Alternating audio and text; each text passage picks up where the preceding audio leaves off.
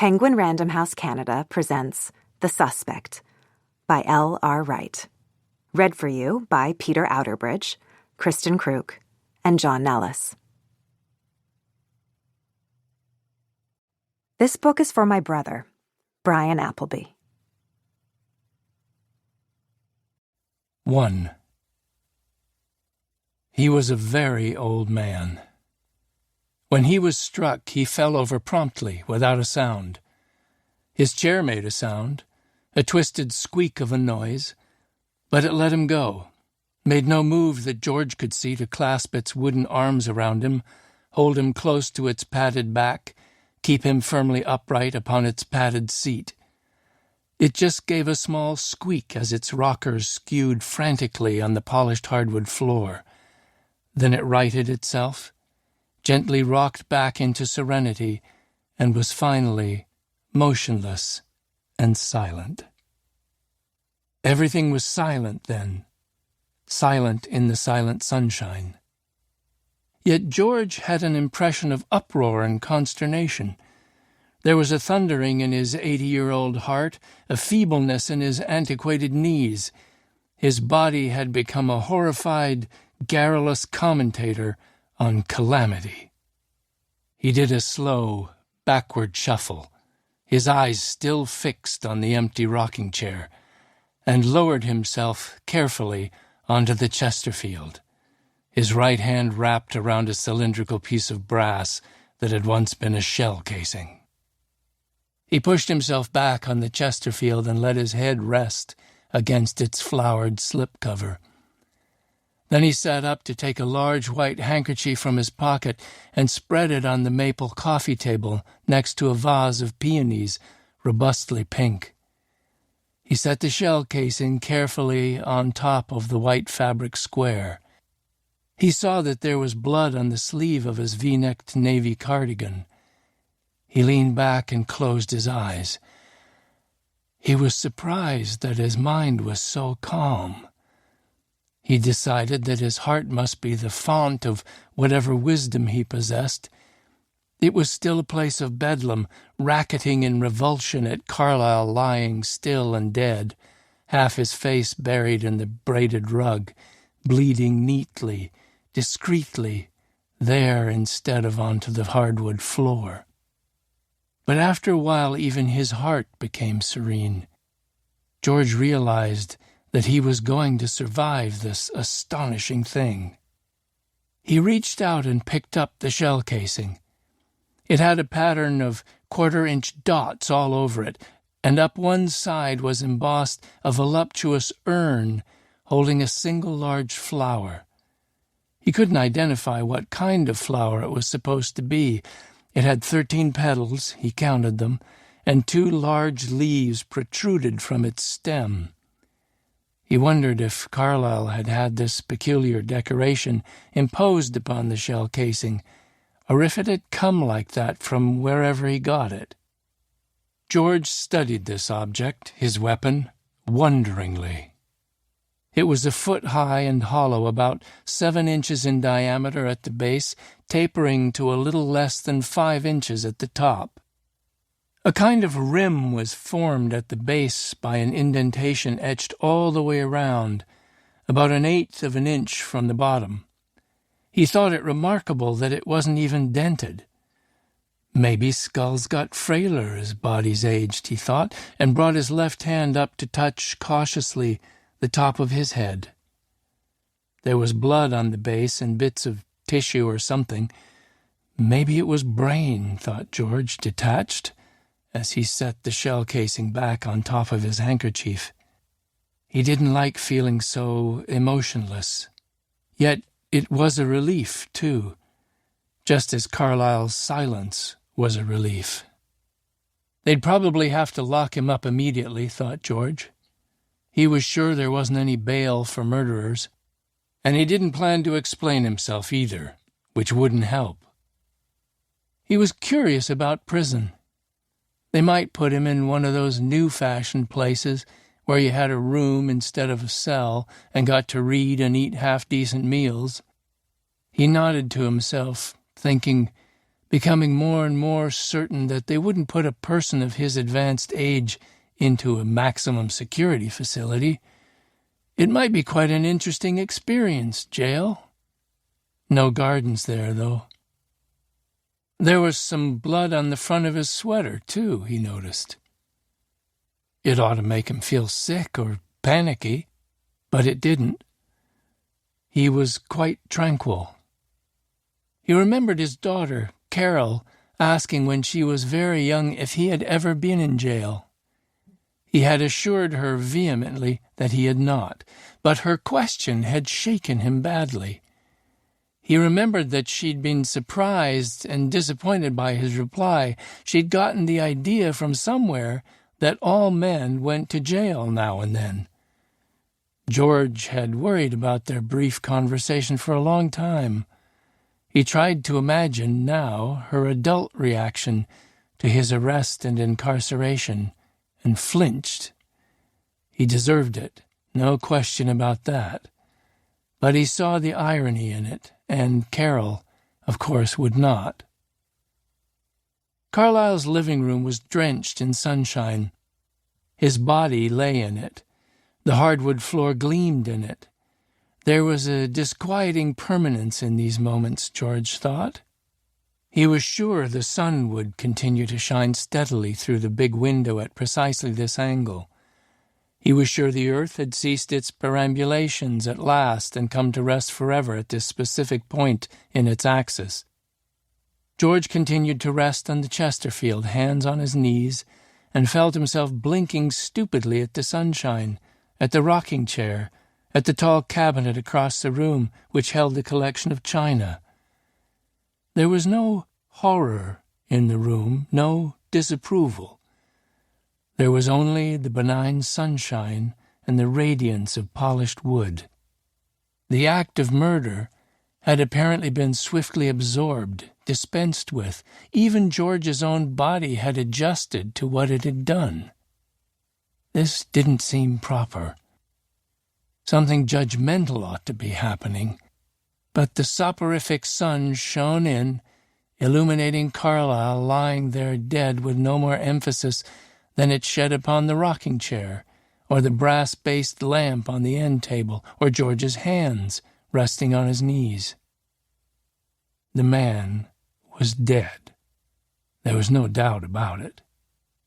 There was an incontrovertible sense of absence in his stillness. George looked vaguely around the room and continued to sit quietly, waiting for some feeling to claim him. But nothing claimed him. Nothing choked his chest, not remorse or self-satisfaction. He was empty of all things important. He thought back to the moments of the murder. He could remember each second clearly, but the seconds didn't accumulate neatly in his mind to form a definable experience. He shouldn't have come here. He hadn't been in this house for months, and he certainly shouldn't have come today. He couldn't remember what Carlyle had said to persuade him. He couldn't remember walking here, but he remembered arriving. The front door was ajar. On either side of the concrete steps, wide and shallow, was a pot of lemon-scented geranium. They were terracotta pots. The door was ajar. Carlyle had a habit of doing things like that, leaving his doors and windows open for any bright-eyed burglar to get through. When he drove a car, he had never locked it and had often left his keys in the ignition. He was never robbed, and announced this often. "Never been robbed," he would say proudly. "Never. Trust people, that's my motto." His left eye would close then. He probably thought he looked droll, winking like that. But to George, he only looked like he had a left eye that wasn't reliable anymore. Never been robbed, thought George, sitting on the flowered Chesterfield, and now he's been murdered. Carlyle had droned on and on from his rocking chair, looking out the window at the sea. When George finally realized what he was leading up to, he tried to stop him. He tried very hard to stop him, But Carlyle put up his hand and shook his head and went right on talking. At some point, George started to leave, but Carlyle said, "I'm talking about your sister, George. Your family." He turned around to smile at him. "Pay some respect, George. Pay some attention." It was the smile, that mocking, knowing smile which held George planted to the floor, his feet apart, a horrible prickling sensation moving from the middle of his back right up his spine. Carlyle had turned back to the window and commenced again to talk.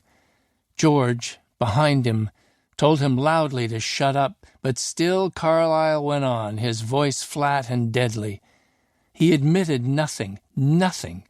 He said such awful, dreadful things. He was going on, and then George looked wildly about him and saw the shell casings, 2 of them, identical, side by side, on a bookcase shelf. His body propelled him relentlessly toward them. His right hand grabbed one of them. He turned around and lurched toward Carlyle, who was still looking out the window, still talking, and then, as if suddenly alerted, Carlyle began to turn, his left hand grasping the wooden arm of the rocking chair, but the shell casing had already begun its descent. In the split second before George shut his eyes tight and the weapon crashed down upon Carlyle's skull, he saw fear in Carlyle's eyes and knew he had seen it there before and tried to remember when and where and why he'd seen Carlyle terrified in the past. And it even occurred to him to ask Carlyle, but then, of course, it was too late. The sound was unlike anything George had heard before. Once, while he was unloading groceries from the back seat of his car, a cantaloupe had hurled itself upon the concrete driveway. It was something like that. George sighed and rubbed his head and wished he could weep. He wanted to go home. He wasn't ready yet for the hustle and bustle of being arrested. He was too tired to answer people's questions, to explain to his lawyer, who had never handled anything more complicated than a will or a real estate transaction, that he now had a murderer for a client. He had to have time to rest, to prepare himself. Gradually, as he sat thinking, it occurred to George that to give himself up was pointless, even stupid. When they caught up with him, fine. He'd go to trial and to prison without complaining, with dignity even, if he could manage it. But to spend any more time locked up than was absolutely necessary, it made no sense. Besides, he thought, it had been self-defense in a way. The man had been babbling wickedly about things he didn't understand and had no right to know, trying to hurt him with them, as though George hadn't been hurting always throughout his adult life, since long before he met Carlyle. And George knew Carlyle had been going to confess, too, to things George had struggled for years to put from his mind. It was lucky he'd worn his dark blue sweater, he thought, struggling up out of the soft-cushioned Chesterfield. The spots and splotches on it could be anything at all. He hobbled on prickly, half-asleep legs into the kitchen, where a fish in a plastic bag lay in the sink. Even this, the sight of Carlyle's never-to-be-eaten lunch, couldn't move him. He rummaged around in drawers until he found some big paper grocery bags. Into one of them he loaded the shell casings. He wasn't sure why he took them both, but he did. He stuffed his handkerchief, marked now with Carlyle's blood, into his back pocket. Then he shuffled cautiously over to where the body lay. He didn't get too close to it, because he didn't want to look at any more of the head than he had to. Carlyle's eyes were open. George's heart twisted in a sudden, painful spasm. For a moment he thought Carlyle was alive after all, and he felt an awesome relief. "I'll leave this time," he told himself. "This time I'll leave, quickly, before he can do any more talking, any more harm." But Carlyle wasn't alive. His eyes were open, but he was dead. He seemed to be gazing across the floor at the heat register in the wall behind the Chesterfield. George went slowly down the hall, slightly stooped from the burden of the shell casings in the paper bag lodged under one arm.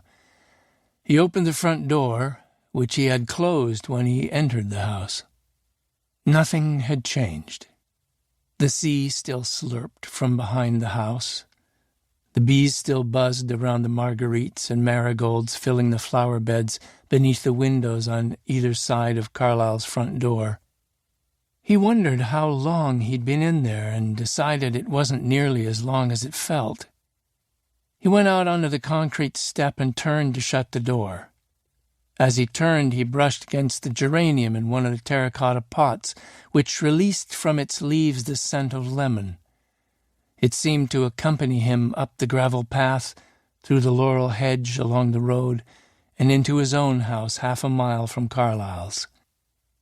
It wasn't until he had washed off the shell casing and put it on his living room windowsill with its mate, changed his clothes, and put the kettle on for tea, that he suddenly remembered Carlyle's goddamn parrot. 2. Just north of Vancouver, there is a wide blue crack in the continent called Howe Sound, 10 miles wide. Across it, the province of British Columbia juts abruptly west and then extends northward for almost 1,000 miles. Its intricate coastline is fissured by innumerable inlets and channels, cluttered by countless small islands, and is at first sheltered from the open Pacific by Vancouver Island, 285 miles long. Highway 1, the Trans-Canada, comes to a halt on the shores of Howe Sound at Horseshoe Bay. Ferries leaving from here provide the only access to the Sechelt Peninsula, otherwise known as the Sunshine Coast. This is the southernmost 45 miles of that long, long coastline. Along its seaside are towns and villages called Langdale, Grantham's Landing, Gibsons, Roberts Creek, Wilson Creek, Selma Park, Sechelt, Half Moon Bay, Secret Cove, Madeira Park, Garden Bay, Irvine's Landing, Earl's Cove. Gibsons at the southern end has a population of 3,000 and was named for the first white settler there. Only about 1,000 people live in the village of Sechelt, which is an indigenous word that some people say means a place of shelter from the sea. But Sechelt is in the middle of the Sunshine Coast and is a service center for several thousand more people who live and work nearby. This part of British Columbia gets more hours of sunshine every year than most places in Canada. 500 more hours on the average than Vancouver. Because its winters are also very mild, things grow here that will not grow anywhere else in the country. Apricot and fig trees, even palm trees, it is said. There is only one major road, a 2-lane highway that follows the coastline for 80 miles and then ends. In the summer, the area is clogged with tourists, even though it is not a quickly accessible place. Getting there depends upon ferry schedules, and once you've arrived, traversing the coastline takes time because the narrow highway is winding and hilly. The tempo of life on the Sunshine Coast is markedly slower than that of Vancouver, and its people, for the most part, strung out along the shoreline, have a more direct and personal interest in the sea.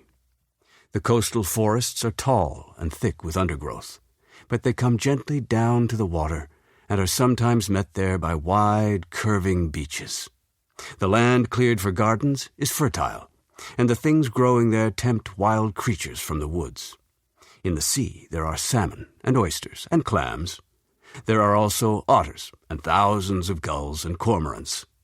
There are she-sha legends and tales of smugglers and the stories of the pioneers. The resident police force is the Royal Canadian Mounted Police, with detachments in Gibsons and Sechelt. There are traffic accidents to deal with, and occasional vandalism, and petty theft, and some drunkenness, now and then. There is very seldom a murder. 3. George waited for his tea to steep, and as he waited he struggled with an image which thrust itself at him again and again. Carlyle's corpse, rotting, little by little, while somewhere nearby a raucous green bird slowly starved to death in its cage. It was ridiculous, he knew that. Nobody could rot undisturbed in his own house, not in Seashelt. People paid too much attention to one another in Seashelt. But what if, just this once, they didn't? He couldn't dislodge this possibility from his mind. George contemplated his situation with profound reluctance. It was early June, and the Sunshine Coast was dry and warm. It didn't seem unreasonable to wait until the sky clouded over before going off to jail. This was probably the last dry, sunny spell he'd know as a free man. He had no delusions on that score. He knew they'd catch up with him sooner or later. He had begun to hope, though, that he might first enjoy another season in his garden. He poured his tea and lowered himself into his leather chair and addressed himself to the problem of Carlyle's pet. He had seen very little of Carlyle in the last while, and as little as possible before that. But Seashelt was a small place, and he hadn't been able to avoid him entirely. Therefore he knew all about the bird. Its name was Tom, and Carlyle had doted on it. Since it had made no sound, neither word nor squawk, during George's time inside the house, its cage must have been covered. This, he had been told, was the only way to shut the bird up. And since George hadn't noticed the cloth-covered cage while he was there, Carlyle must have had the creature stashed away in another room. But the damn bird would be there somewhere, all right, and although George disliked parrots, that seemed a poor reason for letting it die for lack of food.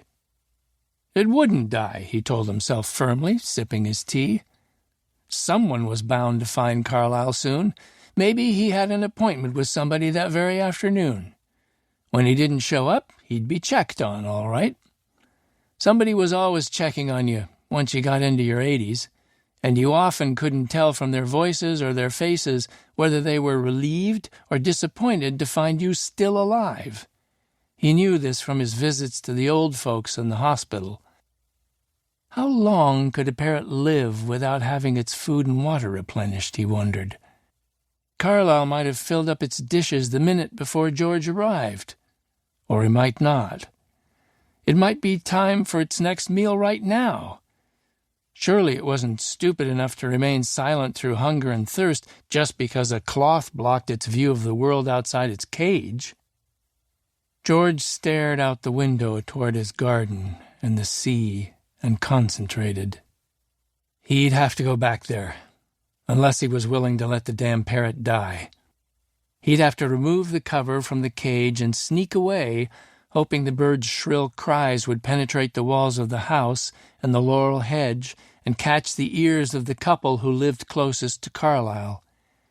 Even if he added water and food to the cage himself, assuming he could find whatever it was the damn bird ate, he'd still have to rely eventually on the parrot's making its condition known to the neighbors. And if it didn't, then when the Mounties finally showed up, they'd find one dead man and one dead bird. After a while he got up and phoned Carlyle's house, hoping to find that the police were already there, but nobody answered. For a moment he almost expected Carlyle, dead, to pick up the phone and laugh at him or wheeze curses into his ear. The phone rang, and he imagined Carlyle's open eyes focusing, his battered head lifting, his limp white hands flexing, pushing his body to its knees. George could almost hear his breathing begin again, and the grunting sounds he would make as he dragged himself off the rug onto the bare wood floor and crawled toward the kitchen, heading for the telephone to complete their interrupted conversation. He hung up abruptly. 18 rings and no answer. There was, of course, another alternative. He could go back to Carlyle's house and pretend to find the body. This would involve lying to the police, which he hadn't intended to do, but it was stupid to balk at lying when he'd just done murder. He didn't think his eventual punishment would be any more severe if he concealed as long as possible the fact that he'd committed the crime. Finding the body seemed the most sensible way out of his dilemma. He would have to put off his nap for an hour or so. All for the sake of a smelly, mangy, pop-eyed parrot. He was going back there. George went into the bedroom and stuffed his blood-marked sweater and his handkerchief, which he had left lying on the floor, into a green plastic garbage bag, dumped his kitchen garbage on top of it, and closed the bag with a twist tie. He went into the bathroom to scrub his hands and comb his hair. He put on another V-necked cardigan, a gray one, and rubbed a brush over his shoes, which had gotten dusty on the walk to and from Carlyle's house. He washed out his teapot and his cup and saucer and dried them and put them away. Then he looked at his big, round gold wristwatch. 2 o'clock, he said aloud. I think I'll wander down to the library, maybe stop in on old Carlyle on the way. This rang false, but he persevered. He picked up 2 books that were lying on the footstool in the kitchen, pushed the garbage bag out onto the front porch, left the house, and locked the door behind him. He put the garbage bag out in front of his gate, ready for collection, and set off down the road along the gravel shoulder, making an effort to lift his weary legs so as not to shuffle. The sun was warm on his sweatered back, and his hand was soon sweaty on the library books he carried. He liked the sun very much. As he went along, he kept an eye on the traffic, but saw no car he recognized. There were already a lot of out-of-province license plates, tourists looking hard for God knew what. George tried to keep his shoulders back and his knees high. He walked into Seashelt whenever he could, a mile there and a mile back, because the exercise was good for him. He took his car only when the weather was bad. It was in the garage this week anyway, getting its clutch repaired. He came to the laurel hedge, and then the gate, and went through and down the gravel path to Carlyle's front door. He was full of admiration for himself as he rapped on the door and stood back, attempting a wavery whistle as he waited for Carlyle. Passed up a hell of a career on the stage, I did, he thought, glancing casually through the kitchen window as if to spot Carlyle in there. He simulated annoyance as he waited, and still nobody came to the door. He was lapsing naturally into his role as crotchety old man, a role he found came in handy now and then. George stopped whistling and banged again on the door, harder this time. No response. He hesitated on the broad front steps between the geraniums. He started back up the path toward the gate in the hedge, stopped, turned around, retraced his steps, and followed the path around to the back of the house, where he peered into the small yard there and onto the rocky beach, but saw nobody. He went back to the front steps and knocked again, and then tried the door, which was unlocked. "Carlyle!" he called out irritably, but there was no reply, and he didn't hear anything from the parrot either. He went down the shadowed hall, calling, and emerged into the brilliance of the sun-flooded living room. It looks just the same, he thought, as when I was last here. And he blinked rapidly against the sunlight, and then he saw Carlyle's body sprawled on the braided rug next to the rocking chair. George cried out and flung up his hands. The library books flew to the floor. His heart made a commotion in his chest. He couldn't move. "Carlyle," he said. "Carlyle, what the hell's the matter with you?" But Carlyle didn't stir. He told himself he was carrying this much too far. Did he think there were Mounties hidden behind the door, for Christ's sake? But he wasn't acting at all, anymore. "Carlyle," he said again, angry. "What are you doing down there? Get up, man, for God's sake." He shuffled toward him and got close enough to see the open, empty eyes and the dark red puddle on the rug in which Carlyle's head was resting. "Oh, Christ, he's dead." "The man's dead, all right," said George. There was some relief in this. At least he wouldn't be called upon to try to administer first aid, about which he knew virtually nothing. He was appalled at himself. On whom was he practicing these inane deceptions? He stumbled backward into the hall, turned, and blundered toward the kitchen, his hands trying to grip the wall. He grabbed the telephone and attempted to dial, but he couldn't get his fingers to work. He put down the receiver and clung to the sink, looking out the kitchen window at the lawn that swept gently up to the laurel hedge. He took several deep breaths, then dialed again. He couldn't remember the emergency number, so he dialed the operator. She didn't seem to mind and connected him quickly with the police. "My name is George Wilcox," he said. "I live about a mile south of Seashelt. I came here to see... He's 85. He's dead. On his floor, dead." "Who's dead, Mr. Wilcox?" "Carlyle. He lives halfway along the road between my house and the village. Burke, his name is. Was.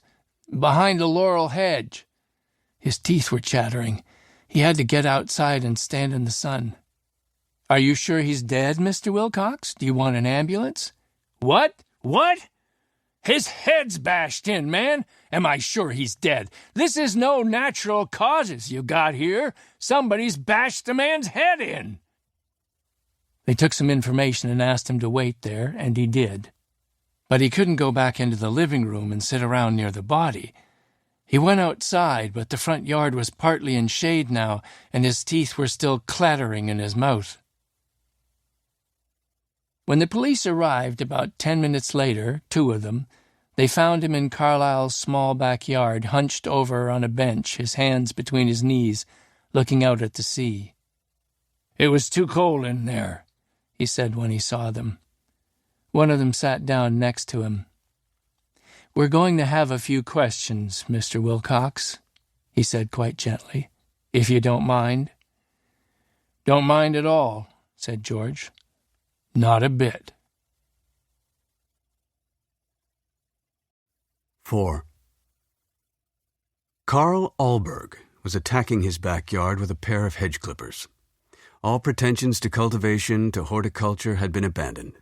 It had come down to simple assault of the armed variety. He hadn't intended this. He had bought a book just the day before, determined to do it right. He had rejected several he'd seen in the Seashelt bookstore. They had titles like The Art of Pruning and Pruning for Bigger and Better Blooms. Then, on a rack in a Gibson's grocery store, he saw exactly what he needed.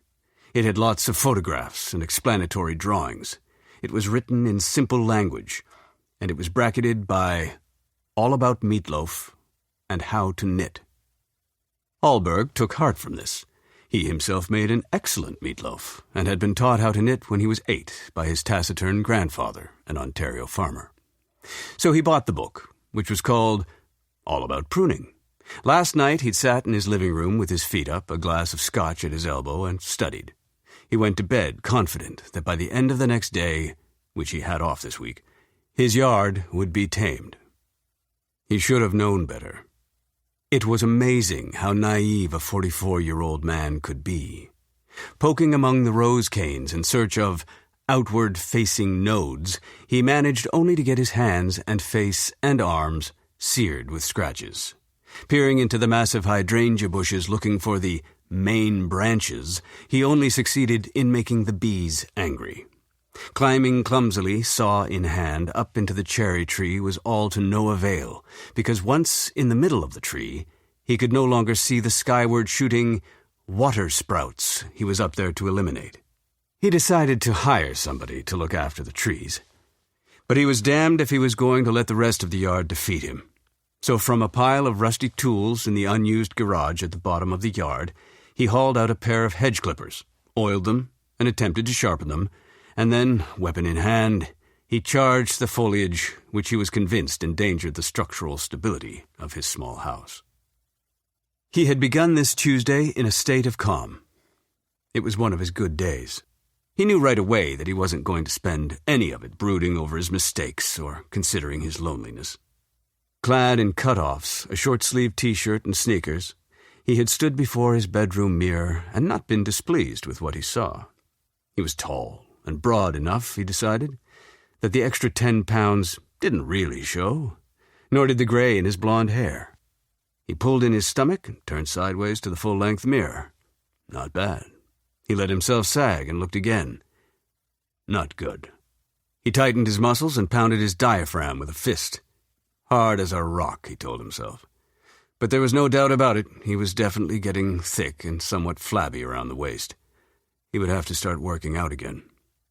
He peered critically into the mirror and ran his fingers over his just-shaven jaw. He didn't like his face much. It was too smooth, and it looked a lot younger than the rest of him. Only when he was extremely tired did it assume any character. You needed lines and hollows, he thought, for character. He stood back and took one last look. The legs were pretty good anyway. Then he had strolled out to work in his garden. It was now afternoon. The first attack on the roses had hours before sent him retreating indoors to change his clothes. He was greasy with sweat, the knees of his jeans were grass-stained, and there was at least one rip in his long-sleeved shirt. He didn't remember ever seeing his ex-wife in this condition after a day in the garden. He stood in the middle of the backyard and looked around at the chaos he had created. The small lawn was buried under a mountain of debris. It hadn't occurred to him that when he had done his pruning, the greenery would still exist. There seemed far too much of it to get rid of in any usual way, and he hadn't even started on the front yard yet. He wondered if he could just leave the stuff there to wither and turn brown and shrink into a more manageable heap. "Jesus, boss," said a voice behind him. Alberg turned to see Freddie Gaynor on the walk that led from the front of the house. He looked startlingly clean. "I've been gardening," said Alberg wearily. He wiped his forehead on his sleeve. "I am now quitting, and don't call me boss." "You look like you've been in a war," said Gaynor. Clean, tireless, and young, thought Alberg, staring at him. Also, and this was illusory, authoritative, in his peaked hat, short blue jacket, and navy pants with the wide yellow stripe. "What the hell do you want?" said Alberg. "I want a beer." He tossed the hedge clippers to the ground and headed for his back door. Gaynor picked them up and followed him. He put the clippers on the floor inside the door. In the kitchen, he took off his hat. Alberg got a beer from the fridge and opened it. He leaned against the counter and took a swallow. "Ah, that feels good. A shower, and I'll be human again." He glanced at the constable, then looked at him more sharply. "What the hell have you done to your hair?" It clung to his head in tight coppery curls. Gaynor's face reddened. "I got it permed." "Jesus Christ," said Alberg.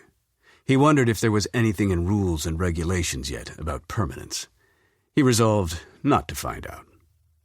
"Your damned hat's not going to stay on with all that fluff underneath it."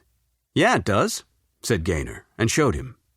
"You can't even hardly notice it now, right?" He whipped off the hat. "What do you think, Staff? Women'll love it, I'm guaranteed." "Then what do you care what I think?" said Alberg, irritated. "Did you get that done around here?" he said as an afterthought. "Yeah, in Seychelles.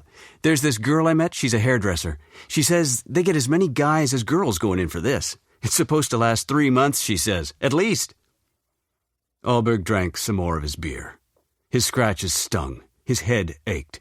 He could already tell where he would be stiff and sore the next day. "You use different muscles," he said, feeling old. "Attacking plants." "Listen, Staff, the reason I'm here, we've got us a homicide, and the Sarge said you'd want to handle it." Alberg stared at him. "Why the hell didn't you use the telephone?" "I did, but there wasn't any answer. I guess you couldn't hear it outside." Alberg dumped the rest of his beer into the sink and went down the hall to the bathroom, stripping off his shirt. "Fill me in while I get dressed." It would be a domestic disturbance, he thought, splashing his face with cool water. Some guy crying and hugging his wife while she bled to death from 16 stab wounds, and the knife lying right next to him, his prints all over it. He splashed more water under his arms, over his chest, across the top of his back. Or a brawl at a beer parlor down the highway, 2 good-time buddies slashing at one another with broken bottles, one a little faster, a little angrier than the other. In his 20 years on the force, Alberg had worked on fewer than a dozen homicides which hadn't solved themselves at the scene, or within 24 hours. No suspicious deaths of any kind had occurred in Sechelt since he'd arrived, 18 months earlier. He was rubbing his face and arms dry when he realized what Gaynor was telling him. He caught sight of himself in the mirror over the sink. He looked scrubbed and healthy, and not at all tired anymore. Gaynor, waiting in the hall, wondered hopefully if Alberg would decide that the occasion called for the uniform. Hell, he thought, he's probably forgotten where he put it. 5. When they arrived at the house, there were 2 blue and white patrol cars parked on the shoulder. Theirs made 3. There was also an ambulance. 2 white-coated attendants waited, leaning against the hood for instructions. Alberg saw an elderly couple watching from the end of the driveway which led into the yard next door. Across the street, a woman looked out from a window. A small boy cycled past, slowing to get a better look at what was going on. Alberg and Gaynor went through a gate in a tall laurel hedge and down a crushed gravel path to the front of the house. A constable was stationed at the door. Sid Sokolowski was giving instructions to a dark-haired, blue-eyed corporal when he saw them approaching. "Okay, Sanducci," he said. "Get at it." And the corporal went off purposefully toward the far side of the house.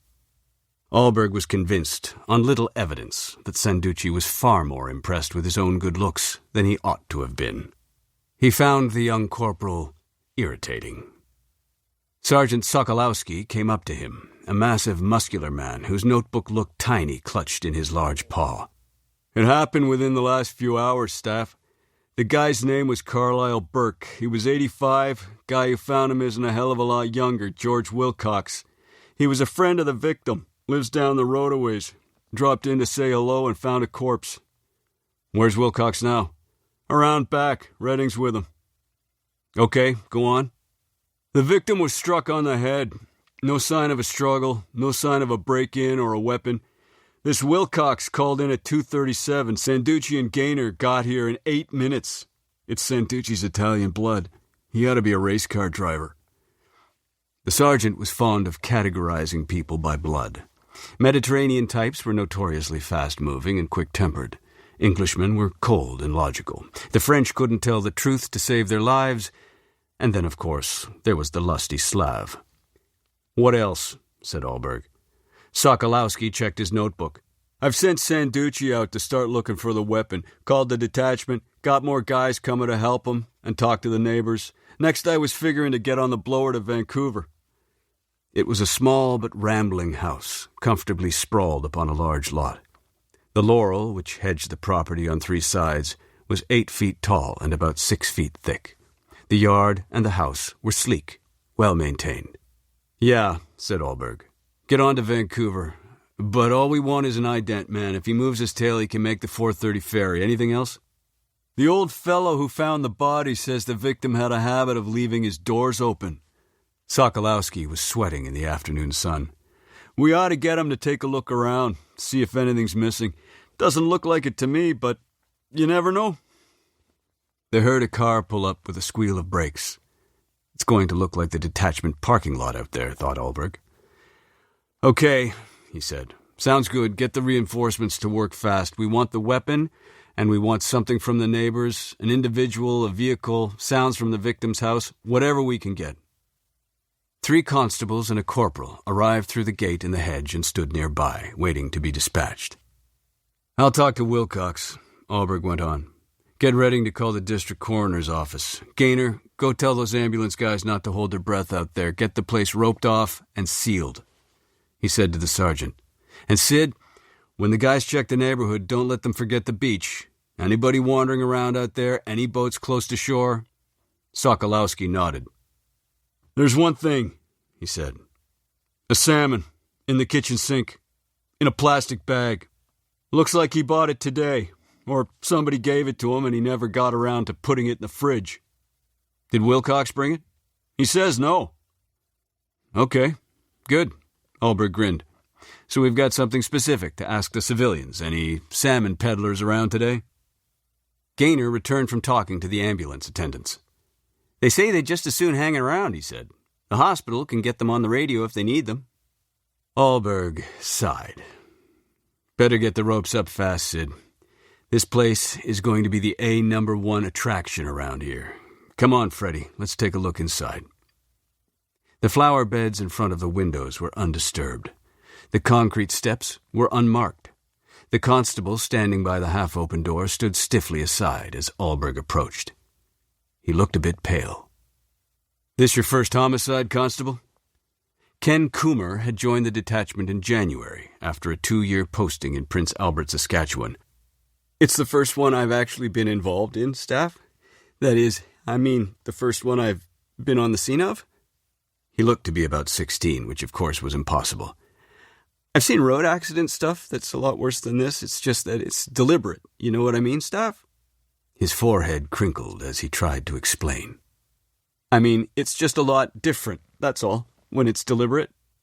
Allberg nodded and went past him into the hall, followed by Gaynor. The house smelled of flowers. That was the first thing he noticed. At the end of the hall, he stood looking at the body, which lay directly ahead on a rug in front of a large window. Then he gazed around the room. It was remarkably serene. The sweet scent of blossoms was stronger.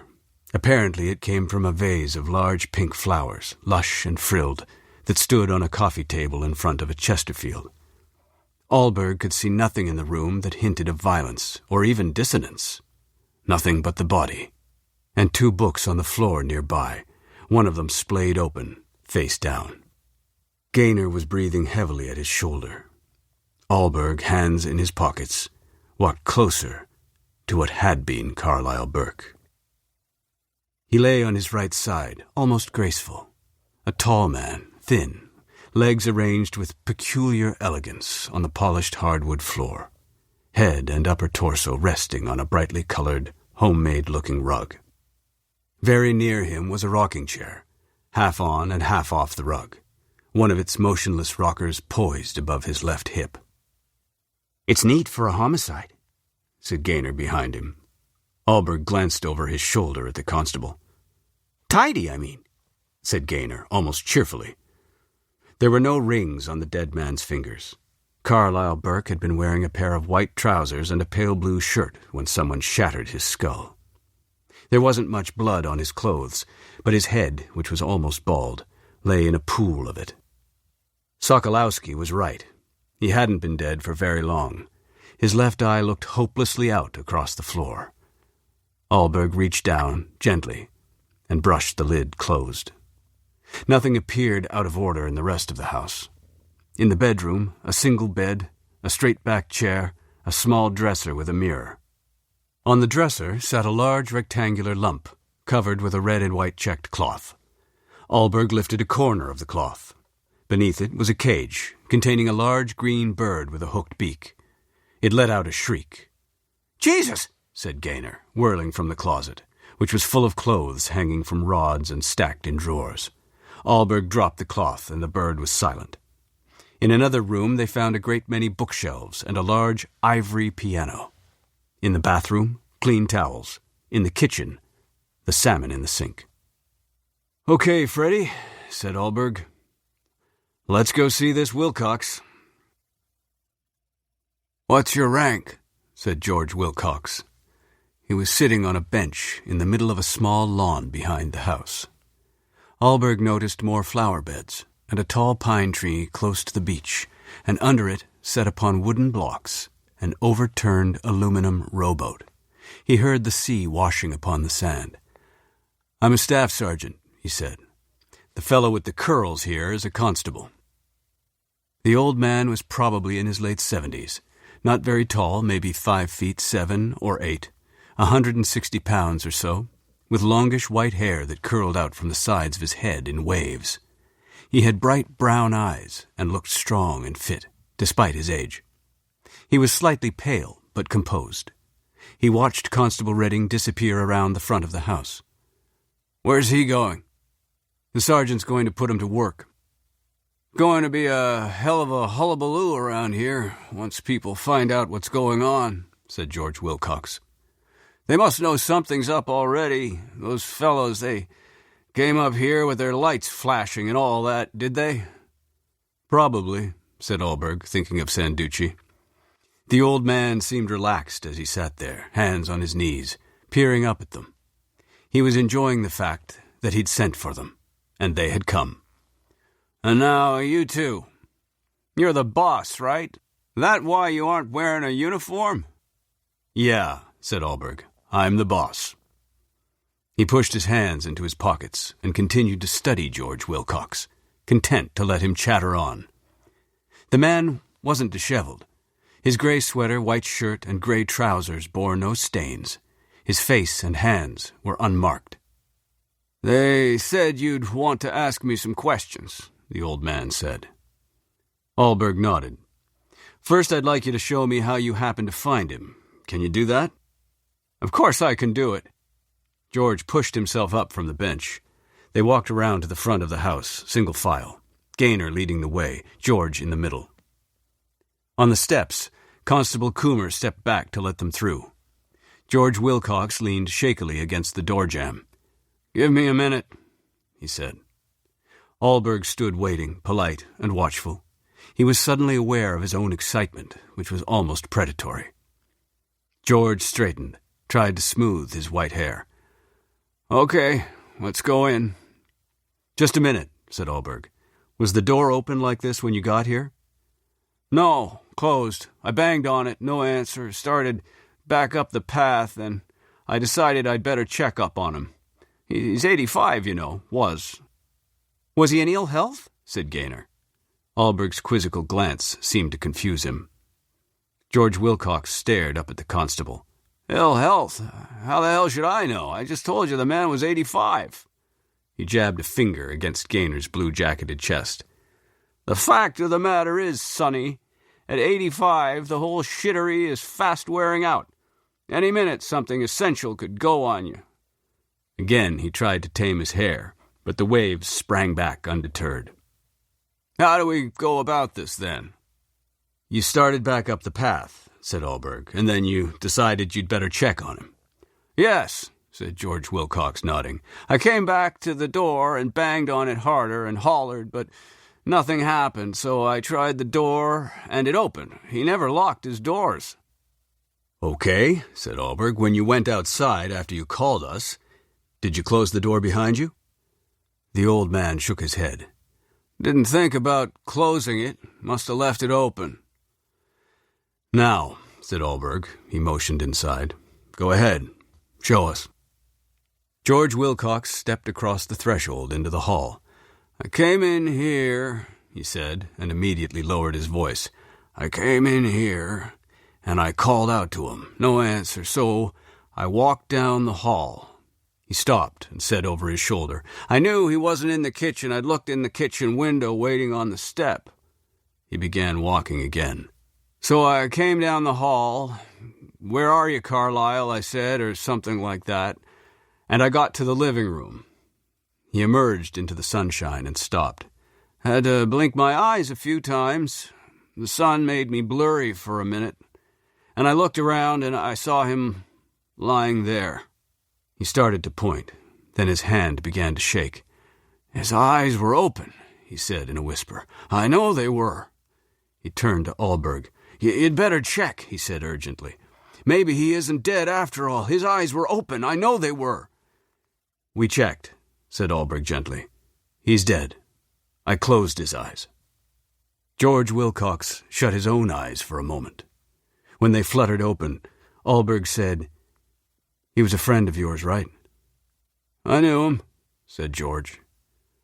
"Do you know the house well? Did you come here often?"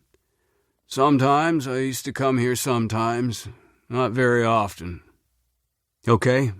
Look around. Take your time. Tell me if you see anything unusual, anything that's out of place, or anything that seems to be missing." "That," said George, pointing at the body, "that's unusual." "Right," said Allberg soberly. "Anything else?" With an effort, George Wilcox looked away from the body.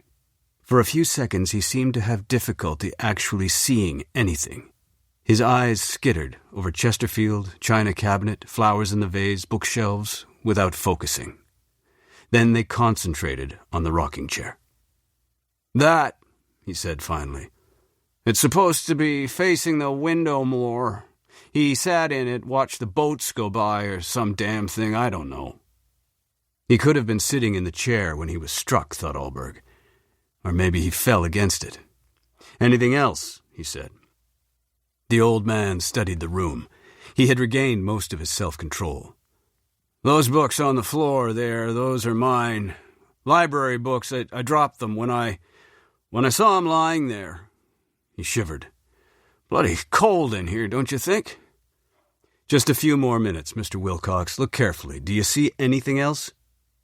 "It all looks just like it ought to," said George. "No, wait, he got himself a parrot lately. I don't see the parrot." Gaynor cleared his throat. "It's in the bedroom." George looked at him sharply.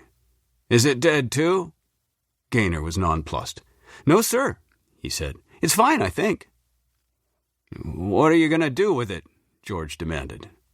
Allberg watched him, curious. Gaynor glanced at the staff sergeant. "Call the SPCA, I guess, unless Mr. Burke, maybe he's got a friend or a relative." "We'll take care of it," said Allberg. George turned away from them.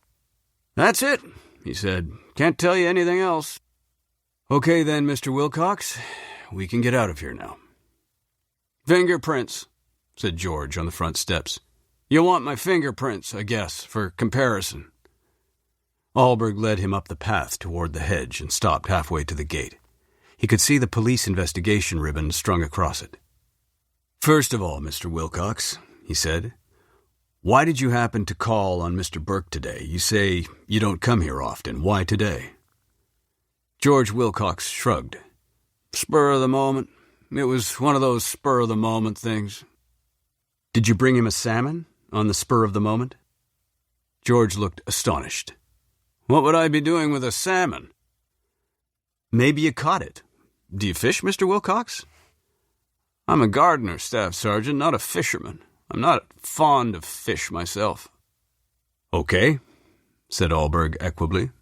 "Now, would you tell us, please, where you were today and what you were doing before you came here to see Mr. Burke?" Gaynor pulled a notebook from his jacket and clicked open his ballpoint pen. George, hearing this, shot him an irritated glance. "It would be a great help," said Allberg smoothly. "Start from when you got up and just go through your day for us." George shoved his hands in his pockets and looked down at the gravel path. "I got up early, around 7.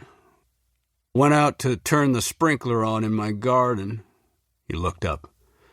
"Best time of the day to water, early morning. You wait until the sun's hot, the plants get burned." Allberg stored this information away. It might be useful in the unlikely event that he should ever find it necessary to water his jungle. "Let's see." George Wilcox looked up at the sky. "Then I had breakfast, a bun and some coffee, and I think an orange. By this time the paper had come, so I had some more coffee and read it." He looked at Allberg. "You really want to hear all this?" Allberg smiled. "Please." "He's not writing much of it down." He glared at Freddie Gaynor. I use a kind of shorthand," said Gaynor apologetically. "What time was it when you finished your second cup of coffee?" said Allberg. George thought about this. "Must have been about 9 o'clock. Then I turned on the radio. I don't want to hear anybody talking to me until I've had 2 cups of coffee and read the paper. Then it's okay, it's company. So I turned on the radio, and then what did I do?" He considered. He turned quickly to Allberg. "I forgot to tell you. When I went out to get the paper, I turned off the sprinkler. That would be about 8 o'clock. An hour's plenty of watering." He looked relaxed, almost mischievous, and Allberg felt a spurt of annoyance. "Very good, Mr. Wilcox," he said calmly. "And how did you spend the rest of your morning?" George turned away restlessly, as though suddenly tired of the game. I worked out in my garden. That's what I did. I weeded and deadheaded, planted some more annuals. Used to grow my own annuals when I had a greenhouse. Anyway, I planted some mostly in the back, and... Oh, I sprayed, too. Got some aphids on the goddamn roses and the broccoli. Came inside at noontime, washed up, changed my clothes, got me some lunch. You want to know what I ate? He said aggressively. Alberg, who didn't, said that he did. Vegetable soup, 4 soda crackers, 3 pieces of cheese, and a glass of milk, said George Wilcox, angry. And I took my vitamins then, too, in case you're interested. Did my dishes. It'd be about 1 o'clock now, I guess. Then I lay down for an hour. I usually lie down for an hour most afternoons. He looked at Freddie Gaynor. It'll happen to you, too, one day, Sonny. Then I got up, he said to Alberg, and decided to go to the library. Thought to myself that I'd stop in on old Carlyle, seeing it's on the way. There, he said defiantly. You got it. An ordinary day in the ordinary life of an ordinary old person. Until I banged on his front door. He rubbed at his face. Should have minded my own business. Should have kept right on going. Shouldn't ever have gone in there, not ever. Alberg nodded sympathetically. You live alone, do you, Mr. Wilcox? I do. Did you notice anyone passing by while you were out in your garden or having your lunch? Somebody selling fish, for instance. George looked at him with interest. That salmon in the sink. The one you thought I brought. Good Lord, you've got yourselves a suspect already, and old Carlyle's not even stone cold yet. He grinned and shook his head. Nobody came by trying to sell me fish. I was in the back mostly. The kitchen's in the back, too. Didn't see anybody. Nobody came banging on my door peddling fish. Did anyone at all visit you during the day or phone? Did you see anyone, any of your neighbors maybe, while you were working in your garden? George looked at him, then at Gaynor, then back at Alberg. It's just routine, Mr. Wilcox, said Alberg. We'll be asking everyone who knew him. You just happened to be first, because you found him. George was expressionless. Nobody visited me, and nobody phoned. I don't remember seeing anybody while I was in my garden. My fences are high. And what about my library books? I'm afraid they'll have to stay where they are for now, said Alberg. We'll make sure you get them back as soon as possible. One more question, if you don't mind. Do you know anyone who might have wanted Mr. Burke dead? George shifted his weight heavily from one foot to the other, and Alberg saw how weary he was. I didn't know him all that well. The staff sergeant considered him for a moment. But what you knew, you didn't like much, did you? George looked up, and Alberg gave him his sweetest, most compassionate smile. No, said George Wilcox quietly. I didn't. He looked extremely worn. But us old-timers, you know how it is. We usually don't like to see each other get bashed on the head. And that's another thing that bothers me, said Alberg. It bothers me, too, said George, wiping at his forehead. Why were you so sure he'd been bashed on the head? George looked at him. Well, he sure as hell didn't have a heart attack. It could have been an accident, though, couldn't it? Alberg was watching George curiously. He could have stumbled, fallen, hit his head. Homicide, he said gently, isn't usually the first thing that comes to mind when someone's found dead. George shook his head stubbornly. There wasn't anything near enough for him to have landed on. There wasn't anything knocked over as though he'd fallen on it, and there wasn't any blood anywhere, except on him and that rug. He was pale and agitated. You're very observant, Mr. Wilcox. said Olberg. A thing like that. Finding a thing like that. It gets burned into your brain, said George to the gravel on the path. I'd like to go home now. Sure, said Olberg. Thanks for your cooperation. Constable Gaynor will give you a lift. We'll want to talk to you again, though. George squinted up at him. I don't know any more than I already told you. We'll be asking you about Mr. Burke, who his other friends were, things like that. George looked at him for a moment, then turned without a word and plodded up the path. Gaynor followed him, shoving his notebook and pen back in his pocket, freeing his hands so he could move the ribbon from across the gate and let the old man out. 6. The following day, Cassandra Mitchell sat in her car outside the Pacific Press building in Vancouver. There was a bundle of letters in her lap. She dug her sunglasses out of her purse and put them on. Then she picked up the topmost envelope. Box 294, the Vancouver Sun, it said, in block letters written with a blue ballpoint pen. She couldn't tell much from that. She ripped it open and pulled out a small folded piece of notepaper, and as she did so, something else fell out of the envelope.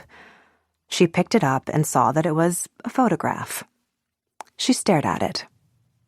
It was a waist-up picture of a hairy, muscly man in his early 30s, apparently wearing nothing but his self-satisfied grin. Cassandra felt herself flush. She put down the photograph with care on the seat next to her, wondering if she really wanted to read the accompanying message.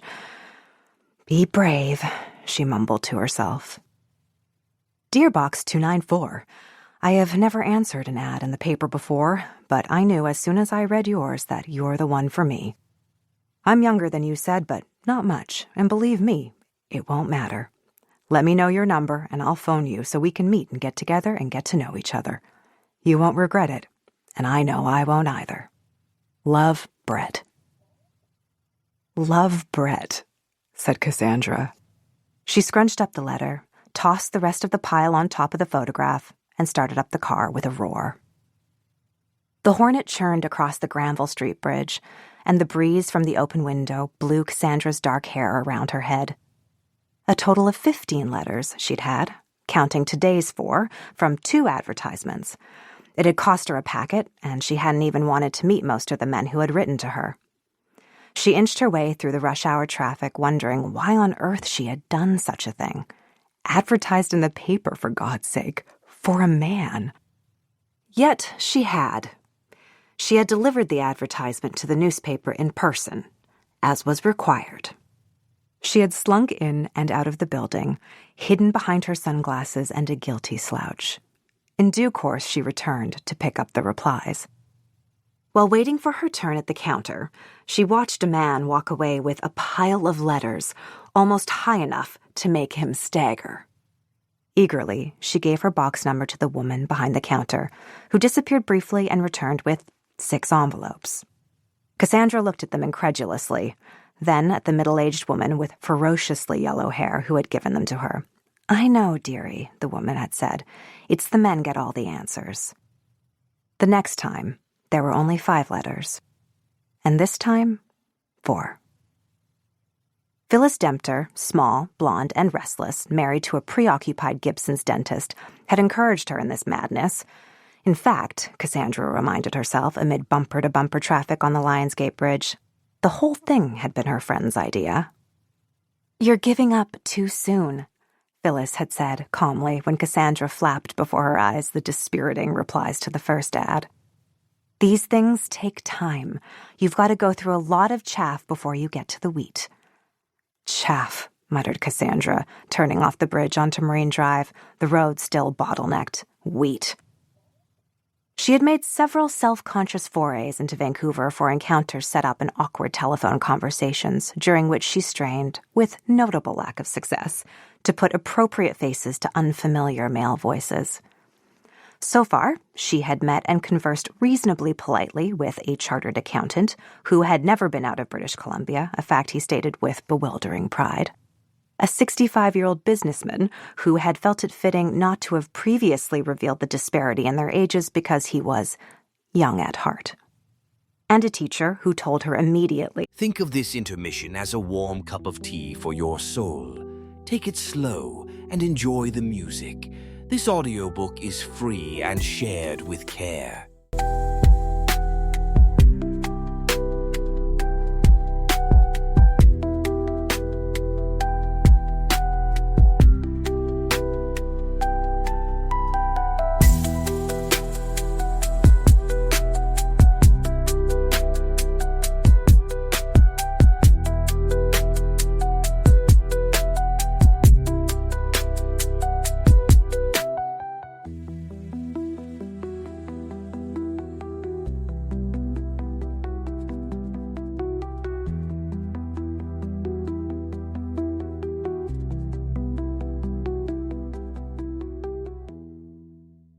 that he was married but enjoyed a non-threatening relationship with his wife. None of them had stirred her blood. She had seen none of them twice. She was on the upper levels highway now, heading through much lighter traffic for Horseshoe Bay and the ferry that would take her across the Sound. Far below, to her left, lay the blue-silver sea. Her ad had made it clear that she lived, inconveniently, on the Sunshine Coast. 3 of her replies had been from men who also lived there, which for some reason she hadn't expected. Cassandra had responded to only one of these, a man whose letter had piqued her curiosity because it revealed nothing about him but his first name. "I enjoyed your ad and would like to meet you," he had written, and he'd put his telephone number below his signature. She had eventually called him, and they arranged to meet in Sechelt for lunch. But he had canceled their appointment twice, and if he didn't show up the next time, on Friday, she was going to tell him to forget it. It was probably a lousy idea anyway, she thought. Too close to home. Every time a male person of the right age came into the library, she blanched a little, wondering if he was the one, and hoping he was not. She remembered the 3 unopened letters on the seat beside her, and permitted herself a small surge of hope. She waited patiently in line for the ferry, and, when she had driven aboard, sat in the car until everybody else had scurried off to find the cafeteria or the sun deck. And then she opened the rest of the letters. There was one from an X-ray technician who enjoyed walking in the woods and listening to hard rock, one from an insurance salesman who liked women and cats but expressed disapproval, entirely unsolicited, of children and dogs, and one from a tuna fisherman whose wife had left him and who was too shy to try to find a prostitute. Cassandra, disheartened, tore them up, decided not to show Phyllis the picture of the naked hairy man after all, and tore that up too. She passed up the cafeteria and stood out on the sun deck, wrapped in a sweater against the wind during the half-hour trip to Langdale. She watched a tugboat hauling an enormous log boom and sailboats dipping in the wind, and the mountainous coastline pressing at the sea. It would soon be 9 years since she'd moved to Sechelt. Although she enjoyed the village, she didn't want to spend the rest of her life there. This had proved enormously complicating to her sex life. 9 years ago, she was 32 and considered still of marriageable age by the few men there over 30 and unattached.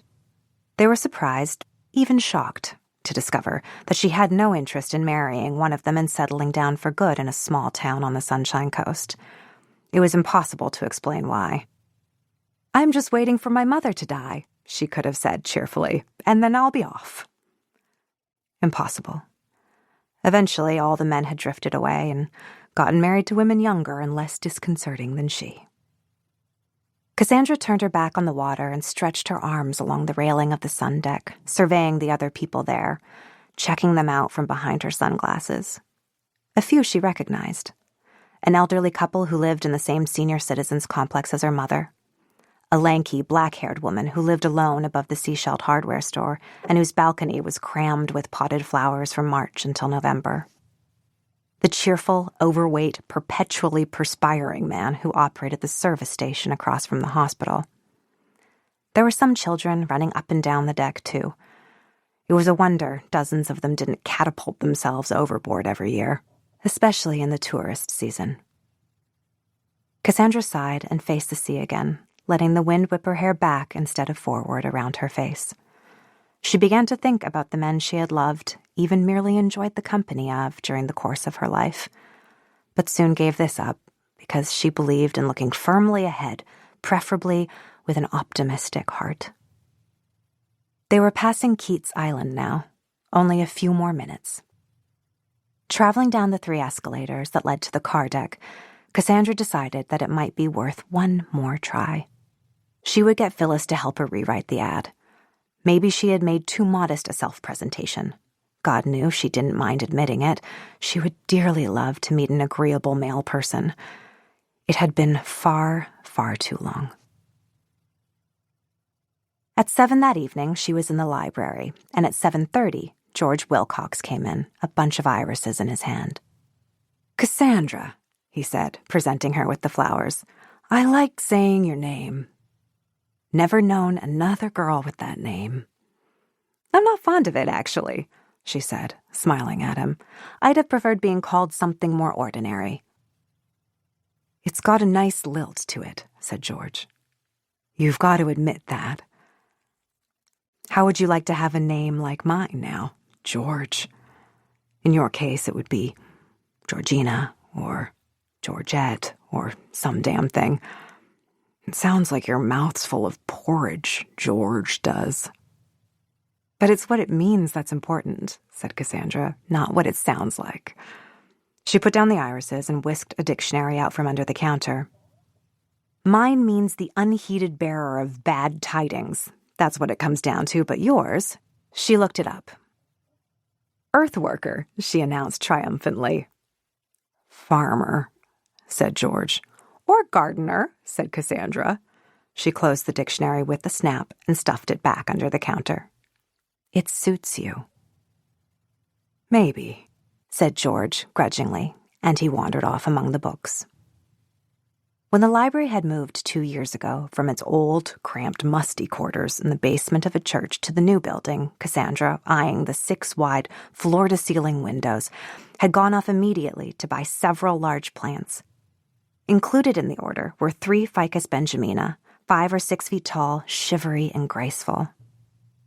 2 days after they were set in place, they let loose a shower of leaves. George Wilcox was waiting at the front door when she arrived to open the library that day and was witness to her dismay. "They don't like being moved, that's all," he told her. "Just leave them alone. Mist them a lot, squirt them with water.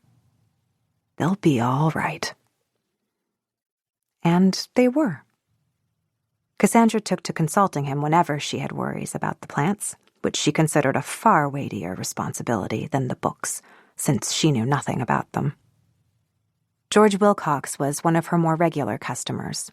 His preference among books was biographies, while hers was novels. Eventually, casual conversation as he checked out his books led to her reading some that he recommended and to his trying an occasional work of fiction. He had started bringing her things a year ago.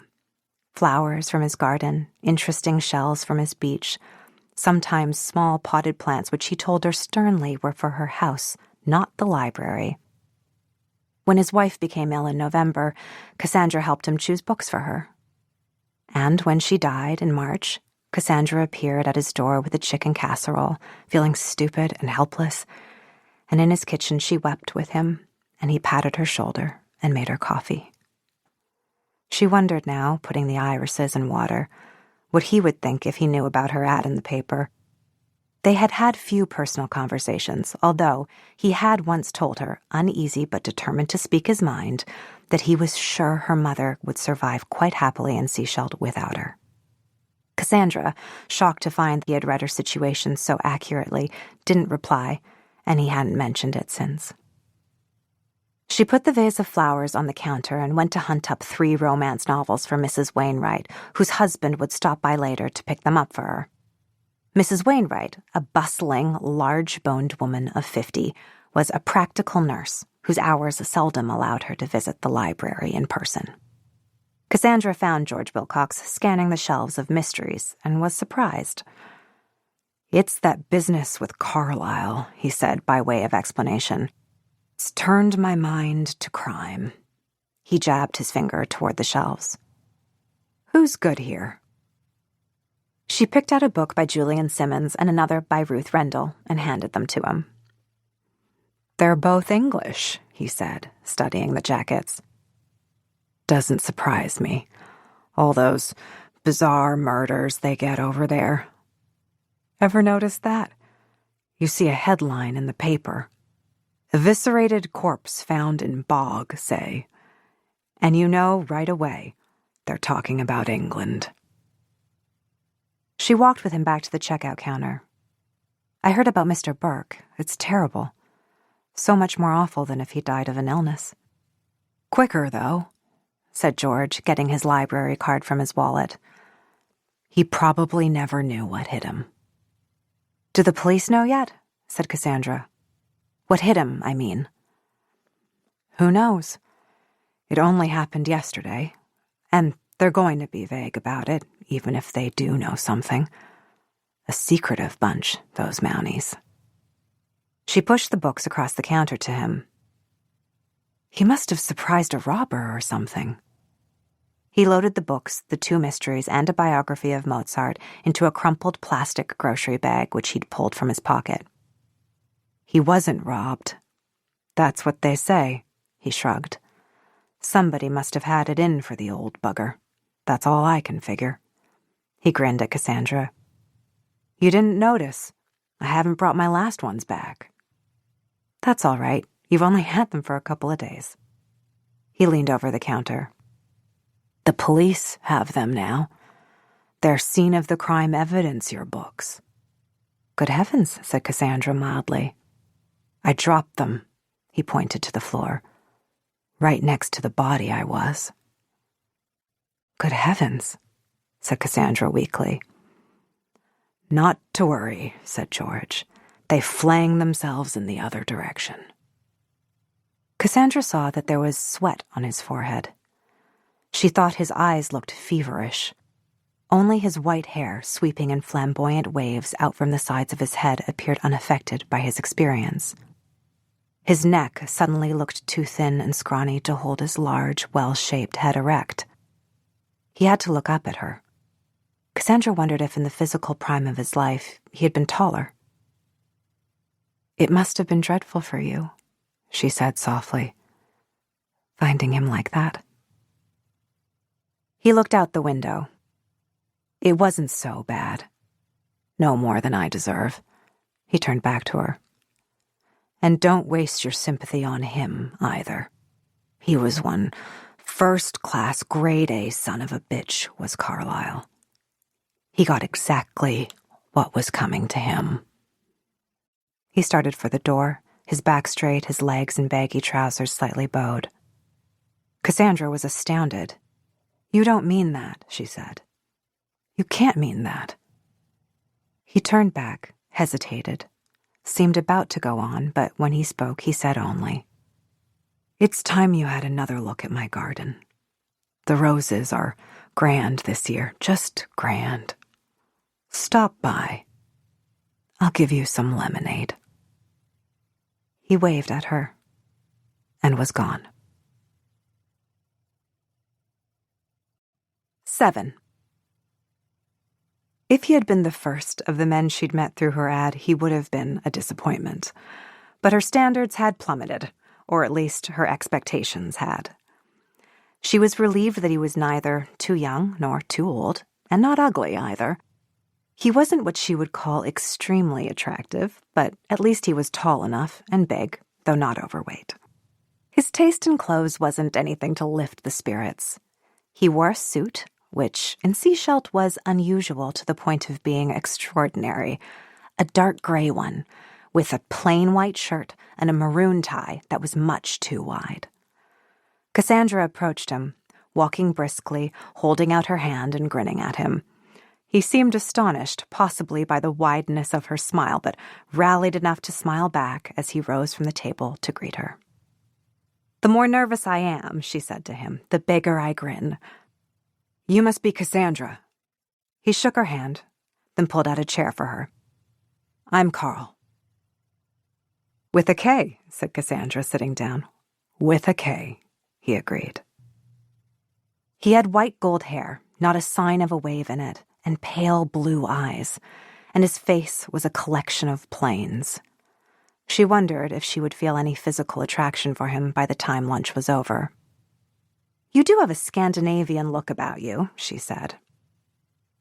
They were almost alone in the restaurant, which was a place with overgrown ferns hanging from the ceiling and a view over the water. The waitress approached, a petite young woman with a tumble of wavy auburn hair. "Hi, Cassandra," she said with a grin. "How's your life?" Her eyes skittered to Alberg.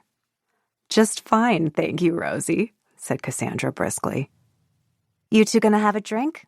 Maybe a bottle of wine?" "I was thinking more of coffee," said Cassandra, "and then maybe some food." "Oh, right. I'll go get a couple of menus then." "Librarians," muttered Cassandra as Rosie turned away, "can't slink among the stacks smelling of gin." Alberg was observing with interest Rosie's progress across the room. "She's studying psychology," said Cassandra. Alberg looked at her. "I beg your pardon?" "Rosie. She's a psychology major at UBC. Her parents own this place. She works here in the summers." "Ah." Rosie returned with menus.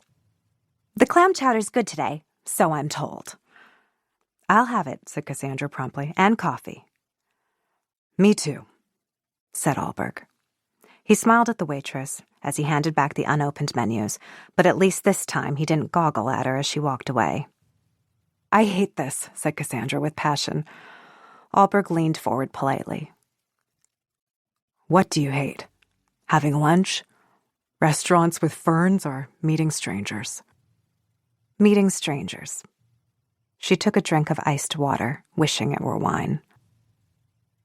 "I liked your ad," he said after a while. "Why? What made you like it?" "It had a nice, sunny sound to it." Rosie returned with 2 bowls of clam chowder and a basket of rolls and butter. "Have a nice lunch, you two," she said sentimentally. Cassandra stared indignantly at her back. Alberg laughed. "Hey, look," he said. "Relax. Enjoy yourself. You never have to see me again if you don't want to. Meanwhile," he waved his spoon at her, "she's right. It's good clam chowder. You can tell by the smell." He closed his eyes and leaned over the soup and sniffed blissfully. "I'm sorry," said Cassandra, smiling. "You're right." She began to eat. "Tell me about yourself," he said. "I'm a librarian here in Seashell. That's what I meant in the ad when I said, 'Books are my work, my comfort, and my joy.'" She looked at him curiously. "What did you think of that?" "I thought you were probably a librarian." He took a spoonful of soup. Cassandra laughed. "I could have been a writer or a bookbinder." "You could have been, but it seemed unlikely. What else?" "What else? Well, let me see." She broke open a roll and buttered half of it. Then she put the roll back on her plate and her hands in her lap and spoke rapidly. "I'm 41 years old, financially secure, though not much more than that. Never been married. Came here from Vancouver almost 9 years ago. God, I can't believe that. I've got a mother who lives in Golden Arms and a brother who lives in Edmonton. I go back to Vancouver once a week, if I can, to remind me that these villages up and down the coast are not all there is." She picked up her soup spoon and the buttered roll. "Golden Arms? Oh, that senior citizen's place." "Yes, that's right. They live there on their own, but somebody's there to sort of watch over them." "Now you. Tell me about you." "I'm a police officer." She looked at him blankly. "A police officer, a cop. Are you a Mountie? Up here, you must be a Mountie." "RCMP. Yeah, I hate cop." "A policeman, RCMP." She chewed her roll thoughtfully. "I use marijuana sometimes. Nothing else, though. Not for a long time. I've had a few speeding tickets, too." "This is obviously not going to work out." She looked up to see him smiling. She hadn't heard a smile in his voice. The smile altered her entire impression of him. There might be some exuberance in there after all. "What else?" she said. "I mean, There's got to be more to you than being a policeman. Not much.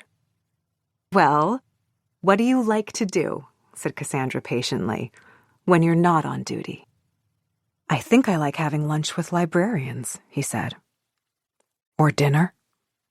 It was the first thing he'd said that sounded awkward. He pushed away his bowl. Do you mind if I smoke? She shook her head, and he lit a cigarette. I don't read much. I like to go to the movies sometimes. I like to travel. I like to sail. Are you separated or divorced or something? Divorced. She felt considerable relief. Why are you divorced? We get moved around a lot. My wife finally got tired of it. I don't blame her. We were in Kamloops before I came here. We'd been there 5 years, and she'd started a little business, a boutique. She didn't want to give it up. Cassandra waited, but he didn't go on. Do you have any kids? 2. They're in university now, in Calgary. That's where their grandparents live. My ex-wife's parents. Cassandra looked out over the water. She wondered why his children hadn't wanted to go to university in Vancouver, where they could be near their father. Where did you learn to sail? She said. On Lake Ontario. That's where I grew up. Toronto. What kind of a policeman are you? You don't give out traffic tickets and things like that, do you? No, he smiled again. This is my detachment, Seasheld. I do whatever comes along. If this is your detachment, she said hesitatingly, then you must be involved in that awful thing that poor old Mr. Burke. Yeah. The man who found the body. He's a friend of mine. George Wilcox? He comes into the library a lot. We've become friends. She felt an uneasy sense of caution. He was quite upset, I think. I'm sure he was. She finished her lunch in silence. He doesn't talk about his work, she thought. She wondered if this was because she was a stranger to him, or if he hadn't even talked about it with his wife. She'd read somewhere that a lot of cops, police officers, she corrected herself, were like that. Over coffee, they discussed the Sunshine Coast and Vancouver and sailing. Cassandra kept trying to imagine him brandishing a revolver and shouting, "Stop in the name of the law." He looked a bit old to be doing that sort of thing, actually. Maybe he just did administrative work and delegated all the other stuff. "How many ads have you answered?" she asked him. Oh, 2 or 3, maybe 4. She wanted to ask how successful these other meetings had been. "Have you put in an ad of your own?" she said instead. No. Are you going to? I don't think so. You'd get more replies than I have, said Cassandra glumly. There are hordes of women out there, just hordes of them. Yeah, said Alberg, but they all want to get married. Cassandra looked at him with interest. Oh, do they? She said casually. She glanced at her watch. My God, I've got to get back to work. Me too, said Alberg. He put his cigarettes and lighter in his pocket and laid money on top of the bill. He got up and pulled back Cassandra's chair for her. Outside the restaurant, he walked her to her car. How long have you had this thing? He said, looking critically at the Hornet. All its life. 9 years. She put an affectionate hand on its hood. I'd like to see you again, he said, but I won't call you if you've already made up your mind that you don't want to see me. Cassandra lowered her head to fish her sunglasses from her purse. Go ahead and call, she said carelessly. He opened the door for her. You ought to lock it, you know. I ought to exercise, too, and eat more salads. She climbed in and slammed the door. Thank you, said Alberg through the window. I enjoyed myself. Are you off duty? Said Cassandra. Is that why you're wearing that suit? If you don't mind my asking. I don't mind your asking. I'm going to a funeral, he smiled. I'll call you. She watched him drive away. She didn't know yet whether she liked him or not. she certainly didn't dislike him. She started the car. It wouldn't hurt to see him again, she thought, driving back to the library, even though she'd never been all that fond of blondes, and she'd certainly never imagined herself dating a cop. A police officer. 8. Helen Morris, please. This is she. Mrs. Morris, I'm Staff Sergeant Alberg of the RCMP in Sechelt. Oh, yes. Mr. Alberg. Her voice was thin, gray. I think I remember you, tall and fair-haired. Right. You paid your respects, as I recall, when I was there to make the arrangements. You didn't stay for the funeral, said Alberg. No. There was a pause. It was today, wasn't it? I kind of expected to see you there. I've got a few questions. I'd hoped you'd be able to help us out a little more. I don't see how I could, she said. As I told your sergeant on Wednesday, I hadn't seen my brother in more than 20 years. I haven't the faintest idea what he's been doing, who his friends were. Not even Christmas cards? She didn't reply. You didn't even exchange Christmas cards? No, Mr. Alberg, we didn't. Were you surprised to hear that he died? Alberg leaned back in his chair and put his feet on the desk. He shifted the phone to his other ear. Not particularly. He was 85 after all. How old are you, Mrs. Morris? I'm 76, but healthy. Were you surprised by the will? She laughed. As you've just discovered, he never even sent me a Christmas card. Why should I be surprised that I don't figure in his will? I wouldn't have taken anything from him anyway. Were you surprised to hear how he died? Alberg squinted, his eyes almost closed, as though by diminishing his vision he could make his hearing more acute. He heard her sigh. Of course I was surprised, she said irritably. I'm not accustomed to having acquaintances who get themselves murdered. Acquaintances? Alberg let his voice fill with amazement. Another silence. He wasn't much more than that, Mr. Alberg. I regret having to say so, but it's true. Do you have any other brothers, any sisters? No, there were just the two of us. So he was your only living relative? In the sense you mean it, yes, I have 3 children. My husband died several years ago. Forgive me, but I really don't see the point of your questions. I was just thinking that it must be very sad to have been estranged for so long from your only brother. It must have been a great sadness in your life, and in his. He winced, telling himself not to overdo it. Estrangement, Mr. Alberg, implies a previous affection. There was never any affection between Carlyle and me. Therefore, we were never estranged, and the situation was never a sad one. Alberg removed his feet from his desk and sat up. What was the situation between you, Mrs. Morris? He went on quickly before she could tell him it was none of his business. You see, so far we don't have any suspects in your brother's homicide. In order to try to find out who did this to him, it's necessary to know something about him. What kind of man was he? Did he, for example, make friends easily? He waited, and the long-distance seconds ticked by, but she didn't reply. He lived here for 5 years, Mrs. Morris, he said.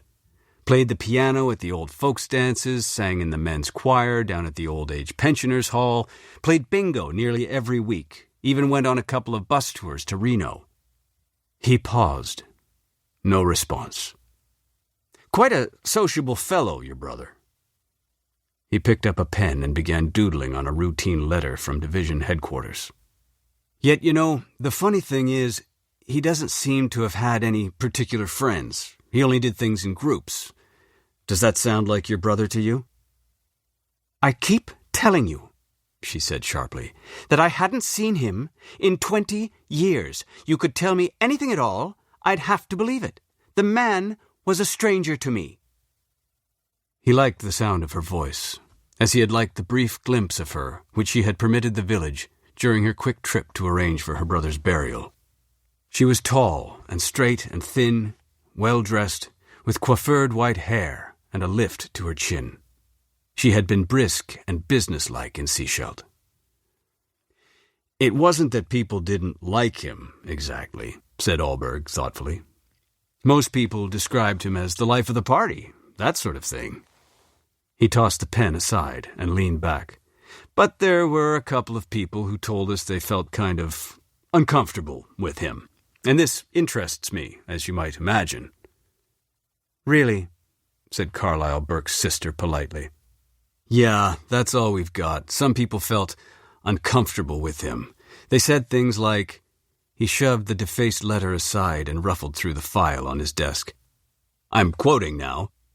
He made me nervous with all his boisterousness, and it was like he was always acting a part, and you'd wish and wish he'd give it a rest now and then, but he never did. And I don't like to speak ill of the dead, but whenever he asked me to dance, I'd try to find an excuse. The way he liked to fling people around when he was dancing, well, it was too much for me. I'm 78 years old." Allberg rubbed his forehead and closed his eyes and waited. "Nothing serious there," he said absent-mindedly. "It just got me thinking, that's all."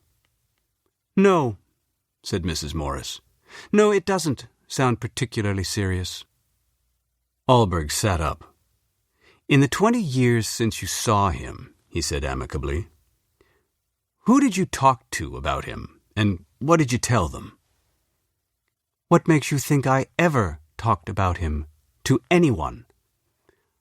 "I don't know, but I'm..." Think of this intermission as a warm cup of tea for your soul. Take it slow and enjoy the music. This audiobook is free and shared with care. As long as we're, as long as we're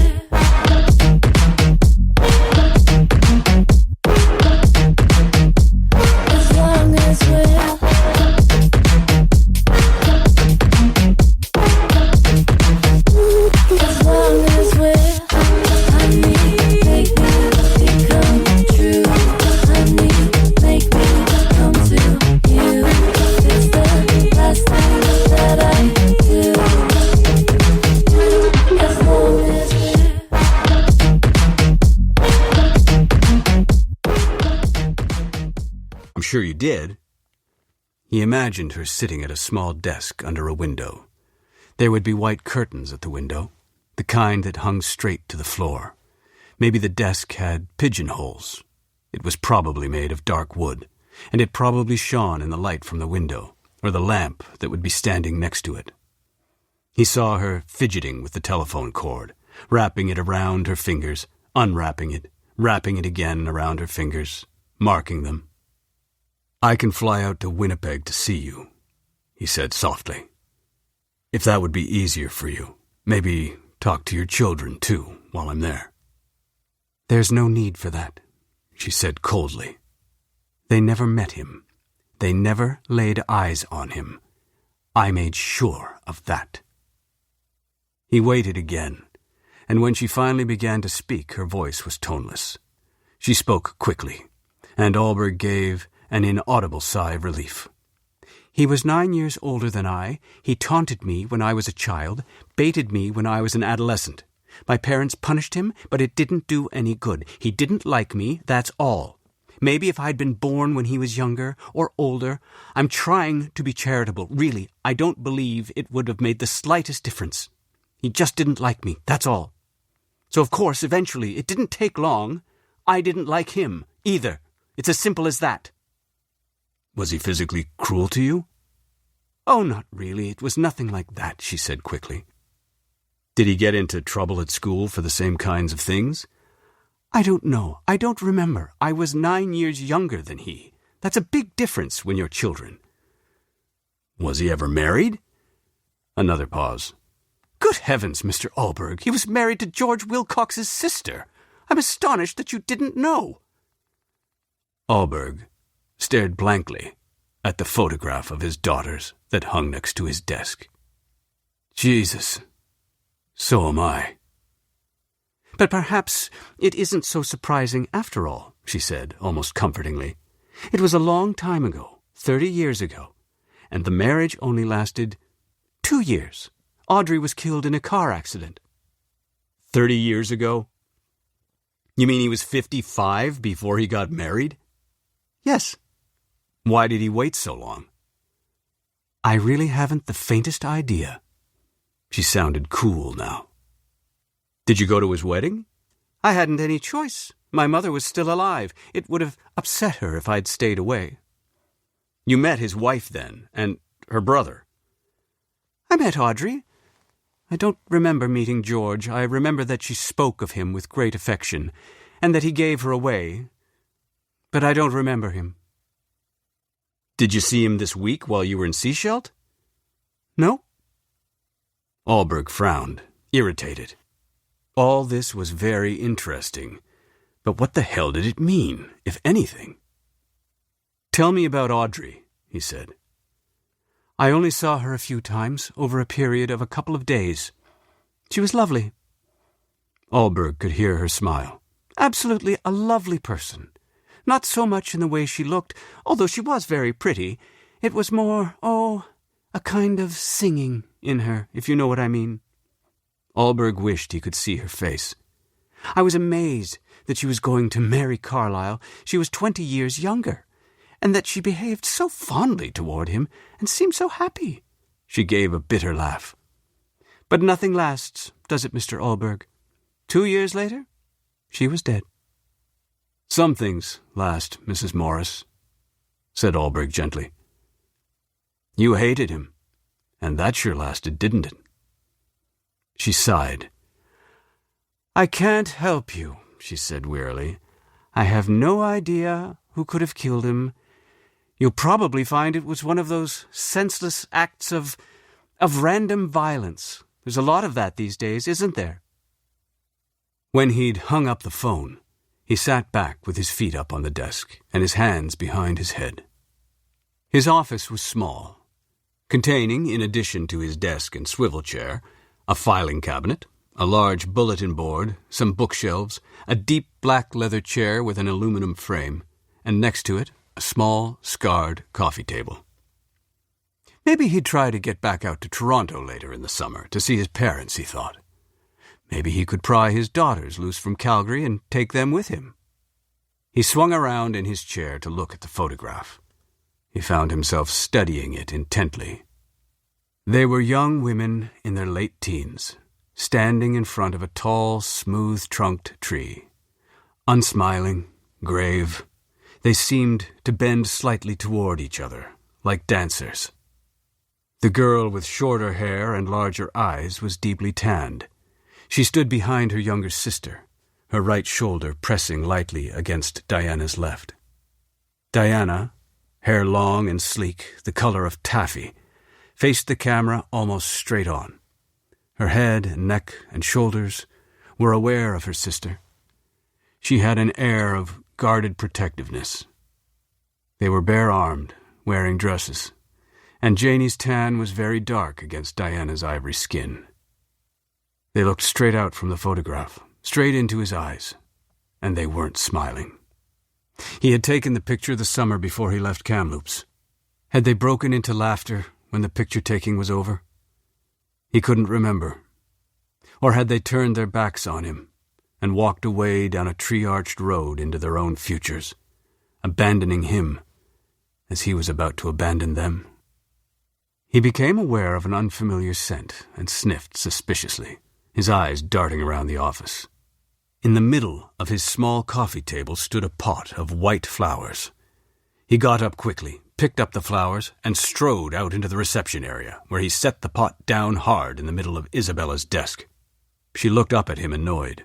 From the cage on the card table next to her desk, Carlyle Burke's parrot shrieked at him. You startled him, said Isabella disapprovingly. Keep your damn plants out of my office, said Alberg, and keep that damn bird quiet. He turned to leave and then came back. What are they, anyway? Stock, said Isabella. Nice smell, eh? Hallberg put his hands flat on her desk and gazed into her eyes. "Every week, Isabella, you clean my Venetian blinds with vinegar," he said. "Nobody asked you to do that. It's not part of your job to do that, and I appreciate it. It's very nice to have clean Venetian blinds. Only, Isabella, my office smells like a pickle jar, and when you add the smell from these flowers, they combine in the air, and the result is nauseating." He removed his hands from her desk and stood up. "I never thought of that," said Isabella. "The question is, do you want clean blinds or nice fragrant flowers that bring a whiff of summer into this joint?" She frowned, pondering. Isabella Harbud was a tall, lumpy woman married to a chiropractor. She had long, thick hair, once brown, now becoming unapologetically gray, and she wore it down, which Hallberg thought inappropriate in a woman of late middle age. Her front teeth protruded, and she didn't care much about the way she dressed. She was usually cold, even in summer, and had a selection of thick sweaters which she grabbed from her closet without any apparent consideration as to what she planned to wear underneath. Today the sweater was turquoise, and partly obscured a red and black striped dress. She had the most beautiful eyes Hallberg had ever seen. Gold, flecked with brown. They were what he imagined a tiger's eyes must look like. "You want clean blinds," said Isabella decisively. "Right," said Hallberg with gratitude. "I'll bring in one that doesn't have a smell." "I don't have any room in my office for any plant. No room." "Sure you do," said Isabella, comfortingly, going back to her typing. "When you go home," Hallberg yelled as he went down the hall, "make sure you cover up that damn cage." Sokolowski appeared from somewhere and followed him into his office. Hallberg swung his feet back up onto the desk and linked his hands behind his head. "What have we got, Sergeant? Fill me in. Bring me up to date." He tossed him the file. "Let's go over the whole damn thing one more time." Sokolowski settled himself in the black chair and opened the file. His big thighs strained the fabric of his dark blue uniform trousers. His legs were stolidly apart, feet planted heavy on the floor. "Victim died between 11 a.m. and 2 p.m. on Tuesday, June 5th, from a blow to the head. Death was probably instantaneous. The coroner says the weapon was a metal object, rounded, with some kind of rim. Very little spattering, probably some blood got on the perpetrator's clothes, but not much. No forced entry into the house." He droned on, shifting his feet a little. "Nothing missing as far as anybody can tell?" "I know all this," said Hallberg, staring at the ceiling. "Several neighbors saw the fish guy's truck. 4 of them saw the fish guy." Sokolowski looked up. "You want their names and addresses?" Hallberg shook his head slowly. "Vehicle described as an old VW van. Couldn't pinpoint the year, just old. Painted silver. Paint flaking off. Orange paint underneath, they think. But they aren't sure. Van's got a big rainbow painted on each side and some birds. Rainbows all colors. Birds are blue. No sign of the vehicle yet. I got onto the mainland just in case it got by the ferry types, which wouldn't be hard in my experience." Sid, Hallberg chided, still staring at the ceiling. "The fish seller," the sergeant went on.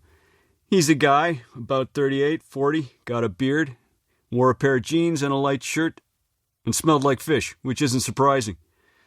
Soft-spoken kind of guy, say the citizens.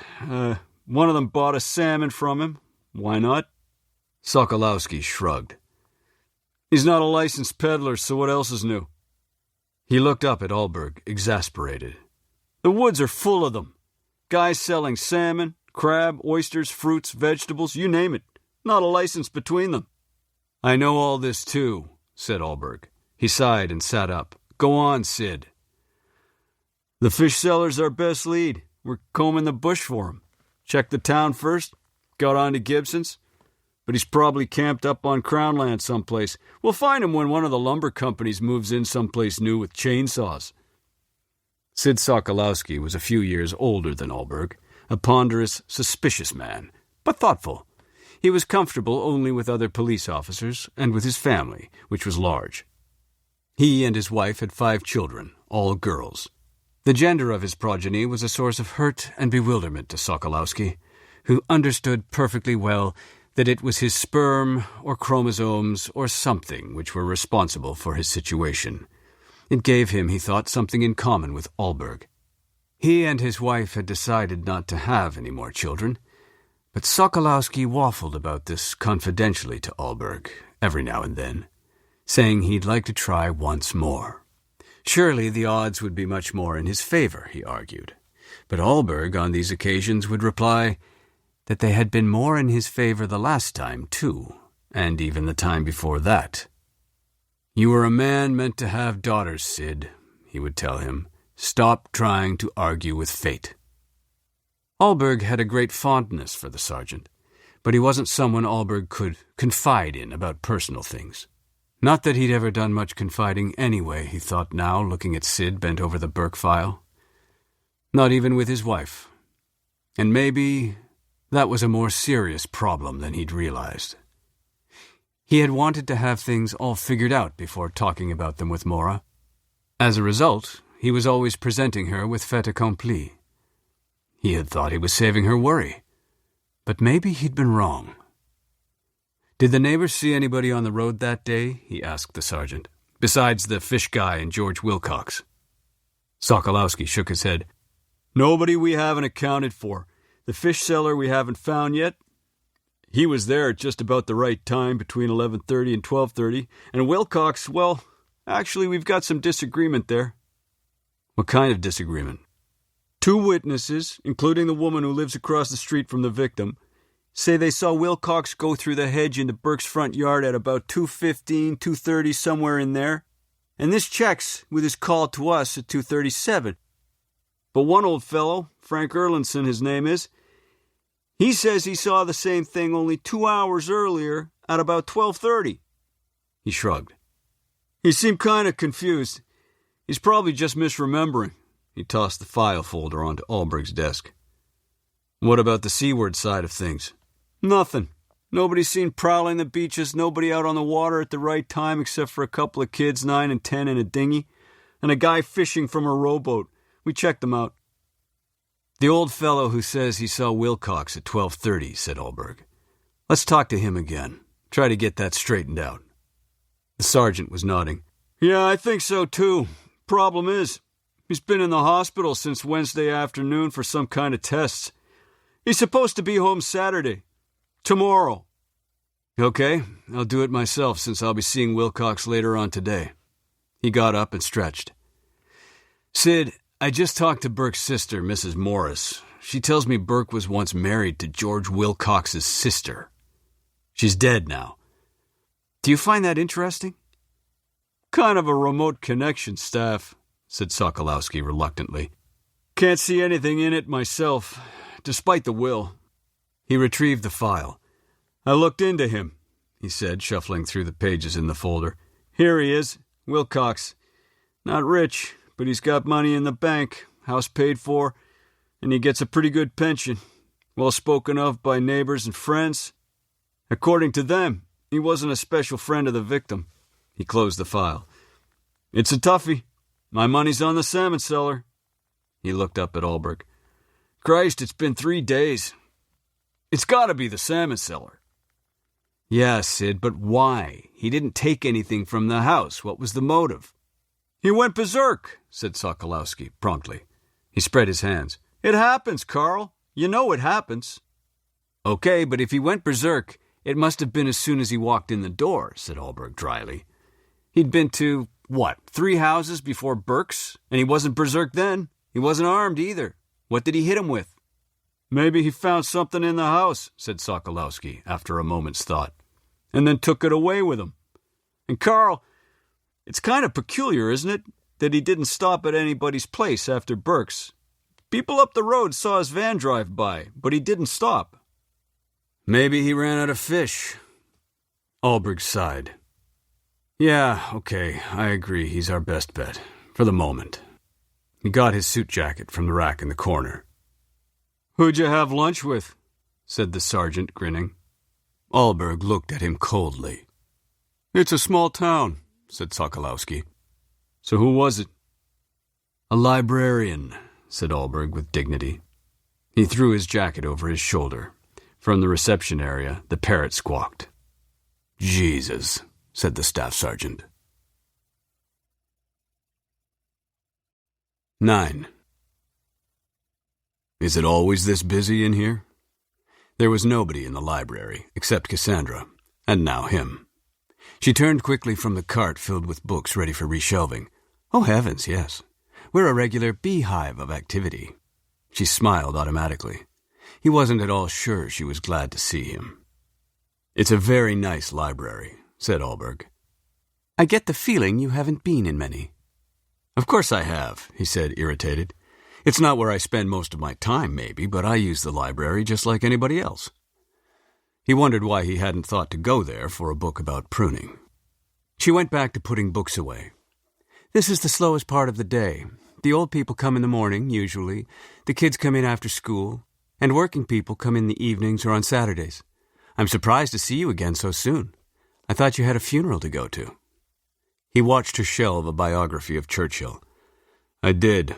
I went. It's over. Doesn't anybody else work here?" "I've got a couple of volunteers, that's all. But from 2 until 4 every day, I'm usually on my own." "Whose funeral was it?" "Carlyle Burke's. Did he come here in the mornings?" She looked puzzled. "You said the old people usually come to the library in the mornings." He took from the shelf a book entitled The Life of Catherine the Great and hefted it in his hand as if trying to determine its weight. "Oh, yes." She reached down to get 2 more books from the cart. "But not him. I don't remember ever seeing him in here." "You didn't know him then?" He noticed that as she shelved the books, she pulled some slightly farther out and pushed some farther in to even them out, and then, unthinking, ran her fingers along the spines as if playing a harp. "No, I never met him," said Cassandra. "I think my mother knew him, though. She knows everybody." "How about George Wilcox? Does he come in the mornings?" She pushed the cart across an open space, furnished with easy chairs and low tables, to a row marked Sociology. "Mostly in the mornings," she said, "but evenings, too, and sometimes afternoons. It depends on the weather. He spends a lot of time in his garden." Allberg walked aimlessly to the window. A tall plant stood there in a big white pot. Its huge, wide leaves looked glossy, almost wet. He touched one of them curiously. "I can't imagine," said Cassandra, "finding a body." "Well, I can imagine it." He rejoined her just as she was ready to move the cart again. He got out of the way and followed her to the fiction section. "I can't understand why anybody would kill an old man," said Cassandra, looking up at him from her crouched position on the floor by a lower shelf. "What reason could anybody possibly have for doing a thing like that?" "Same reasons people have for killing anyone." "It wasn't robbery, was it?" she said, and added quickly, "That's what I heard, anyway." She was standing, shelving books rapidly, confidently. The cart was almost emptied. "Might have been attempted robbery," said Allberg. "All we know is nothing seems to be missing." "That means somebody might have gone to his house meaning to do it, doesn't it?" "Could be. Right now," said Allberg grimly, "anything's possible." She reached for the last 2 books on the cart and put them away. Then she pushed the empty cart back to the front desk. Again, Allberg followed, feeling inexplicably exasperated. "He used to be a teacher," said Cassandra, lifting the hinged section in the U-shaped counter and pushing the cart through. "So did George Wilcox. He's the one who told me. They'd known each other for years, since long before they came here, but I assume you know all that." "No," said Allberg. "I didn't know they'd known each other for years. Not until today." She adjusted some tall purple flowers that stood in a vase on the counter. "They taught in the same school in Vancouver for a while, a long time ago. That's how they met. Then they must have lost touch, because I don't think they'd seen each other for years when Mr. Burke came here to live." "Did they become friends again then?" Allberg wondered if she knew they had been brothers-in-law. If so, she wasn't telling him. He found this mildly depressing, even though he hadn't convinced himself yet that the old relationship between the 2 men had anything to do with Burke's death. Cassandra looked at the irises. Some of them were beginning to wilt. She heard it again. He got exactly what was coming to him. She had never before heard George Wilcox say anything so unfeeling. It must have been the shock, she thought. The poor man. He was probably still in shock. "Well," said Allberg, "were they friends here in Seashelt?" She smiled at him. "Are you poking around for information? Is this an interrogation?" She clasped her hands on the countertop and put an eager look on her face. "Anything I can do, officer, to assist you in your inquiries. Anything at all." Allberg was slightly flustered. "I'm just curious, that's all. And I'm trying to find out who's committed a homicide around here. Yeah, I'm poking around for information. Of course I am. That's not why I came in here. But..." He shrugged. "To answer your question," said Cassandra carefully, "no, I don't think they became friends again. George didn't mention Mr. Burke often, at least not to me." She touched an iris, and the light stroke of her finger against the petal of the flower suggested to Allberg his own gesture to brush closed Carlyle Burke's eyelid. There was great gentleness in it. "He brought me these flowers," said Cassandra. "George Wilcox did." She turned to Allberg. "He's a very interesting man. He taught history. He's still curious and impatient. Until his wife died a couple of months ago, they traveled a lot." She smiled suddenly. "Only in winter, though. He doesn't like to be away from his garden." She looked at Allberg curiously. "If you didn't come here to ask me questions, why did you come?" Safe behind the counter, she seemed amused. He had passed the library on his way to Wilcox's house.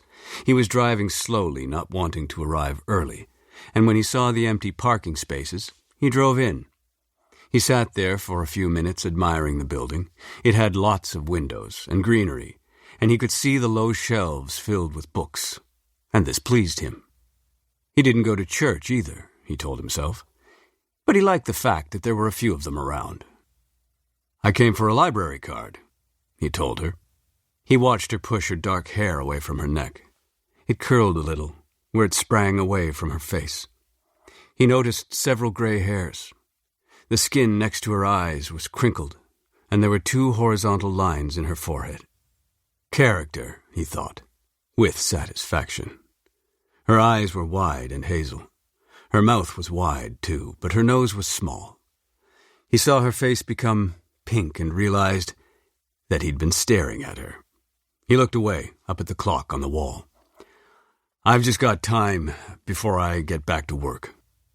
She got a blank card from a desk drawer and sat down at a manual typewriter. "Full name, please," she said briskly. "Allberg, Martin Carl." He rested his elbows on the counter and leaned over to watch her type.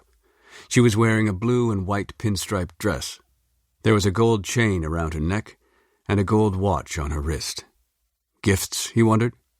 No rings, and her nails were short. She used colorless polish on them. She was tall, about 5'9", and weighed about 140 pounds. He didn't know why he said it.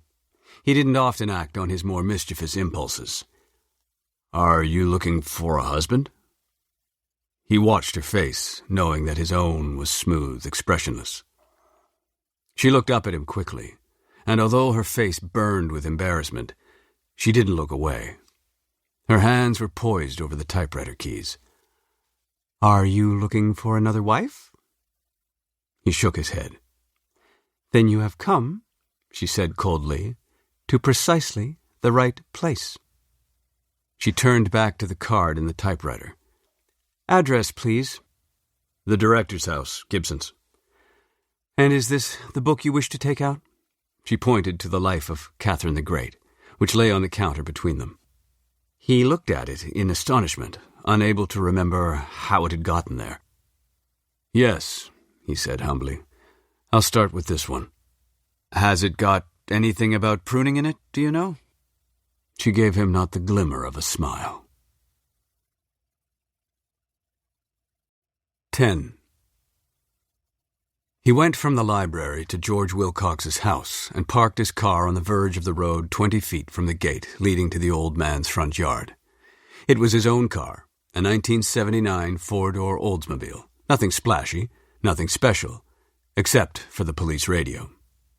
Ahlberg crunched along the gravel shoulder toward the gate. The fence was sturdy, but in need of painting. There was a well-trimmed evergreen hedge behind it, and between the hedge and the front of the house was 5 feet of neatly clipped lawn. The house itself was short and squat, with small windows and a small square porch. It, too, could have used a few coats of paint. And who am I, thought Ahlberg gloomily, to talk about decrepit-looking houses? At least this one had a neat border of flowers in front of it, instead of a tropical thicket.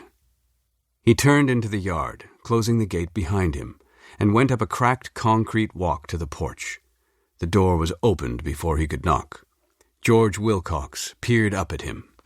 He didn't say anything. "Hi," said Ahlberg finally. "Why don't you ever wear a uniform?" "It's distracting." "No uniform? No police car? How am I supposed to take you seriously?" Ahlberg thought about it. "I've got my badge," he said, and showed it to him. "Does that help?" "What about a gun? You got a gun?" "Not with me." "Why, do you think I'll need one?" "No need for sarcasm, Sonny. The badge will do." He stepped back and opened the door wide. Ahlberg squeezed through the tiny hall and into a narrow living room. The high, small windows admitted very little light. An oatmeal-colored sofa and a matching armchair, and 2 occasional chairs upholstered in red wool sat on the dark brown wall-to-wall carpeting. The windowsills were cluttered with objects. 2 fat-cheeked Toby mugs, a brass candle snuffer, and 2 brass candlesticks, empty. What appeared to be a wooden salt shaker and pepper mill, a pair of shell casings, standard mementos of the Second World War, except for some unusual decorative work. A pipe holder containing no pipes, 2 china figurines, possibly Hummel, 3 china roses in a marble base. There was a television set in one corner, and a collapsed card table leaned against a wall. Everything seemed very dusty. "Don't use this room much," said George Wilcox. "Come on into the kitchen." He waved Ahlberg on toward the back of the house. The kitchen was a bright, sunny square painted yellow. A worn leather chair sat at an angle to the large window, which looked out upon a small garden and the sea. Next to the chair stood an old-fashioned tobacco cabinet. There was a footstool in front of the chair piled with magazines and a section of newspaper folded to the crossword puzzle. A TV tray stood nearby. There was no table in the kitchen. The yellow walls were grimy with accumulated dust and splotched with grease near the 4-burner electric stove. "You might as well see the rest of the place now you're here," said George. He opened a door and Ahlberg followed him into a small beige carpeted room. 2 walls were lined with bookcases. A desk and chair sat by the window. Several comfortable chairs were scattered around, and there was a fireplace. "This is where you live," said Ahlberg. "Here and in the kitchen." George went through a doorway in the corner of the room into a short hall. "Here's the bathroom," he said, waving to the right, "and straight on, here is the bedroom." Ahlberg stood in the doorway and looked around. Small windows again, almost as though the room were in a basement. A large 4-poster bed, 2 dressers, a half-opened closet door. On one of the dressers was a framed photograph of a woman.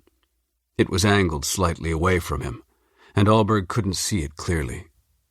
"That's it," said George, reaching in front of Ahlberg to close the door. "The grand tour." He went back down the hall and through another doorway which led into the living room, then turned left back into the kitchen. "Fellow who built this place," he said, "was awfully fond of doors. I took some of them down, you probably noticed. Doorways is one thing, doors is another. Take up too much room. Sit down there by the window. I'll make some coffee." 8 of them there were. when we bought this place, not counting the outside ones or closets. 8 doors in a house this size. He filled a percolator with water, poured coffee into the basket, and set the pot on the stove. Then he went into the study and hauled out the desk chair. Allberg, standing by the window, made a move to help. Sit down, said George Wilcox. No, not here, in the leather chair there. Sit. Allberg sat. George took the straight-back chair. Now, said George, what questions? He was alert and unruffled. Allberg glanced wistfully at his thick white hair. He himself was sure to be bald, eventually. All the men in his family had gone bald. He checked once or twice a week, and his hairline had already begun to recede. It had started about 20 years ago. What do you know about Carlyle Burke? He said. George Wilcox sighed. What's this in aid of, anyway? I can't figure it. When you're trying to find out who killed somebody, you've got to poke around in his life a bit. Is that so? Said George. Is that the way it's done, then? He rubbed one scuffed slipper against the linoleum. Got any suspects? Allberg hesitated. Not really, not yet. You're pretty damn calm about it, said George. If I were a cop, and I had me a murdered body and no suspects, I don't think I'd be so damn calm about it. I'm not calm, said Allberg. I just look calm. Actually, I'm irritated and extremely curious. Curious, George chortled. I'm curious, too. He leaned forward. I supposed you've looked at the obvious. You know, milkman, postman, paperboy, that kind of thing. And of course the most obvious thing of all, your basic hoodlum, possibly drug-crazed. He sat back, complacent. Yes, Mr. Wilcox, said Allberg. We've looked at the obvious. How? Said George. The water in the coffee pot began to burp. He got up and turned down the burner. He had wide, strong shoulders, Allberg noticed. Probably all that gardening. His own shoulders were still stiff and sore from Tuesday's efforts. What have you done exactly? Said George, sitting down again. Besides, take the fingerprints of innocent bystanders, I mean. Did you photograph the corpse? Query people up and down the street? Allberg nodded. He told himself that he had lots of time. You found that fish cellar yet? Allberg shook his head. Probably in Vancouver by now, said George, or on his way to Calgary or someplace. What else? What do you know? The autopsy, for instance. There must have been an autopsy. What did that tell you? He was struck on the head. It killed him. George looked at him for a long moment, then sat back and folded his arms. I always said you were a secretive bunch, you Mounties, in or out of uniform. Allberg couldn't help but grin. There's not much to tell you. Really. Okay, there are a few things. He counted them off on his fingers. 1, the perpetrator didn't force his way in. 2, the victim was struck from behind while sitting down. 3, no damage was done. Except to Carlyle, said George. To the house. 4, nothing was stolen, that we know of. Of course, the forensic guys found some fingerprints. The victim's, a cleaning woman's, yours. The coffee was bubbling now, its fragrance drifting through the kitchen. George got up and took 2 mugs and a sugar bowl from the cupboard and a small container of milk from the fridge. He smelled this cautiously before putting it on the counter. What do you figure from all that? He said, taking the pot off the burner and placing it in the middle of the stove. An unknown person went to Mr. Burke's house, armed with a blunt instrument. Mr. Burke let him in. He sat in his rocking chair, looking out over the water. The unknown person struck him from behind. He died almost instantly. George poured the coffee and put the mugs down on the crossword puzzle on the footstool. He went back for the milk and sugar and 2 spoons. "Help yourself," he said, and shoveled sugar into his mug and stirred it vigorously. "Why the hell would Carlyle let the fellow in," he said, "if he was carrying a blunt instrument?" "That's an interesting question," said Allberg, reaching for his coffee. "Maybe he didn't recognize the object as a weapon," he said, looking at George. "Or maybe the killer used something he found in the house." George sipped at his coffee, staring at the floor. "Have you found it?" he said finally. "The object, the weapon." "No." George looked up. "It's probably out in the middle of the ocean by now," he said comfortably. Allberg observed him grimly. "You can be a very irritating man, Mr. Wilcox. Did anybody ever tell you that? I bet they did." George grinned. He drank some more coffee, added a small amount of milk, and stirred it again. He put the spoon down on the newspaper. "Okay, so you want to know about Carlyle?" "Right." "You been down to the old age pensioners' hall? He was in a choir there, played bingo or checkers or something too, I think." "Yeah, we've done all that. Didn't help us much." George looked at him shrewdly over the top of his mug. "How come I rate the big cheese, by the way?" "You found the body." "That was just my bad luck," said George. "I told you. I didn't know him all that well. How well do we ever know anybody when it comes right down to it?" Allberg put his coffee down on the TV tray. He took from an inside pocket an envelope on which he had scribbled a list. "We went through the house pretty thoroughly, of course," he said, and looked up to see George Wilcox watching him warily. "He had a lot of stuff, did Mr. Burke. A stereo, very good speakers." "Huh," said George contemptuously. "A 26-inch remote control color television set, an aluminum rowboat, an upright grand piano, white." George grunted. "A whole lot of silverware, flatware, a tea set, trays and things. A bunch of china, that might be valuable too." "Is that what you've got written on that envelope?" said George irritably. "You got a list of his assets there, or what?" "And then, of course, there's the house," said Allberg. "It's mortgage-free. All paid for." "Huh," said George. "So's mine." "He didn't leave much actual cash," said Allberg regretfully. "But there are some Canada savings bonds, a few stocks, about $25,000 worth all told." "Christ," said George. "Spare me." Allberg put the envelope back in his pocket. "He left it all to you," he said. For a second, George's expression didn't change. Then the sneer slipped away, and his mouth fell slightly open. He leaned forward and cocked his head, looking intently at the tobacco stand next to the chair in which Allberg was sitting, as though it were that which had spoken.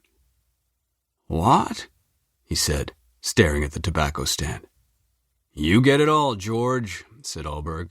"The whole shebang."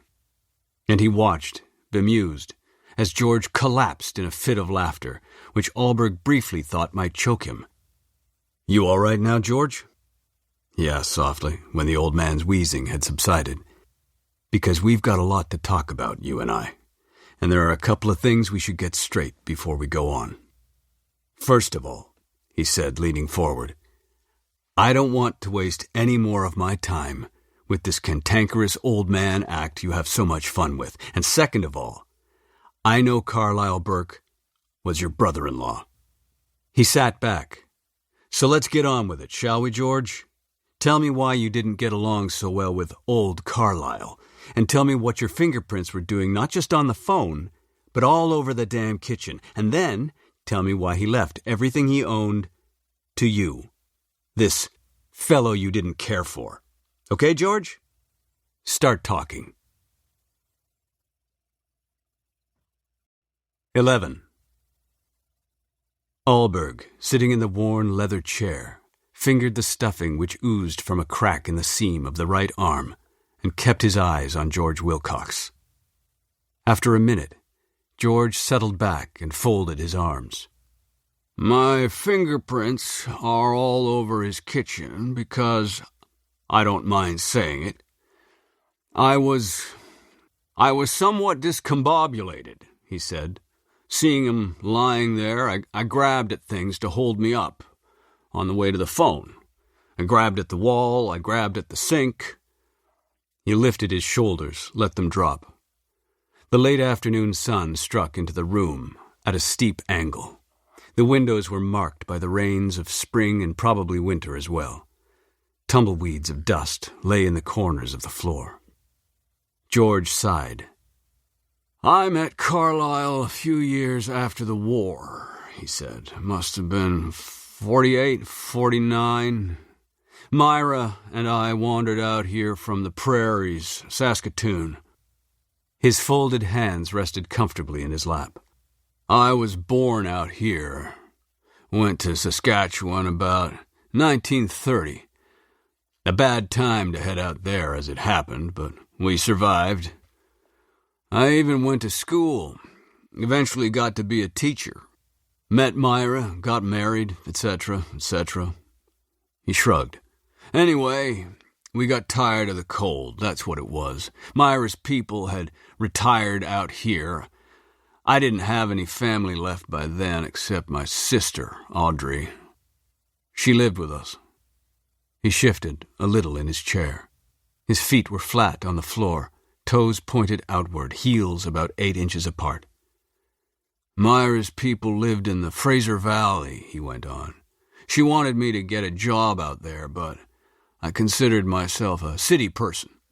And there were lots of jobs back then. I could take my pick pretty well. I picked Vancouver. He tipped his head at Allberg. Are you a city man, staff sergeant? He leaned toward him. Is that what I call you, staff sergeant? Allberg nodded. George sat back slowly. You don't want my life history. I got a job in a high school teaching history. Carlyle was on the staff. That's how I met him. He turned his head to look out the window. He taught music. And? Said Allberg after a couple of minutes. And what? Come on, George. You're calling me George now. Have you got a first name? What is this George all of a sudden anyway? Sorry. You've got more to tell me? Go on. Go on, said George. As though all I've got to do is push a button somewhere and out it comes. His face was flushed. He leaned forward, his elbows on his knees, and studied the floor. After a while, Carlyle met Audrey. God knows how. I can't remember how. And it ended up they got married. He glanced at Allberg, outraged. I was suddenly his brother-in-law, for Christ's sake. Couldn't believe it. Right from the start, then, you didn't like him, said Allberg. George sat up straight and looked out the window again, concentrating. Several moments went by. Allberg waited. He played the piano, said George finally. He could play anything. Sometimes he'd go to the music room. I'd be going down the hall, wide and empty. The kids gone for the day, the floor all scuffed. I'd hear him playing. It came soaring out from behind the door and filled every nook and cranny in the school. That's what it felt like. Mozart or Chopin or Beethoven. As long as I couldn't see him playing. It was like some angel had sneaked in to try out the piano. He sat quietly for a moment. Then, he said, and pushed himself up. He picked up his coffee mug and went over to the kitchen counter. It was the man's one redeeming characteristic, he said. Didn't seem right that he could play like that. But he could. What was it that you didn't like about him? Said Allberg. Didn't trust him, said George promptly. Never trusted him. He came over all friendly to me the first day I got there. I took one look and said to myself, I don't trust that man. He went back to his chair and lowered himself into it. When he married my sister, I had to overlook all that. Never got to know him well, closely, I mean. Never wanted to. I had a big resistance to Carlyle all the time I knew him. Quite suddenly, he looked exhausted. How long was he married to your sister? 2 years. What happened? She died in a car crash.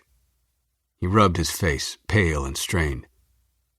We were out of the country when it happened.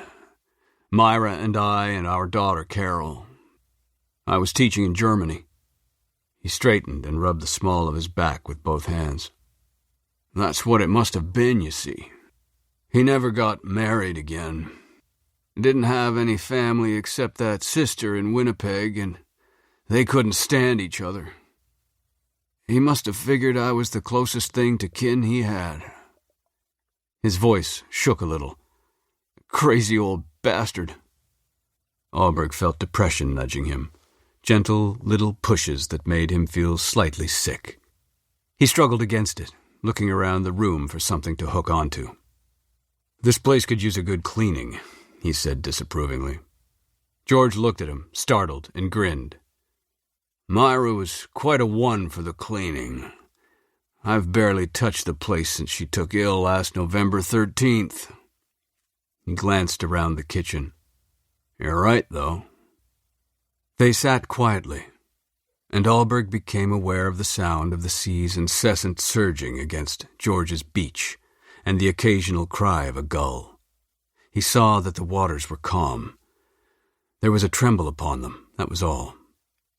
George's garden, between his house and the beach, was an orderly riot, not a weed in sight, just lush growth and colors that were almost audible. He saw this through the streaked window of George's kitchen, and had an urge to go out there and see it all clearly, watch the leaves breathe and smell the roses. When did your wife die? He asked. On the 20th of March this year, said George. Do you still miss her? George looked at him with distaste and didn't reply. Alberg didn't know where to go from here. He felt almost stupefied, sitting in George's kitchen, nestled into the worn leather chair, and thought if he stayed there much longer, his eyelids would grow heavy and his head would drop back. So you met a man you disliked on sight, he said, trying to organize his thoughts. He ought to get up, thank George Wilcox for his time, and leave. That's what he ought to do. But he felt the interview had been sloppy. Maybe there wasn't anything more to be learned here, but he was uncertain about exactly what he had learned. He wrenched his mind into action. You instinctively distrusted him, he said doggedly. But you taught at the same school. I presume you were polite, never let him know how you felt. Is that right? Oh, I think he must have known how I felt all right, said George. He kept asking me out for a drink, and I'd hardly ever go, and sometimes he'd call me at home and invite Myra and me to dinner, and I don't think we ever went. He looked at Alberg, not seeing him, remembering something. That's how he met Audrey, he said dully. How could I forget that?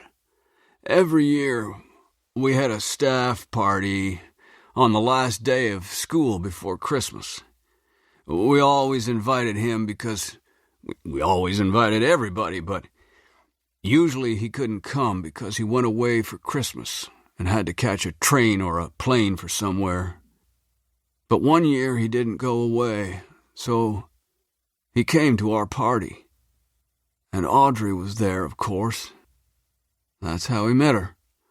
In my house. Christ.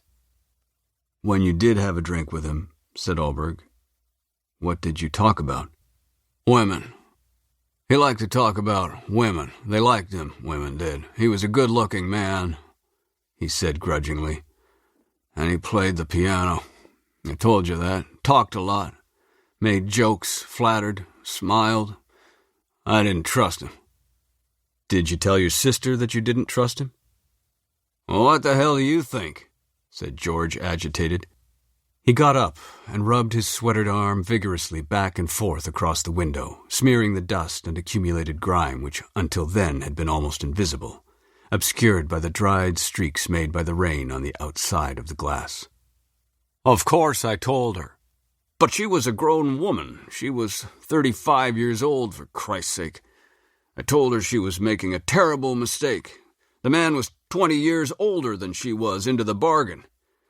And she just laughed and sparkled, all excited she was. He slumped back on the chair. Myra gave me a talking to. She liked him, he said, glaring at Alberg. She actually liked him, Myra did. Were they happy, Carlyle and your sister? Almost as soon as they got married, we left. Didn't plan it that way. Got the job in Germany. I'd been trying for it for a couple of years, a few months before we were supposed to come home. She was killed. I'll tell you, Staff Sergeant, I'm feeling kind of pooped. Could you come back some other time? He looked small and fragile, slumped in the straight-back chair, and his face was gray in the sunlight. Just a couple more questions. Did you ever talk to anybody else who felt the same way about him that you did? George appeared to give this serious consideration. Women liked him. I told you that. He thought some more. Except for his sister. What about the other men on the staff? How did they feel about him? I don't know, said George wearily. I don't remember. It was a long time ago. I don't want to talk about him anymore. When you got back from Germany, said Alberg, ignoring his exhaustion, did you return to the same school? George slowly shook his head. We went to California for a year. Then I got a job in a school in a different part of Vancouver. Did you do that deliberately, to avoid teaching on the same staff as Carlyle? I didn't ever want to lay eyes on the man again. And I didn't. Not until 1979. Myra and I had been here in Sechelt 10 years by then. One day I'm walking along the road, heading for town, and who comes popping out of those laurel bushes down the way but Carlyle? He shook his head disbelievingly. He retired to Arizona or someplace, then suddenly got homesick, came back to B.C. and bought himself that house not half a mile from mine. I scooted straight home to tell Myra. He looked up at Alberg and grinned wryly. She didn't mind. Only I minded. It must have been hard to avoid him here in Sechelt. Damn near impossible, George agreed. Everywhere we went, there he was, playing some piano, cracking his awful jokes. He shivered. I made the best of it, he said grimly. Had he changed much? Hard to say. I told you, I never knew him well to begin with, no better than I had to. George got up, restless, and threw open the door to the backyard. The sound of the waves on the beach was immediately louder. The fragrance of the garden wafted into the kitchen. You tell me you never trusted him, said Alberg, exasperated. And at the same time, you tell me you never got to know him. Then maybe you were all wrong about him. George nodded. That could be, he said seriously. That could well be. Alberg got up. There was a tingling in his thighs. He felt like he'd been sitting for hours. He towered over George. The kitchen ceiling seemed to lower itself as he stood. He clomped through the house, following George, feeling enormous and clumsy. At the door he stopped and looked slowly around the living room. What are you going to do with all your loot? He said. George looked at him with disgust. Loot, he muttered. Loot? What the hell would I do with a white piano? There's the house, said Alberg, and some money, too. George flushed. I don't want it, policeman. I'll sell it all and give the money away or something. Maybe I'll give the house to his sister. He sure as hell wouldn't like that much. In his car, Alberg opened the window wide and sat for a while. without turning on the motor. He'd been wasting his time, he thought. He ought to be out on the back roads himself, bumping into cool clearings circled by towering fir and cedar and spruce, looking for a decrepit old van with bluebirds and rainbows painted on its sides, looking for a middle-aged, quiet-spoken seller of fish whose fingerprints would match those on a plastic bag in Carlisle Burke's kitchen sink. But he had delegated that responsibility and kept Wilcox as his own, and he had to finish up with George before he pointed himself in another direction. He started his car, threw it into gear, and pulled off the shoulder of the road onto the pavement. He saw George motionless on his porch, watching him pass. Neither of them waved. 12. On Saturday morning, when George awakened, he thought at first that the hot, dry spell had ended and the clouds had come, and then he realized that he'd closed his bedroom curtains. He didn't usually do that on clear nights. He liked to see the starlight and the moonlight, if there was any, before he went to sleep. He got slowly, stiffly out of bed. It took a while to get the circulation going, a little longer every day, he thought. He reached up to pull back the curtains, and there was the morning sun, and another clear sky above the top of his neighbor's house. He would put on his bathrobe and stand outside for a few minutes, letting the sun oil his hinges. He shuffled back to the bed and picked up his robe, sprawled at the bottom, and noticed that he had hardly disturbed the covers in the night. And then he remembered. He sat heavily on the bed and looked at the worn carpet, and at his splayed and lumpy feet with their thick, horny nails. He thought for a while it was a dream he was trying to get out of.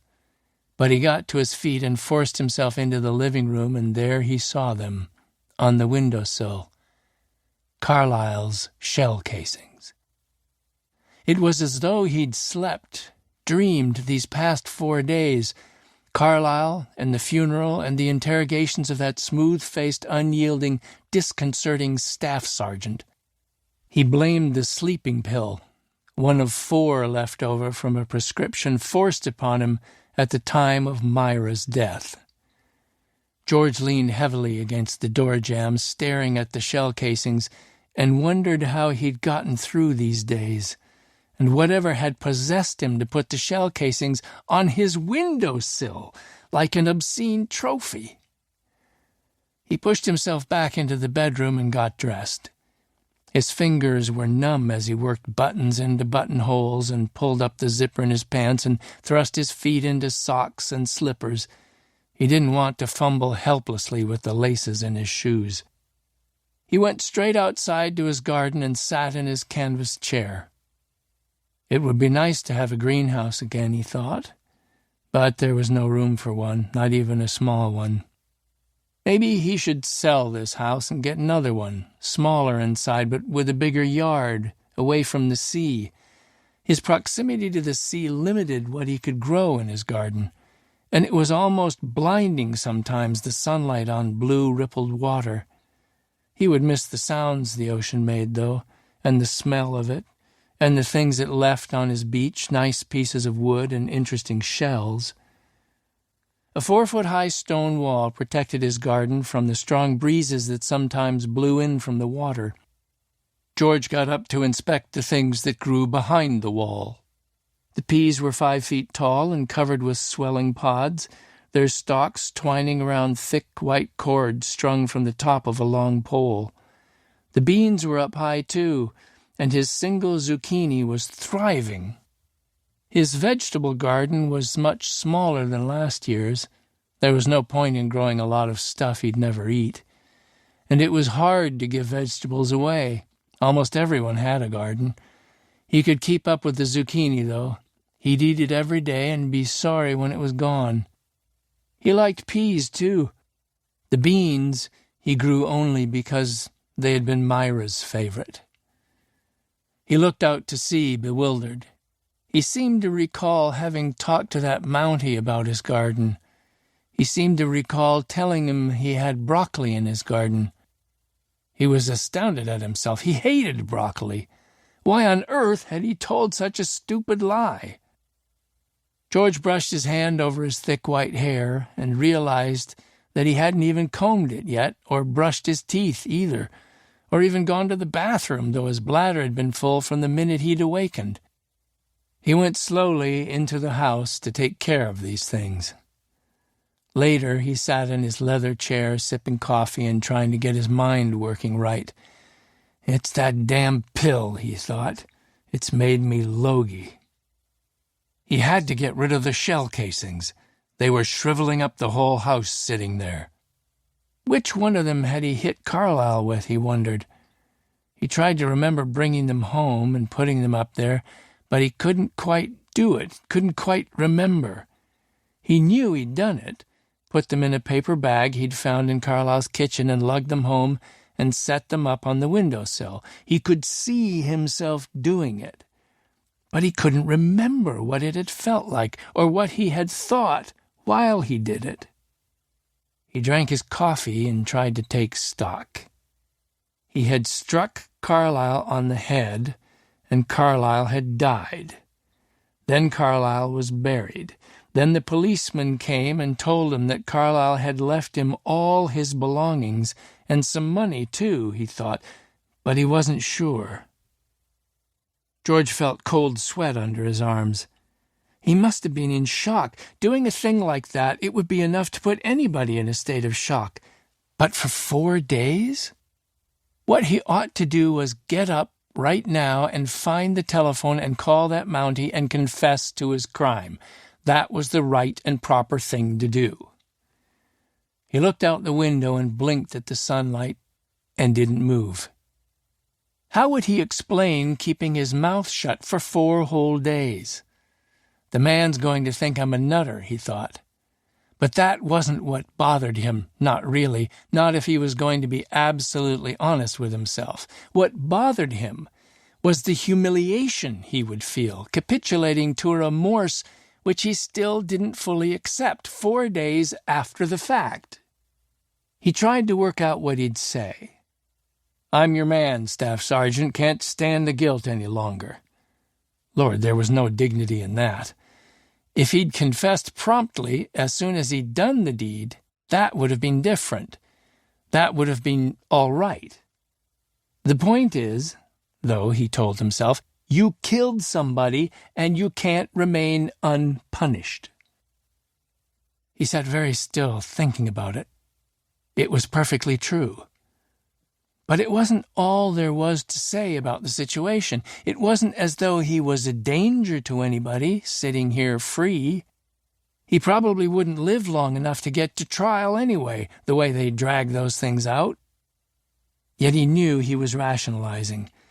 The plain truth was that he didn't want to make a public spectacle of himself, and he didn't want to go to jail. They'd catch him eventually. That pale-haired Mountie would catch him for sure, somehow.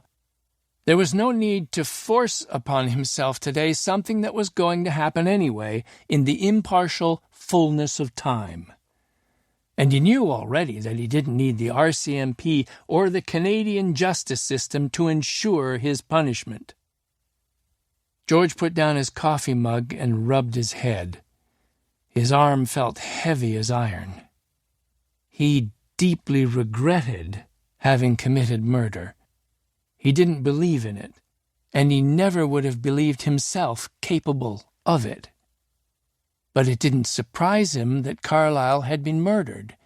Carlyle had deserved it.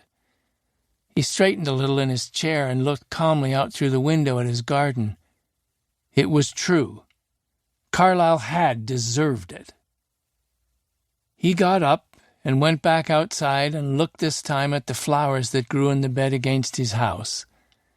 He'd put out his bedding plants more than 3 months ago, as if subconsciously predicting the unusual warmth and dryness of the spring.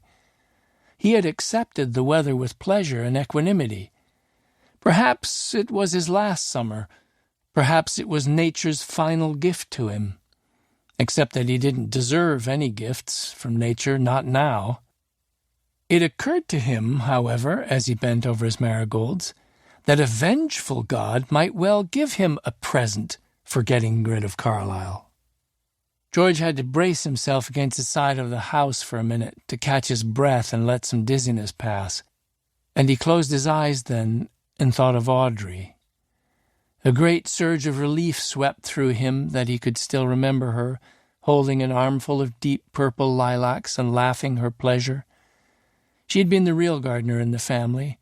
It was only after her death that he took it up, grimly at first, in deliberate homage and apology to her, then gradually finding in it his own personal joy.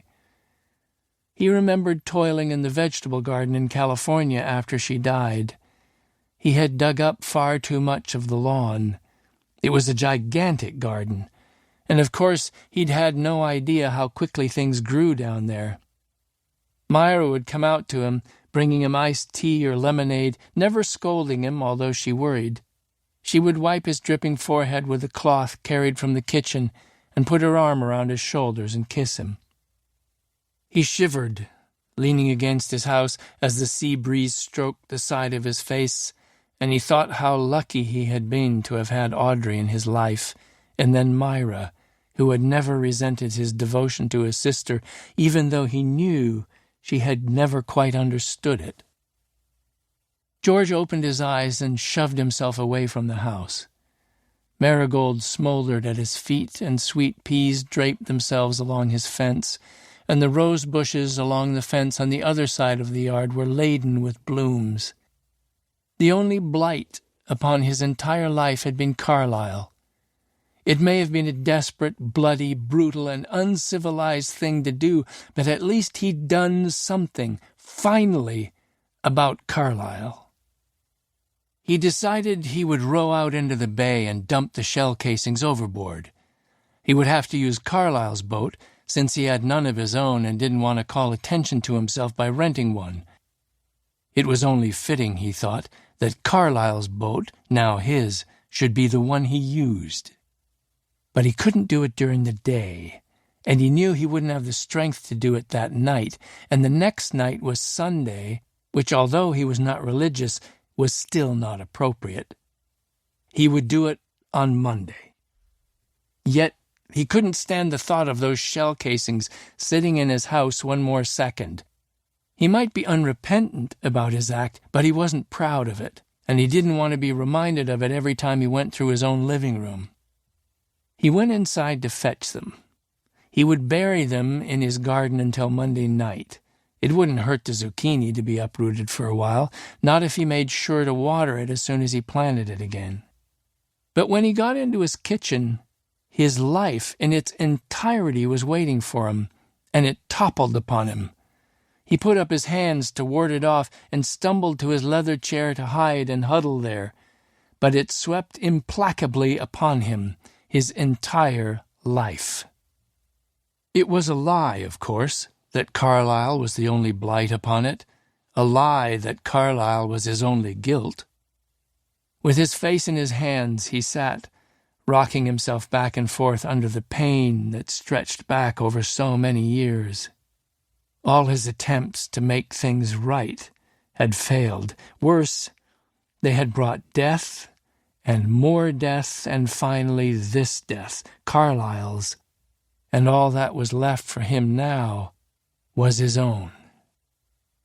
George sat for a long time. When he finally lifted his head, his face was dry again. Had he misjudged his duty throughout his life, or had he simply been unequal to it? It was mid-afternoon when he finally dragged himself from his chair and went to get the shell casings. 13. "We should question the bird," said Freddie Gaynor that same morning as he peered into the cage. "Parrots talk. Could be he saw something." "Good idea," said Sokolowski. "Go ahead, Freddie. You want to take him into an interview room or what?" "He didn't see anything," said Isabella over the clackety-clack of her typewriter. She worked Saturday mornings and took Wednesday afternoons off. She said it suited her. She took karate lessons in Gibson's on Wednesday afternoons. "How do you know?" said Freddie. "He'd be upset, disturbed, something. He's a feeling creature." The parrot sat silently on his perch. Allberg was over at the duty corporal's counter, getting the name and address of the man who'd said he'd seen George Wilcox enter Burke's front yard at 12:30. He glanced at the bird uneasily. He didn't like the way it cocked its head at him, staring at him through eyes like tiny black marbles. "Does it ever say anything interesting?" said Gaynor. "I think it's very interesting that he says anything at all," said Isabella. She whipped a sheet of paper from her machine and inserted a clean one. "But I admit his vocabulary is limited." The parrot gave a sudden squawk. It was a loud, shrill sound. "There," said Isabella proudly. "There what?" said Sokolowski. "What did it say?" "He said, Tom. I think that must be his name." "Sid," said Allberg, "if you can drag yourself away from that damn bird for a minute." He went down the hall to his office. The parrot was Isabella's latest self-assumed responsibility.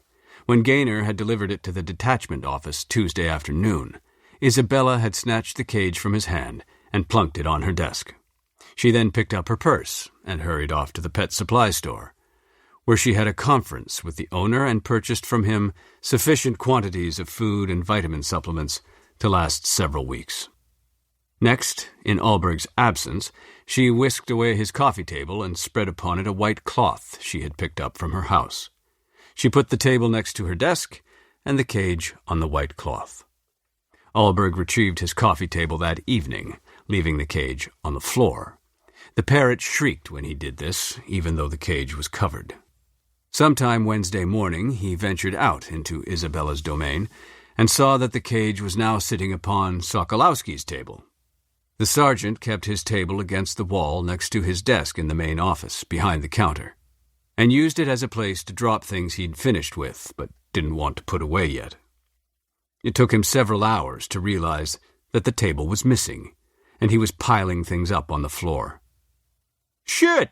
Allberg heard him cry. "Where's my table?" On Thursday, he and Allberg found themselves going shopping for a card table for the parrot. "Why the hell are we doing this, Carl?"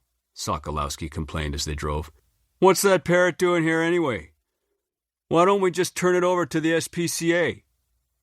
But they couldn't do that. The parrot was part of Carlyle Burke's legacy to George Wilcox, and Wilcox refused to decide what he wanted done with it, except that he didn't want it in his house, and he didn't want it given to the SPCA in case they took it into their heads after a while to have it put away. Now Sokolowski followed Allberg into his office, which seemed to shrink as he came in, and sat down in the black chair. It was getting hot in there, too. The sun shone in through the window from late morning until mid-afternoon, which was nice most of the time, but not in the heat of summer, and the heat of summer had begun early this year. Allberg's shirt was sticking to his back, and the waistline of his pants dug into him uncomfortably. He thought with dismay that he must have put on yet more weight. He peered out through the slats of the Venetian blind. A couple of squad cars sat in the parking lot, glinting in the sun. Allberg's Oldsmobile was out there too, along with Isabella's well-used Mercury. "Doesn't she ever wash that damn thing?" he thought irritably. The road led off through scattered groups of houses, and stands of fir, and fields cleared for strawberries, or orchards, or kitchen gardens, then down the hill into the village and straight to the sea. "No word yet on the fishmonger, I suppose," said Allberg moodily, trying to spot the roof of the library. "You'll be the first to hear, Staff," said the sergeant. Allberg fiddled with the cord on the blind, lessening the glare. Then he turned from the window. "I've got another thing or two I want you to look after." "Yeah? What?" "First, check old Carlyle out on the computer." "For what?" "I'm just curious, that's all," said Allberg. "Why doesn't anybody seem to have liked him much? Why didn't he get married until he was 55? Why did he never get married again? That sort of thing. You probably won't find anything, but have a look, would you?" "What, you think he was gay?" said Sokolowski, showing more interest. "I don't know. I'm looking for anything at all." "The gays carry grudges, all right." He sounded massively disapproving. His wife's name was Audrey, said Allberg. Burke, nay, of course, Wilcox. She died in a vehicle accident. This was about 25 years ago. See if you can find out what the circumstances were. 25 years ago? Come on, Staff. Give it a try, Sid, okay? It happened in or around Vancouver. The records will be around somewhere. Sokolowski was nodding thoughtfully. I like the gay angle. He stood up to leave. Tell you one thing. If it wasn't that, and it wasn't the fish seller, it must have been a crazy or a shit rat or two. It wasn't messy enough for crazies or shit rats, Sid. There wasn't any profit in it, except for Wilcox and the will, and you said that surprised the hell out of him, so it wasn't a criminal either. Let's find the fish man, said Allberg, and go from there. He got up, straightened his tie, and put on a light jacket. Meanwhile, I'm off to talk to... He consulted a small notebook. To Mr. Frank Erlandson. Gotta tie up all the loose ends, Sid. I'd sure hate to trip on a loose end. Frank Erlandson sat on his porch on a cushioned wicker chair. He was a tall man with long limbs, a slight potbelly, and an open, freckled face. When he occasionally uncrossed his legs and recrossed them, or lifted a hand to stroke his non-existent hair, he moved slowly and cautiously. Allberg thought he might be anticipating pain. He looked older than George Wilcox, and was certainly not as strong. His widowed sister, Molly Newell, lived with him in a house across the street and 2 doors up from Carlyle Burke's. She was knitting as they talked, her hands moving the needles slowly and awkwardly. The knuckles of her fingers were swollen, but she was younger and more robust than her brother. She had served them iced tea, and brought one of the dining room chairs onto the porch for Allberg before settling into a wicker chair of her own. They had discussed the weather, and Allberg had inquired politely about the state of Mr. Erlandson's health, which was apparently not good. If you could just go through it for me once more, Mr. Erlandson, Allberg said now, taking his notebook from his jacket pocket. As I told one of your men on Wednesday morning, said Erlandson, I'd hardly be likely to mistake either the date or the time, given the circumstances. He pointed to the laurel hedge across the road. I saw George come walking along there from the direction of his own place, and I saw him go through the gate into Carlyle's front yard, and it was just a few minutes after 12:30 p.m. I'm going to be patient here, Frank, said Molly Newell to her brother, but I'm bound to tell you, Sergeant, that we disagree on this matter, Frank and I. Yes, I understand that, said Allberg. I wonder, though, if I could hear Mr. Erlandson's account first, and then yours. People often see the same things and yet make different observations. It's very common, he told her reassuringly. She looked at him for a moment through gold-rimmed bifocals. Her long gray hair was done up in a neat bun at the back of her head. Her blue eyes were brilliant against her tan. She was not smiling, and he could see delicate white lines in the wrinkles around her eyes. I'm perfectly aware of that, Sergeant, she said. However, that's not the kind of thing I have in mind. Not at all. She lifted a hand from her knitting. Allberg thought it was a square meant for an Afghan, and waved it at her brother. Go on, Frank. Erlandson reached for a glass of iced tea sitting on a wicker table, took a slow sip, and carefully replaced the glass. As you suggested, Mr. Allberg, I'm going to retrace my day for you. Last Tuesday, that is, the 5th day of June. He dabbed at his lips with a tissue from the pocket of a light sweater he wore over a white shirt. It's my usual habit to have lunch with Molly here at noon precisely. We have lunch at the kitchen table, and we listen to the 12 o'clock news. This has become routine. Immediately after lunch, which lasts about half an hour, it is my custom to go out into the back garden while Molly does up the dishes. I walk around making mental notes of the things that need to be done out there. This usually takes me about 20 minutes, or perhaps half an hour. if I should happen to sit down in one of the patio chairs for a few minutes." Allberg nodded soberly. He was fervently grateful for the large cedar tree that stood in Erlandson's front yard, spreading shade over the end of the porch where the three of them sat. Mrs. Newell dropped the completed square into a basket at her feet, which contained several similar squares, some brown and some rust-colored, and began casting on stitches for another one. Allberg thought of his grandfather, who had provided his entire family with Afghans over the years. "Now, on this particular day," said Erlandson, "my normal routine was shot to ribbons." He spread his hands on the broad arms of the chair and recrossed his legs slowly. "Usually after my walk around the garden, I go indoors and rest for an hour or so, and when the hottest part of the afternoon has passed, I go back outside to do some chores. But on this particular day," he looked coolly at his sister, "and I remember it quite well," he said. She ignored him, bent over her knitting. "On Tuesday, I had my usual 1:15 p.m. doctor's appointment, and—" he looked unhappily at Allberg. "I knew what he was going to say. He was going to tell me I had to go into the hospital for tests, so I found it quite impossible to follow my regular routine. Right after lunch, I came out onto the porch and sat here, just thinking. A few minutes, no more.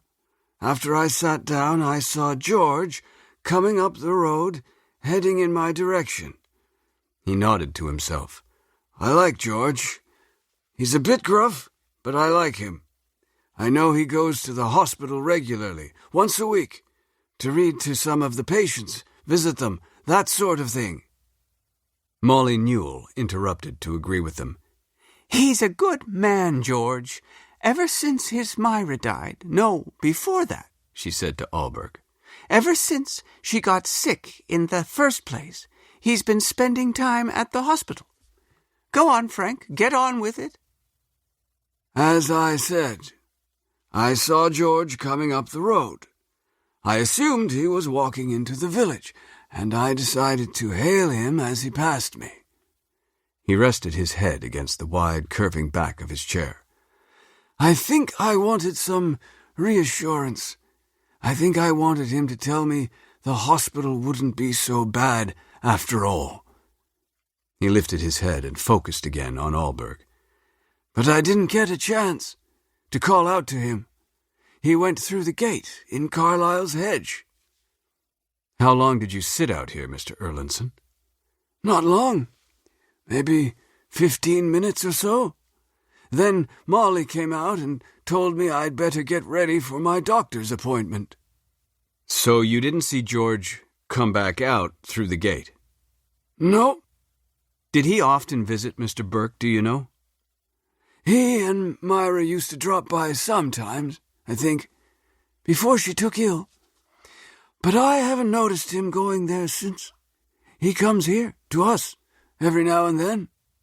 "Not often, though," said Mrs. Newell, her hands motionless in her lap. "He keeps to himself, now that Myra's gone, except for visiting the hospital once a week, like clockwork, I'm told." She shook her head and resumed her knitting. "It's a sad thing. All he lives for now is his garden, it seems to me." "True," said Erlandson sorrowfully. The ice in his tea had melted, but Allberg drank it anyway. "Now, Mrs. Newell," he said, "in what way does your memory of that day differ from your brother's?" "He's got the time wrong," she said immediately. She dropped her knitting into the basket and pushed her glasses farther up on her nose. "His doctor's appointment on Tuesday was at 3:30, not 1:15. He's been going every week recently, and usually it's at 1:15. But this week it was 3:30. She turned to her brother and spoke gently. "That's what's gotten you confused, Frank, as I keep telling you. They changed your time this week, that's all." "So you mean," said Allberg. "I mean that, yes, he was sitting out on the porch on Tuesday, and yes, he probably saw George go through the hedge, but he's got his times mixed up. After lunch on Tuesday, he went out into the back garden as usual, and then he lay down for a while as usual, and then he got up at about 2:15, and I reminded him about the doctor's appointment at 3:30, and then he came out here onto the porch. She reached over to pat Erlandson's hand. It was the next day, Frank, Wednesday, that you were sitting out here early, right after lunch, thinking about your tests, the day the policeman came to talk to us in the morning, and then at 4 o'clock I drove you to the hospital. Don't you remember? Alberg noticed that his heart hadn't sunk. Did that mean he'd stopped thinking seriously of George Wilcox as a suspect? Or maybe he didn't want the old man to have done it. Erlandson wore an expression of great stubbornness. Then I must have come out here twice on Tuesday, he said crossly. It was right after lunch when I saw him. How would you know anyway? You have a rest after lunch too, same as I do. Mrs. Newell sighed and glanced apologetically at Alberg. What does George say about all this? Said Erlandson irritably. It didn't seem to have occurred to him that if accepted as truth, his account of things might get his friend in trouble. Mr. Wilcox says he found the body, said Molly Newell quietly. At about 2:30. She turned to Alberg. Isn't that right, Sergeant? Alberg agreed. For the first time, Erlandson seemed bewildered. What was he wearing when you saw him, Mr. Erlandson? He concentrated. Gray pants and a sweater, dark. I don't remember exactly what color, but dark. What kind of dark? Said Alberg. Dark red, dark green, dark brown? Erlandson was shaking his head. No. Dark blue, I think. I'm not sure. Could it have been gray? He thought about it. Maybe. If it was a very dark gray. But I think more likely blue. Alberg put away his notebook and stood up. Thank you both very much indeed, he said. What do you think of cremation? Said Erlandson, suddenly looking up at him.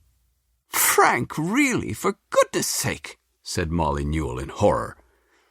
Alberg stuck his hands in his pockets and watched a loud-mouthed blue jay chase a sparrow away from a bird feeder that hung from the corner of the porch roof. I think it's fine, he said. For dead people.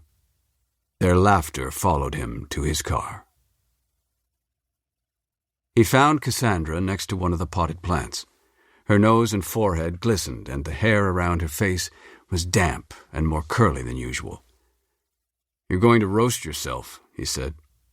She turned, a cloth in her hand, and he was happy when she smiled at him. She wiped the back of her hand across her forehead. What are you doing, anyway? Said Alberg.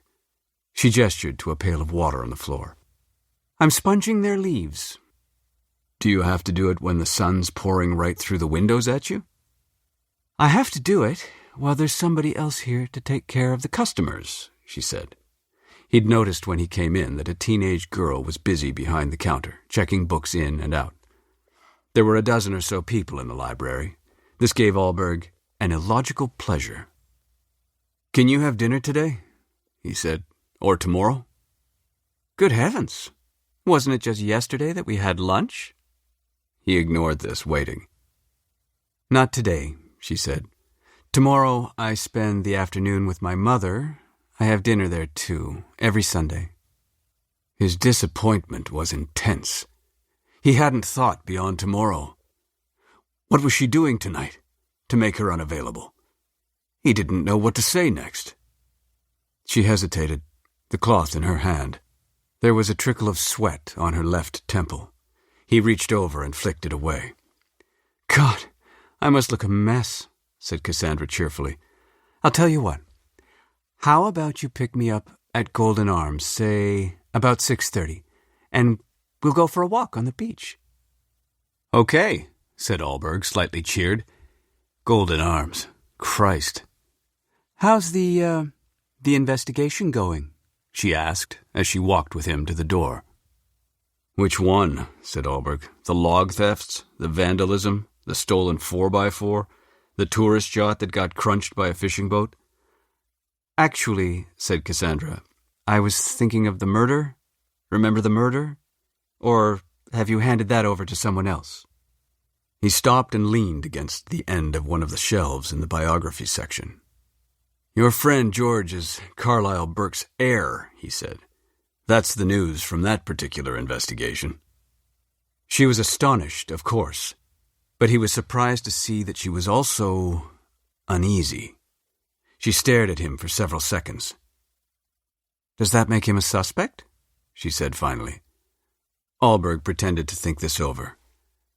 Not really, he said. He moved out of the way of a young man in jeans and a David Bowie t-shirt.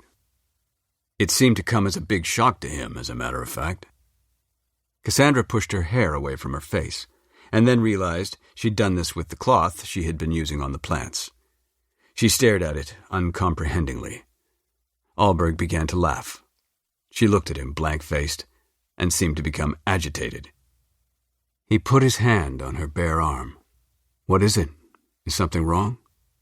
Cassandra tried to laugh. No, nothing. It's just the heat. She gently dislodged his hand. I'll see you tomorrow. He watched her go through the hinged section in the counter, speak to the volunteer, and disappear into an office behind the shelves of reserved books. Okay, he said finally out loud. He looked around him. Okay, he said again, and wandered out of the library into the heat of the late afternoon and decided he might as well go home.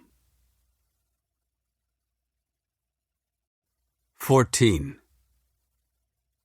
Alberg lived in Gibson's, at the southern end of the Sunshine Coast, about 14 miles down the narrow, winding highway from Sechelt. He preferred to have a little distance between himself and the detachment office.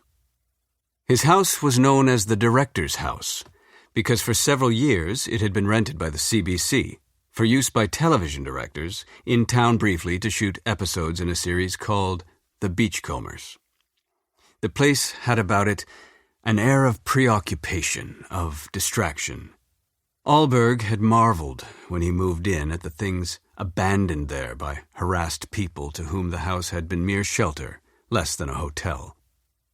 They had spent very little time there, and yet some had managed to leave things behind. There was a single serving-sized box of Rice Krispies in the kitchen cupboard, open but empty, the knocked-over box surrounded by mouse turds. On the floor of the bedroom closet, in furry gray globs of dust, Alberg found a gold cross-ballpoint pen. Under the bed, huddled a threadbare pair of white jockey shorts. In the bathroom medicine chest sat a lonely, sticky bottle of cough medicine and a half-used roll of antacid tablets. On the small table next to the lumpy bed, someone had left a paperback copy of Worlds in Collision. Alberg had been in a hurry to move in and told the owner not to bother having the place cleaned. He would see to it himself. It took him several evenings, but he was glad later that he hadn't hired someone else to do the job. He found nothing in the house that would identify its former occupants as practitioners of the art of television. Yet the things he found caused him to create people in his mind as he swept and polished. There wasn't enough evidence for legitimate deduction, so he just made them up, and he became fond of these people, so that in the end he didn't throw away anything but the cereal box. He put the cough medicine and the antacid tablets and the jockey shorts and the cross-ball-point pen and Worlds in Collision into a small cardboard box, which he then kept on the shelf in his bedroom closet. It comforted him to keep nearby these reminders of some of the other temporary occupants of the house. It was almost as though he expected one winter evening to hear a knock at the door, and when he opened it, holding an open book in one hand, he would have been sitting in front of the fire reading for once. There would stand one of the directors, who would apologize for intruding and begin a stammering inquiry about an object he had only recently discovered was missing. It would be the pen, probably, hardly the jockey shorts. Allberg would invite him in, return the object to his delighted visitor, and they would sit together in front of the fire and have a drink and talk about television until the director had to leave to catch the last ferry back to the mainland. But nobody, at all, knocked on his door that first winter. It had been a very lonely time. Work had kept him busy during the days, but the evenings were bad. It seemed to rain incessantly. Sometimes there were winter storms, and that was all right, a fire in the fireplace and candles to eat by, and the excitement of wondering whether the huge Douglas fir across the road was tall enough to crash into his house if uprooted by the raging winds. But mostly, it just rained. Straight down. No breeze to angle it, bathing his house and trickling down his window panes and pattering on the foliage with a sound like eternal grieving. And it was this, the rain, with which he struggled as he wrote upbeat, affectionate letters to his daughters and occasional notes to his wife, which he hoped were graceful as well as businesslike. He would look up from the paper after signing his name to these missives, and there was always a moment of shock as he looked blankly around him. And this was followed by a jolt of pain so severe that the first few times he had seriously considered seeing a doctor. One day in February, he had noticed on his way out to his car an unfamiliar fragrance in the air. He looked carefully about him, but couldn't see anything unusual except a few small green shoots. Their presence in the earth of his front yard surprised him, until he realized that the Sunshine Coast had had only a few nights of frost, and that was back in December. On a Saturday in early April, he glanced from his kitchen window and found that growing things had thrust themselves high enough to almost block his windows. That was the start of his battle with the greenery, which last year had threatened to swallow up his house. He was determined it wasn't going to happen again. The house was on the side of a hill that reared up out of Gibson's. It looked down upon a disorganized tumble of small houses, and below them the town's main street, and beyond that the government wharf and a wood-piling breakwater that protected several finger floats. The backyard wasn't large, and most of it was lawn. A lopsided wooden fence surrounding the yard supported the climbing roses, which, when untended, went mad. Until Allberg's attack with the hedge clippers on Tuesday, some of the canes had stretched 12 feet into the air, clawing wildly at nothing when the breezes blew in from the ocean. He pulled up late this Saturday afternoon in front of the house, which faced Schoolhouse Road sidelong, thrusting a suspicious shoulder at the traffic. A fence in dilapidation similar to that in the backyard offered yet another line of defense, and hydrangea bushes grew in glorious disarray along the fence and across the front of the house, encroaching upon the somewhat rickety front porch.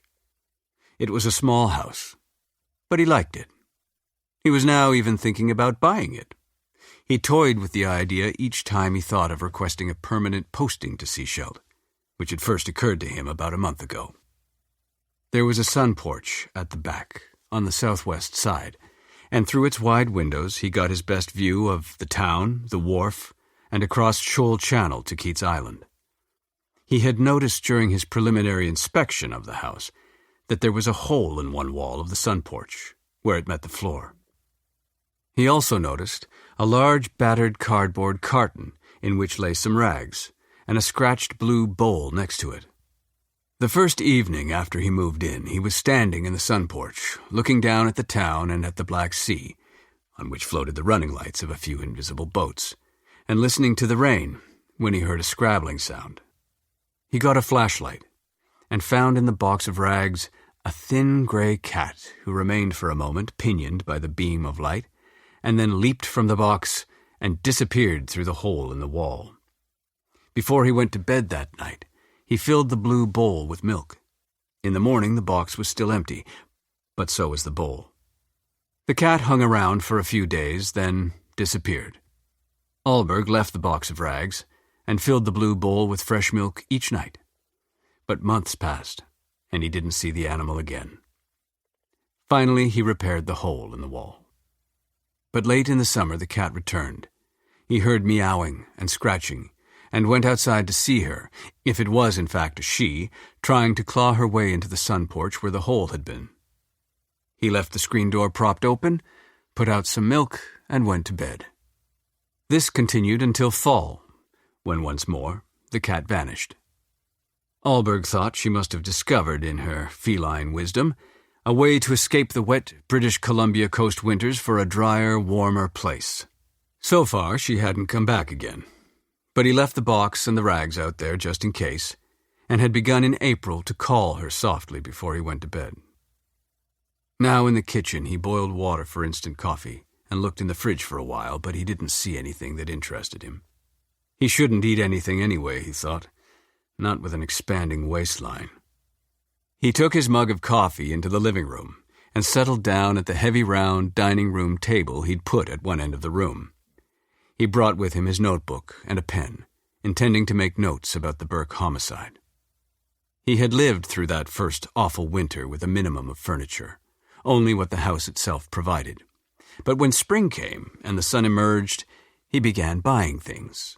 At first he felt uncomfortable, going shopping alone, with only himself to please. But eventually, he began taking pleasure in surrounding himself with things that satisfied his own tastes. These tastes sometimes astonished him, as if they were new ones, as perhaps they were. Restless, the page in his notebook still blank, he moved to a wing-back chair near the window and put his feet up on a hassock. It would be extremely convenient, he thought, if a satisfactory relationship should develop between him and Cassandra. He'd started answering ads only a couple of months ago. When he first arrived in Sechelt, he was too busy with his job and too unhappy and bewildered in his personal life to seek female companionship. He wasn't sure he remembered how to do that anyway. Eventually, he began spending an occasional weekend in Vancouver, frequenting the singles bars. He felt excessively middle-aged in those places. He ignored this for a while because he did manage to meet women there all right, but it soon became depressing. The sexual experiences were more reassuring than anything else, and while he had badly needed that reassurance, he also needed somebody female to talk to and laugh with. He probably shouldn't have given up on those bars so soon. He thought it must have been the music in those places that finally sent him fleeing. So next, he tried answering ads. He met a lot of the same kind of person he'd met in the bars, bright, well-dressed, much too young. And he also met a great many women whose ages and personalities suited him better, but whose loneliness had made them desperate. Their desperation caused him great discomfort, knowing how close he was to desperation himself, and he saw few of them more than once. All he wanted was friendship and sex combined in women who were content in their singleness. He hadn't expected this to be so difficult to find. He couldn't figure what the hell it was that kept an attractive, intelligent woman like Cassandra Mitchell buried alive on the Sunshine Coast. Still, he told himself, she must have her reasons, just as he had his. He hoped her friend George was no longer even a remote contender as Sechelt's Felon of the Year. But he made a note, finally, in his book. He'd have to check out that business of the color of Wilcox's sweater. He was pretty sure Frank Erlandson had gotten his times mixed up all right, yet if he and his sister both took naps after lunch, it was just possible that he'd sat out on his porch twice that day and had seen George the first time. But that didn't make sense, Alberg thought impatiently, closing the notebook. If Wilcox had killed the old man, why the hell would he come trotting down the road 2 hours later to find the body? Alberg stood up and stared out through the window. It's got to be the fishmonger, he thought. And we'll find him. It's only a matter of time. He noticed the sunlight slanting into his front yard, shining almost amber upon his hydrangeas. He felt a sudden, inexplicable exhilaration. The flowers were larger than they had been 4 days earlier, and beginning to show their blueness. He was very happy that he hadn't gotten around to chopping them down. 15. The weather was holding. Sunday was again hot and dry, with not even a sea breeze to temper it. Nothing but total immersion in the cool waters of the Pacific Ocean, thought Allberg, baking in his backyard, could bring his body temperature down. Yet he wasn't complaining. This kind of heat was unusual in Seashelt at any time of year, rare indeed in June, and unusual weather heightened his awareness of things and increased his interest in them. Besides, the waitress at the diner where he'd had a late breakfast had told him it wouldn't last. "Watch the sunset," she'd said, lifting his coffee cup to wipe up the liquid she'd sloshed into the saucer. "It'll be clear as a bell, not a cloud in sight. But it'll be the last one like that for a while." She tossed the cloth into the sink behind her, put her hands on her wide hips, and inspected the street outside the window. Allberg could almost see the heat shimmering there. "Tomorrow'll start out just like today, get even hotter, probably. But by evening the clouds will start coming and you'll see we'll have rain by Tuesday." "And how long will the rain last?" said Allberg. She calculated, her hennaed finger waves shining in the sun. "A week," she said firmly. "Maybe longer." He ate a sandwich and drank a can of beer for dinner and tried calling the cat again. He had a tin of tuna for her if she showed up. But there was still no sign of her. He dressed carefully before going to meet Cassandra in tan chinos and a green shirt, and because they were going to walk on the beach, sneakers. He looked at himself, dissatisfied. Finally, he rolled the sleeves of his shirt up to just below his elbows and undid the first 2 buttons, revealing some of the blonde hair on his chest. He combed his hair, wishing it were thicker, and checked under the clump that fell over his forehead, but decided, probing cautiously, that it hadn't receded any more under there since the last time he'd looked. He studied himself somberly in the mirror for another minute, thinking about Freddie Gaynor's hair, which certainly looked a lot thicker since he'd had that damn permanent. Allberg was suddenly embarrassed by his absorption in his physical self. He actually glanced around him as if someone might be watching and finding great amusement in his performance. Then he shook his head to unsmooth his hair, did up the second button on his shirt, and left the house. Golden Arms was a place created by one of the local service clubs for elderly people still self-sufficient but aware that they were losing the confidence necessary to live alone. It was a single-story complex, U-shaped with a large lawn in the middle. The units at the end had small patios with sliding doors and were occupied by couples. Allberg hadn't given much thought, until he found himself walking down one side of the U looking at the numbers on the doors, to the intimacy his picking up Cassandra there might imply. He felt there were people peeking at him from behind their curtains, up and down the rows on either side of the large lawn, and called himself paranoid. When he had found the right door and knocked, and been admitted by Cassandra, he completely filled the dining area of Mrs. Mitchell's kitchen. She was sitting in a chair by the window in the living room, to his right, fanning herself with a magazine. "I won't get up," she said. "If I did, one of us would have to move outside." She was a small, rotund woman with gray hair cut like Prince Valiant's. She wore glasses and smiled at him with an air of cool speculation that made him uneasy. Cassandra introduced them, leaned down to kiss her mother's cheek, and reached around Allberg for a straw handbag sitting on the kitchen table. She seemed anxious to leave. In the car, he made a polite remark about her mother. "She prefers my brother," said Cassandra. "But he's in Edmonton, so she has to make do with me." This would have been a provocative and interesting remark coming from a stranger. From a potential lover, it was disquieting.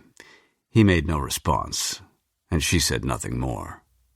They drove to Davis Bay, where the main highway dipped close to the sea. Allberg parked the car, and they crunched down the gravel to the beach. They walked out to the end of a long wharf, passing amateur fishermen and kids in bathing suits who were running up and down and yelling, causing the wooden flooring to spring beneath their feet. "Up that way," said Cassandra, pointing northwest, "is Selma Park. It's in the next bay. There's a stone breakwater there. Have you seen it?" Alberg nodded. "There was a luxury yacht named the Selma," she said, leaning on the wharf's railing, "in the 1880s. It cruised the Mediterranean, sometimes with Edward VII and Lily Langtry aboard." She grinned at Alberg. "Must have been fun, huh?" She turned back to the sea. "Anyway, the Selma went around the Horn to British Columbia eventually, I can't remember why, and ended up plying the run between Vancouver and Powell River. The land near the breakwater was bought by the shipping line. They used it as a picnic ground for the steamship passengers." "It's very handy," said Carl, "knowing a librarian." "Actually, it was George Wilcox who told me all that." They began walking back down the wharf toward the beach, but he stopped halfway and turned around to look out at the ocean, and almost due west, a clump of rocks protruding from the sea. "That's Trail Islands," said Cassandra at his elbow. "In the winter, you can hardly see the rocks. They're covered with sea lions." He smiled, remembering his first sight of it. The water was stitched with silent sails. He could hear the raucous murmur of power boats. He looked far off across the water and saw on the horizon the mountainous outline of Vancouver Island, hazy in the distance. They left the wharf and wandered north along the beach, which became sandier as they walked closer to the water. The evening was very warm. Sunlight flashed from the sea, and when Carl half turned his back on it, he saw that there was a golden glow over everything. They were walking close together, but not touching. The air was so filled with other scents, salt and seaweed, and the pine trees they were slowly approaching, that he couldn't tell whether she wore any perfume. He felt mildly helpless, a tourist, but he thought he probably didn't look much different from anybody else on the beach, except that he wasn't wearing shorts. He hadn't been able to imagine wearing shorts while meeting somebody's mother. Suddenly Cassandra began to run. He watched in exasperation as she pelted up the beach, her straw bag bouncing on its long braided straps, her skirts flying out every which way. "If she thinks I'm going to chase her," he thought in disgust. "She was a grown woman, for Christ's sake." He glanced around in embarrassment, but nobody seemed to be paying any attention. A group of small tanned children ran in and out of the water screaming. Some adults sat on towels on a big log, eating hot dogs. And still Cassandra ran, growing smaller as she increased the distance between them. Finally, she whirled around and bent to put her hands on her knees, catching her breath, he figured. She stood up and waved him energetically forward.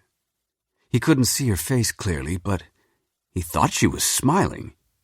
He began a slow, sedate jog, holding on to his dignity and his disapproval. She waved again, impatient. He jogged a little faster. The soles of his sneakers grabbed confidently at the gravel and tossed it behind him. He felt himself start to grin, and he ran faster. Cassandra urged him on with shouts and gestures. Soon he was flying up the beach. She grew larger and larger. He could hear her laughter clearly. When he reached her, he threw his arms around her, panting, and her hands grabbed instinctively at his now sweaty back. "Jesus," he gasped, "I'm out of shape." He was leaning on her. She pushed him away gently, smiling at him.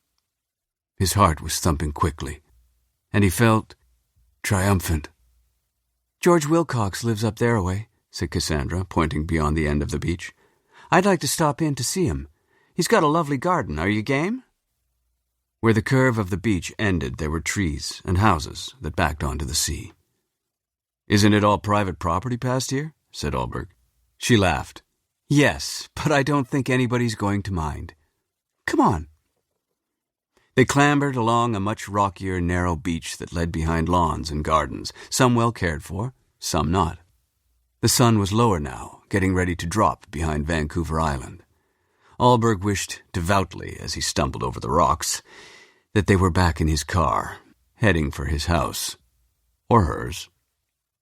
"How much farther?" he called out, as they rounded a slight curve and came within the gaze of a middle-aged couple sitting in lawn chairs. "Not far," shouted Cassandra, who was some distance ahead of him, and she waved at the couple, who waved back, mildly surprised. "Here we are," she said a few minutes later. Carl caught up to her and stopped, panting and grateful. He took a few seconds to recover his wind and then looked curiously at George Wilcox's house, set back about 100 feet from the water's edge. A lawn sloped gently up to a garden buffered from sea winds by a low stone fence built across half the width of the property. Some tall plants rose above the fence, swaying idly. Flowers grew against the house, and there were more next to the fences that separated George's house from those of his neighbors. There was a small tool shed at the end of the lawn, to Allberg's left. On the grass to the right, near the back door, sat a somewhat threadbare canvas chair and a small table. The large window, which Allberg knew was in the kitchen, and the smaller one next to it, in the den, were veneered with gold from the slow sinking sun. Cassandra was advancing across the lawn toward the door. Allberg followed, ill at ease. She banged on the door. George Wilcox opened it and looked at her in amazement. "I hope you don't mind," said Cassandra. "We've come to see your roses." George's gaze shifted to Allberg. "The Mountie," he said. "You've brought the damn Mountie." "I'm not on duty, Mr. Wilcox," said Allberg, furious now with Cassandra and with himself. "Well, I can see that, can't I?" said George, eyeing the two of them. "He's actually a very nice man," said Cassandra. "That may be," said George, holding on to the door. "We were walking on the beach," said Cassandra, "at Davis Bay." George looked at Allberg. "You want to see my roses? I find that hard to believe." "Well, I'll tell you, Mr. Wilcox," said Allberg. He had thought of his hydrangeas and felt suddenly like a normal person. "Cassandra says you're a gardener. I need all the help I can get." "What do you mean, help?" said George suspiciously. "I'm living in a house in Gibson's with all sorts of things growing in the yard, and I don't even know what most of them are, let alone what to do about them." "What house in Gibson's?" "The one they call the director's house." George snorted. "That place has been going to rack and ruin for years, ever since the CBC got its hands on it." "Well, I've got it now. I'm only renting it so far, but it's still my responsibility, and I'm not really up to it." George Wilcox joined them on the grass, leaving the door open behind him. He was wearing his gray sweater.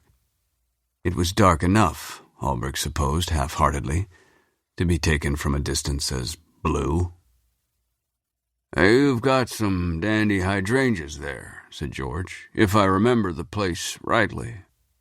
He shuffled over to the corner of his house, next to the neighbor's fence.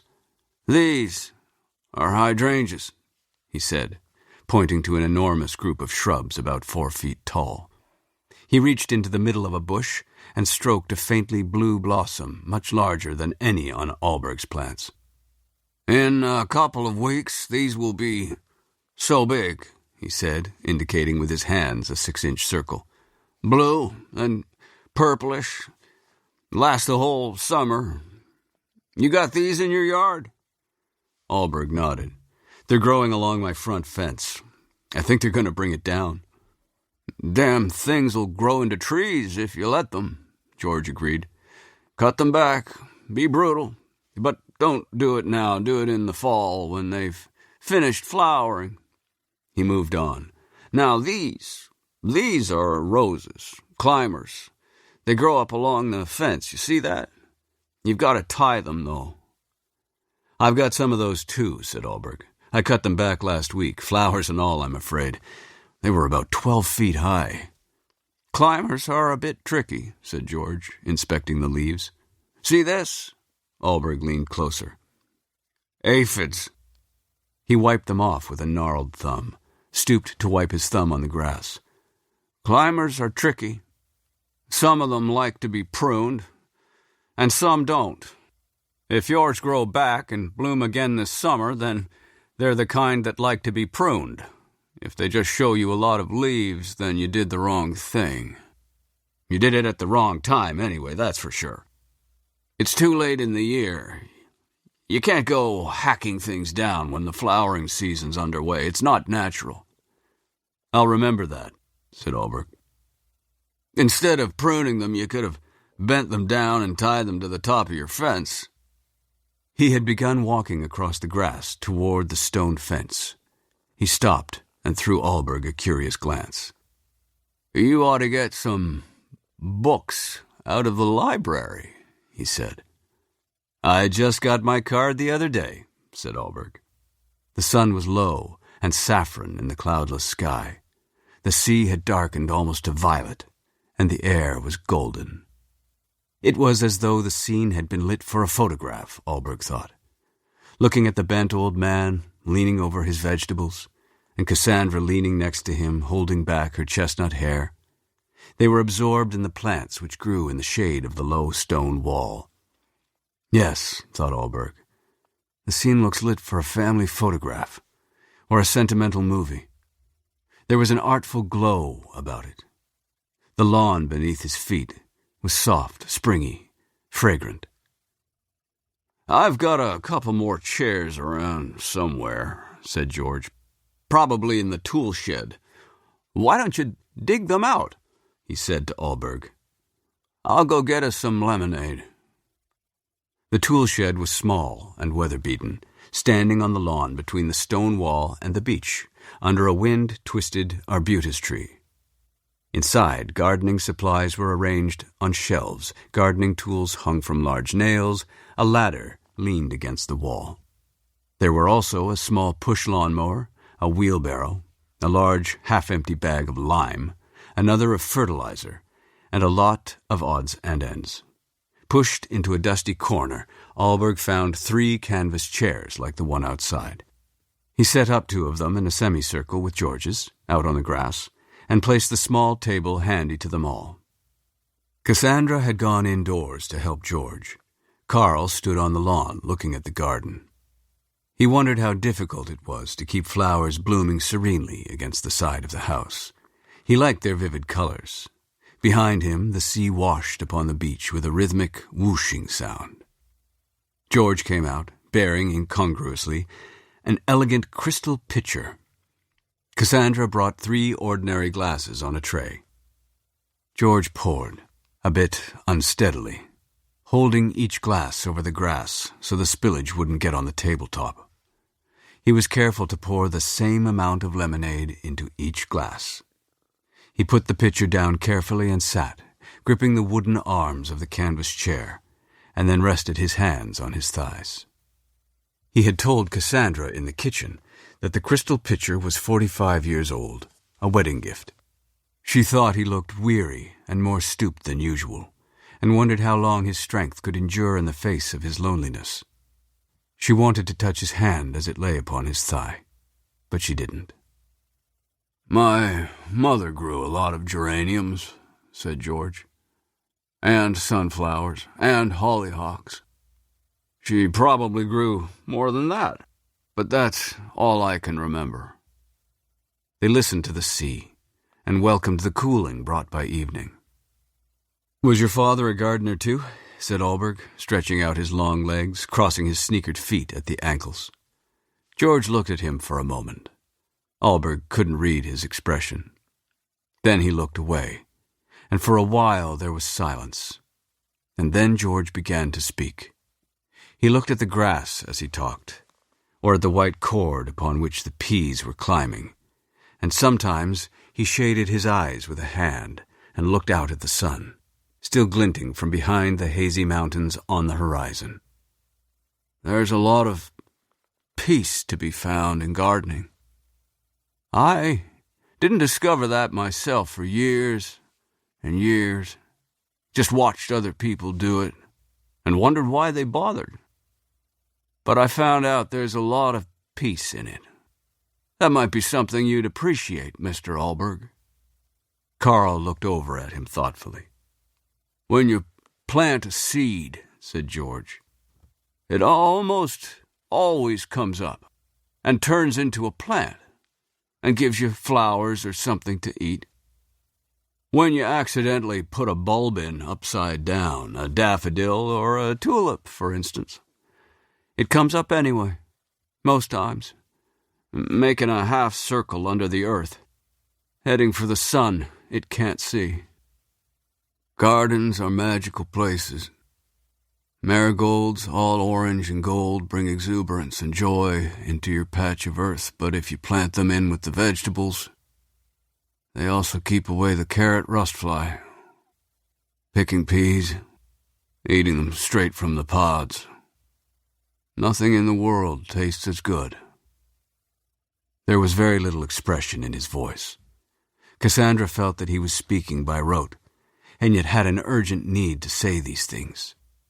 She glanced at Allberg, who was looking out to sea, his feet outstretched, hands linked behind his head. "You've got roses in your garden, Mr. Allberg," said George. "Look closely at them sometimes. Touch the softness of them, and smell the perfume, and see the shades of color.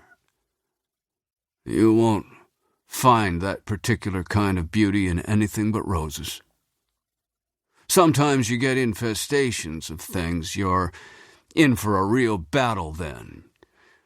You can buy chemical sprays that choke your throat when you use them. Don't use them if you don't have to. Wash the aphids away with soap and water." Cassandra, watching him intently, saw that he never looked directly at either of them. His white hair gleamed in the dying sunlight. She saw only his profile as he looked away from them, out toward his garden or the ocean.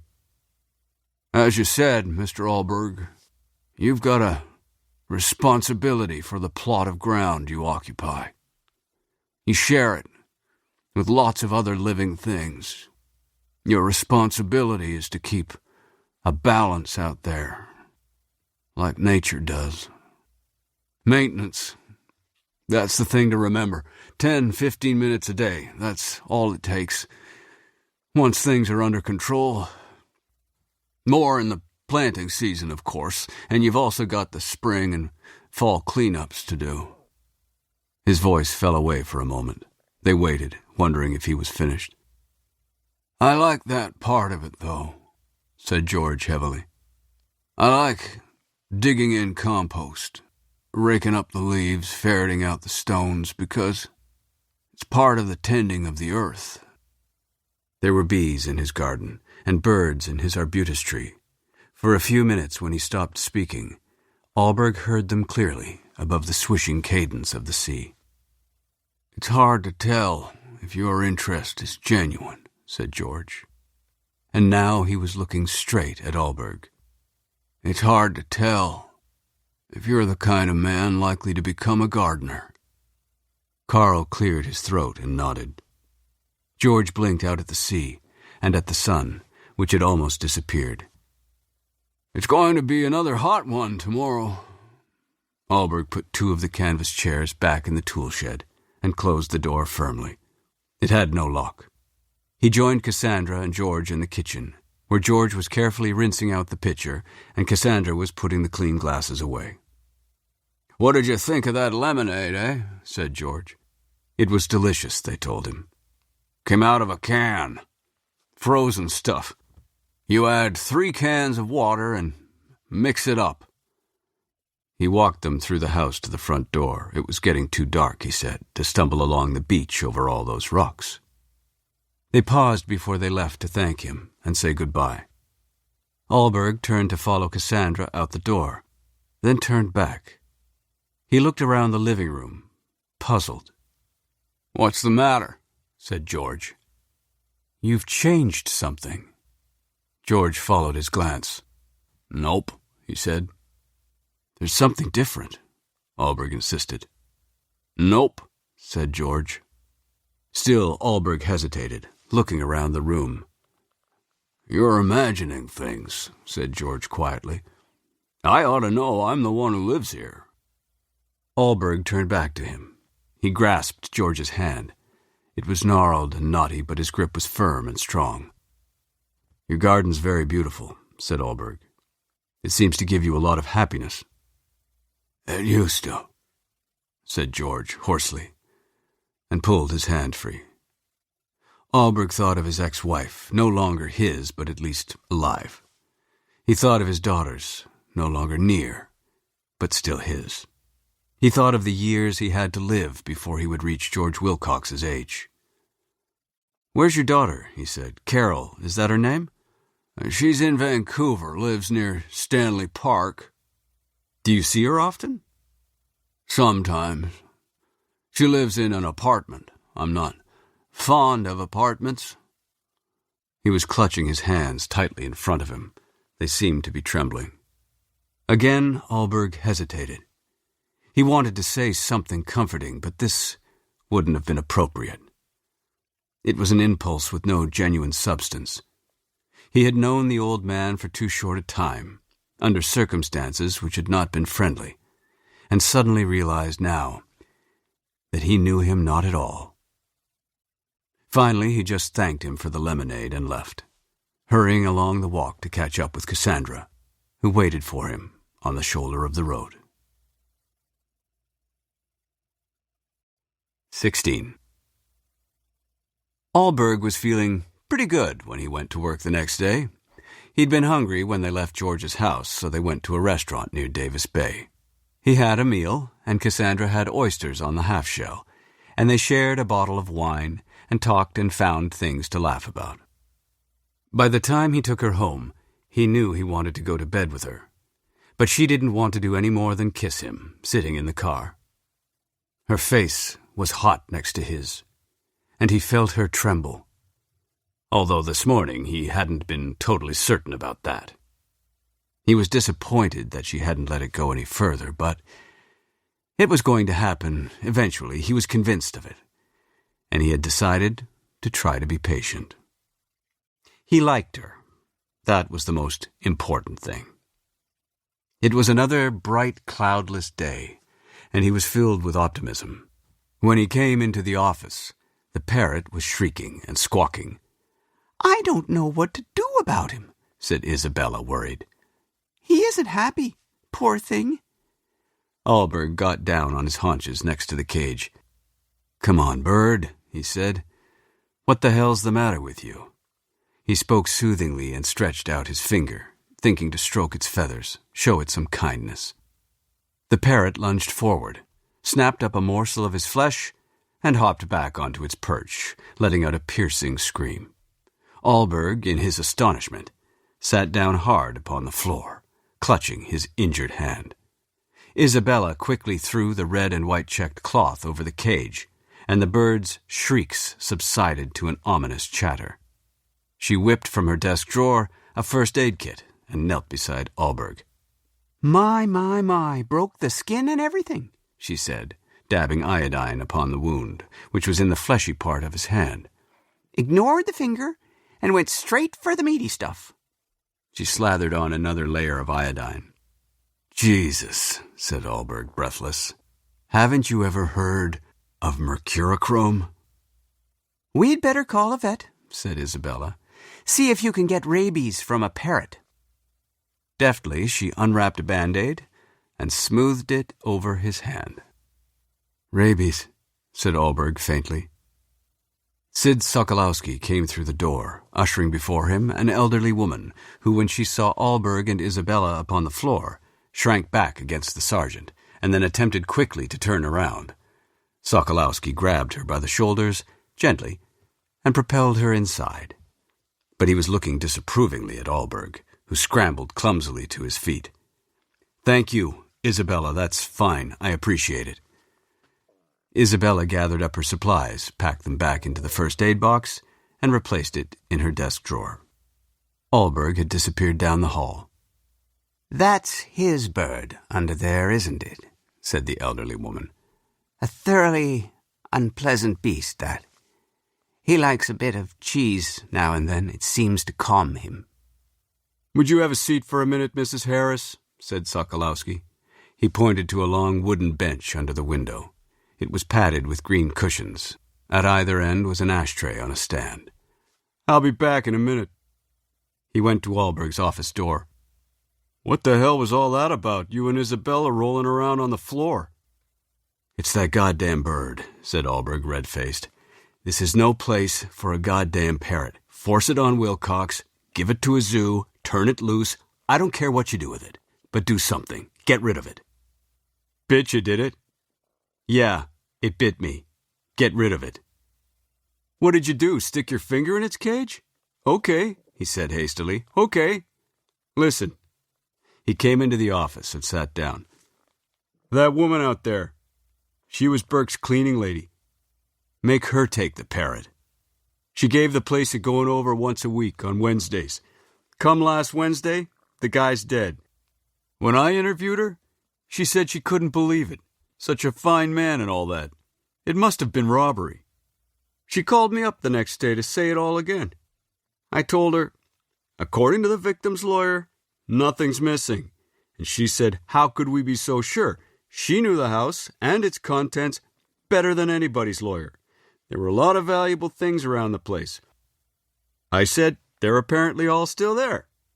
Anyway, the long and the short of it, please, is that I took her over there this morning. She kept calling, kept bugging me. So I drove her over there to take a look around. He hesitated. She says she reads a lot of crime books. Alberg groaned. I figured what she really wanted was to have a gander at the scene of the crime. Get a glimpse of the blood on the rug, that sort of thing. Something to tell her cronies about. Still, I said to myself, you never know. I don't want civilians at a crime scene, said Alberg furiously. What is this, a circus? Jesus Christ, Sergeant. Would I bring her here if it wasn't important? Said Sokolowski calmly. We just got back from the house. I want you to hear what she's got to say. Jesus Christ. Alberg sighed. All right, bring her in. He waited without moving, trying not to think, trying to concentrate on the pain in his hand, but it was almost gone. It would be too much to hope for, he thought, that she could have seen anything significant. I thought I might be of some help, said Mrs. Harris. She was about 65, not much more than 5 feet tall, with curly gray hair. She wore glasses with extremely large, round lenses. The frames were studded with rhinestones. He didn't have many visitors, she said, as far as I could tell. I told your man that last week. Poor Mr. Burke. Such an awful way to die. It isn't natural, Inspector, she said rather dramatically. It just isn't natural. That's what bothers me. Staff Sergeant, actually, Mrs. Harris, said Alberg. She scrutinized him disapprovingly and glanced around his small office. Clearly, she would like to have asked to see his superior. He's the boss here, like I told you, Mrs. Harris, said Sokolowski. Go on. Tell him about when you went into the house. Sit down, why don't you? She sat in the black chair. She was wearing brown shoes with laces and brown polyester slacks and a brightly embroidered white short-sleeve sweater. This gentleman accompanied me, she said, indicating Sokolowski. And a good thing, too. I'm not one of nervous spirit, but a man met death in there, death by misadventure. There's no way you could have persuaded me to enter that house alone, even though the sun was shining and it looked as peaceful as ever. She took a deep breath. The parrot was gone. I noticed that. But then this gentleman informed me he'd been taken off to police headquarters. She settled herself more comfortably in the chair, adjusting her large handbag in her lap. Was anything missing, Mrs. Harris? Said Alberg. At first, everything looked exactly the same, except for the rug, she shuddered. I walked through the whole house, she said, concentrating. Before I went into a room, I'd stop outside the door and squeeze my eyes shut and picture it in my mind, all the furniture and the doodads and the drapes and what have you. Then I'd march in there and have a look round, and it all looked just the same as always. Alberg glanced at Sokolowski, who was standing next to Mrs. Harris. impassive. "Finally," said Mrs. Harris, "I went back into the living room where the rug is. I just ignored it this time, got firm with myself, steeled myself, you might say. I shut my eyes and thought hard and opened them again, and there it was, an empty space where there didn't used to be one. It isn't important, though, I suppose. It wasn't anything valuable." "Tell me about the empty space," said Alberg, studying his hands clasped on his desk. "There used to be 2 things there, exactly the same. Souvenirs, he said they were, from the war. He must have meant World War II. He couldn't have been in World War I. Well, I guess he was 85, born in 1899. I guess he could have got in on the last days of World War I. I would have thought he'd be too old for World War II, starting as it did in 1939 and going on to 1945. That makes him 40 when it started and 46 when it ended. I would have thought that was too old. But anyway, they were souvenirs of the war. That's what he said." "What were they?" said Alberg. "I don't have any idea." "What did they look like?" said Alberg patiently. "Oh, about this tall," she said, measuring the air with her hands. "They stood about so tall, a foot, maybe. Not too heavy, I remember. I had to lift them up to dust under them. They were hollow." "How big across, would you say?" said Alberg. She measured again. "About like that. Maybe, 3 inches? About like that." "Would you recognize them if you saw them again?" "Oh, yes, certainly," she said. "They had a peculiar design on them. A big flower, something like that. Ugly things they were, that's my opinion. It's funny they're gone, isn't it?" She leaned forward. "Could they be valuable, do you think?" "I doubt it, Mrs. Harris," said Alberg. "They sound like shell casings. They were a dime a dozen around here after the war. Lots of people have them." "I've got a couple," said Sokolowski. "My father got them. Had them made into bookends." Mrs. Harris sat back disappointed. "Oh, still, it's odd they're gone, isn't it?" "Maybe he got rid of them himself," said Sokolowski. "Just got sick of looking at them and pitched them out." "Oh," said Mrs. Harris. "Well, anyway, that's all that's missing as far as I can tell. And who could tell better? And I went through that house so concentrated I was shaking when I came out." Sokolowski saw her out and came back to Alberg's office. "I think there's some Greek blood in her someplace," he said. He sat down. "So what did I tell you? He used something he found in the house, right?" "Yeah," said Alberg. "It looks like it." "He bashes him, then takes the weapon away with him." "And its mate, too," said Alberg. After a minute, he said, "How are we doing on that guy?" "We found lots of people up and down the coast know him by sight, or his truck. People tell us he lives in the bush, all right. He's an old hippie, they think. Name of Derek something. You know these people, Carl.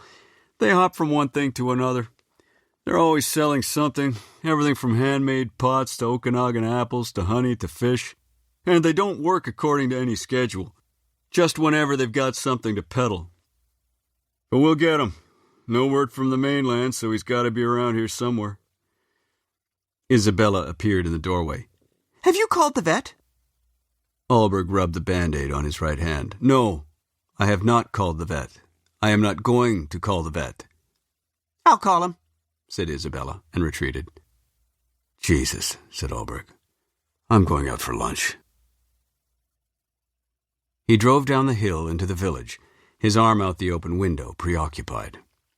He was trying to imagine Carlyle Burke sitting in his rocking chair, looking out at the sea, while somebody sneaked up behind him to bonk him on the head with one of his own shell casings.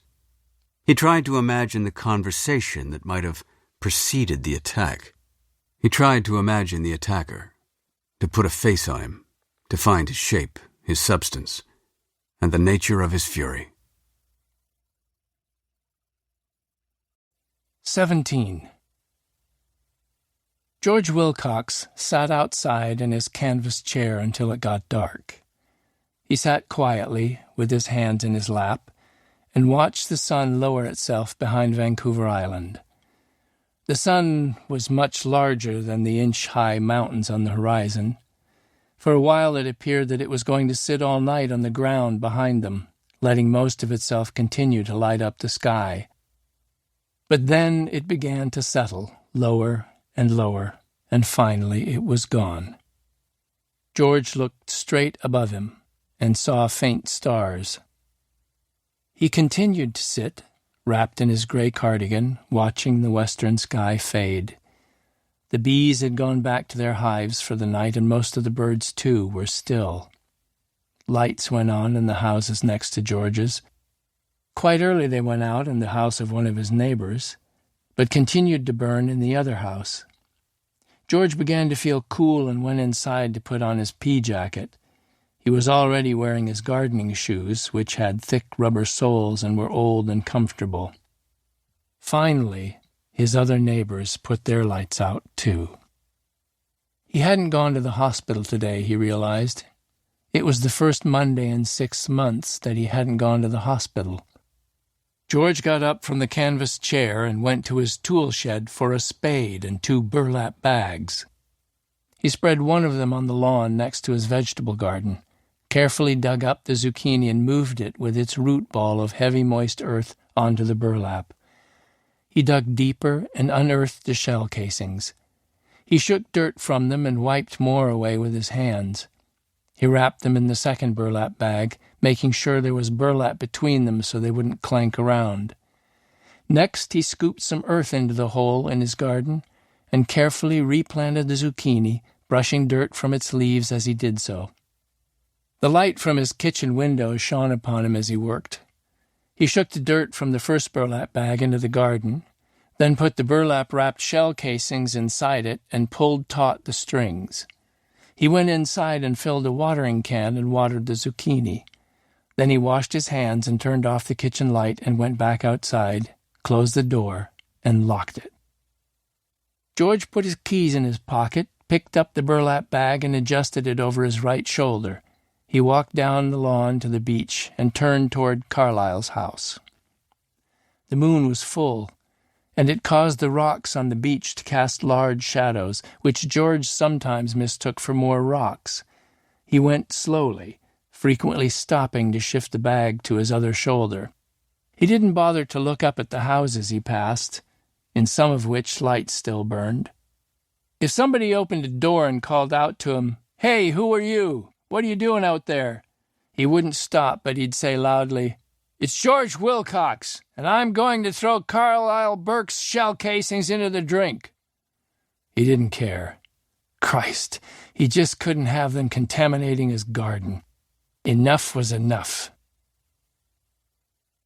Allberg was in his living room. He had called the cat and gotten no response, but had automatically put fresh milk in its bowl anyway. Now, restless and irritable, he was staring into the fireplace, in which there was no fire. He was thinking about the unknown assailant who had killed Carlyle Burke, and about Cassandra, and about his daughters. He wondered whether Cassandra was in the habit of opening her door to strangers. He thought she probably was.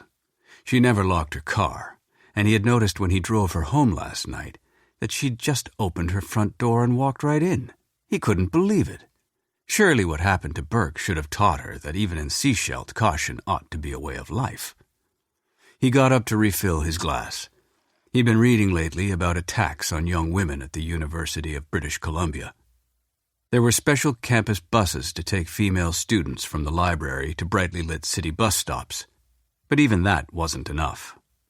Some jerk shit-rat, to quote Sokolowski, was attacking women in the library now, right in the stacks. Allberg sat down heavily, worrying about his daughters. The campus at the University of Calgary was smaller. Did that make it safer? He had drilled it into them for years.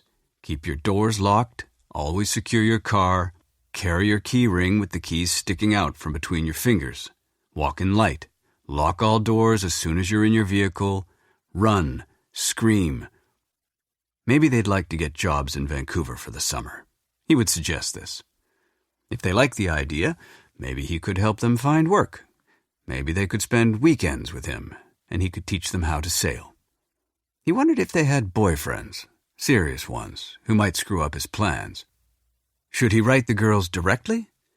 Or should he contact their mother first, sound her out about their situations? He pulled from his pocket a letter he'd received that day from his younger daughter, Diana, the one with long, straight hair and a grin like a meteor. His daughters were taking intercessional courses. It worried him that they were trying to do too much right after completing a full winter session. Dear Pop, he read, life is frantic these days, frantic, but I've only got one more exam, and then it'll be all over until September. Geology, the worst of them all. I was really glad when I got my schedule that it came last. I'd have more time to study for it, right? But now here I am. I've got to write the damn thing tomorrow, and of course I've put it off, and tonight's the only time I've got left. It's not as important to me as the other two, so I studied like mad for them, and now I'm not ready for geology. It's not important to me, but I've got to have it, and I'll just die if I fail it. I'll be so furious if I have to take the damn stuff again next year. And now here I am, writing to you, instead of using the last hours remaining to me. Sigh. I wish I could talk to you face to face, Pop. This letter-writing stuff is the shits. When are you coming out here? Don't you have some perpetrator to chase across the Rockies? Seriously, I hope you're happy and not bored in that place. I'm sure it's very pretty, though. It looks like it from the pictures you sent. And you must have friends by now, right? I love you and miss you. Wish me luck in geology. I know you would if you were here, and you'd give me a pep talk, too. I probably never told you, but I used to like your pep talks. Love, Diana. P.S. Janie's only taking 2 courses in intercession, and she sailed through her damn exams without a ripple of fear. She keeps trying to give me advice. She calls it sisterly love. I call it condescension. P.P.S. Mum is fine. We saw her last month, on the long weekend. He wished he could hug her, and smooth the hair away from her face, and study her face for signs of worry or weariness, and find none, and send her back to her books with a kiss on the cheek, and words of faith and confidence. A pep talk.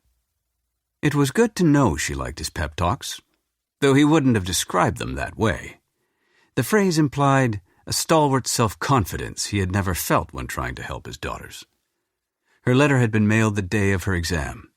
It was over now. He would call her tonight to see how she'd done.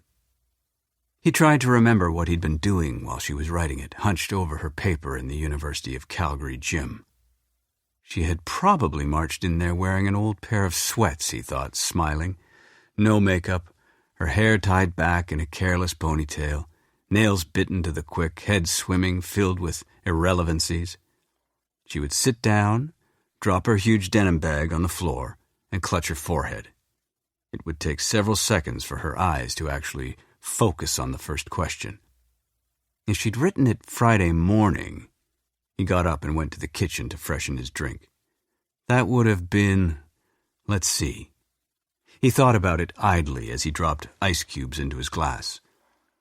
He was at the office on Friday, going through the paperwork on the Burke homicide. There hadn't been much there, just the autopsy report. Then he'd had lunch with Cassandra. If Diana had written the exam in the afternoon, he thought, adding a small amount of scotch to the ice in his glass, then he had been at the funeral, or maybe in the library. He went back into the living room and stood looking out the window.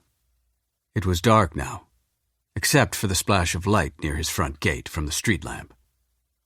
Cassandra. She made him feel good, and she tasted wonderful. He smiled thinking about her. And after the library, he'd gone to George Wilcox's house. That was late afternoon, but Diana could have been writing her exam then, too, while he was in Wilcox's house. Allberg stood very still. He thought about going through the door and looking around the living room, automatically filing things away. He did it all the time, everywhere he went. It was instinct by now. He imagined his brain filled with little slots, each crammed with observations, some useful, some not. He fixed his concentration, his drink forgotten, and he remembered. He had stood in the doorway again just last night and had looked around puzzled. And now he knew why. Now he knew what had been different about George Wilcox's living room. He put his glass down carefully on the table next to the wing-back chair. He struggled hard against leaping to conclusions. But he got his jacket from the hall closet, pulled the living room curtains closed, turned on the porch light, and left the house. 18. George was spooked by the place. He felt when he arrived at Carlisle's beach as though he'd skulked his way there, although he hadn't. He had walked upright as the weight over his shoulder would permit, and hadn't tried to crunch quietly across the rocks and hadn't hastened crab-like and stealthy when he'd had to walk past a lighted-up house. But now, arriving on Carlisle's quiet silver beach, he felt furtive, all right. His heart thumped in his chest, irregular beats of alarm. He had to stop to rest. He sat on Carlisle's silver lawn with his back against a tree, the burlap bag beside him. He felt rough bark against his shoulders and the back of his head. In a circle beneath the tree, a permanent layer of needles had killed the grass. It was a thin cushion for him to sit upon. From the branches above came the scent of pine. He stayed there for several minutes, looking across the lawn at the high laurel hedge that grew all the way down to the beach, taking occasional uneasy peeks at the house. It was out of range of the moonlight, but it had a slight glow anyway, it seemed to George. But he knew that was just the whiteness of its paint against the blackness which surrounded it. He waited until he felt somewhat restored, then got up and carried the burlap bag over to the rowboat. He dragged it off its 4-inch wooden blocks without great difficulty. The oars which were stored beneath the seats clanked and clanked again when he tipped the boat over. The tide was high, but there were some sharp-looking rocks on the strip of sand between the lawn and the water's edge. George cleared these away, put the burlap bag in the bottom of the boat, and set to work dragging it, bow first, down the gentle slope of lawn and into the water. He took it slowly, sometimes no more than a few inches at a time. He was making some noise, all right, but he didn't think it was enough to be heard by anyone living in the houses above the beach. Of course, somebody could be standing at an upstairs window this very minute, gazing out at the moonlit sea before closing his bedroom curtains and climbing into bed. If it happens, it happens, thought George. But he couldn't prevent himself from glancing up, and of course it was Carlisle's house which looked back at him, still and curious. He tried not to imagine malevolence.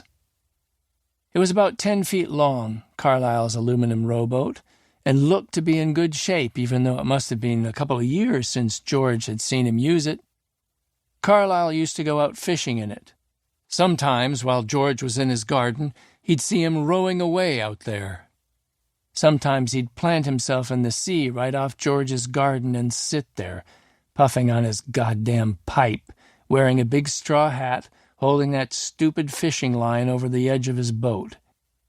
George stopped and leaned against the rowboat, mopping his forehead with his big handkerchief. He took off his pea-jacket and tossed it into the boat and rested for a minute. Then he began again, pushing at the stern, then trudging around to pull for a while at the rope attached to the bow. Eventually, he felt hard, wet sand beneath his feet and looked over his shoulder to see the ocean reaching for his shoes.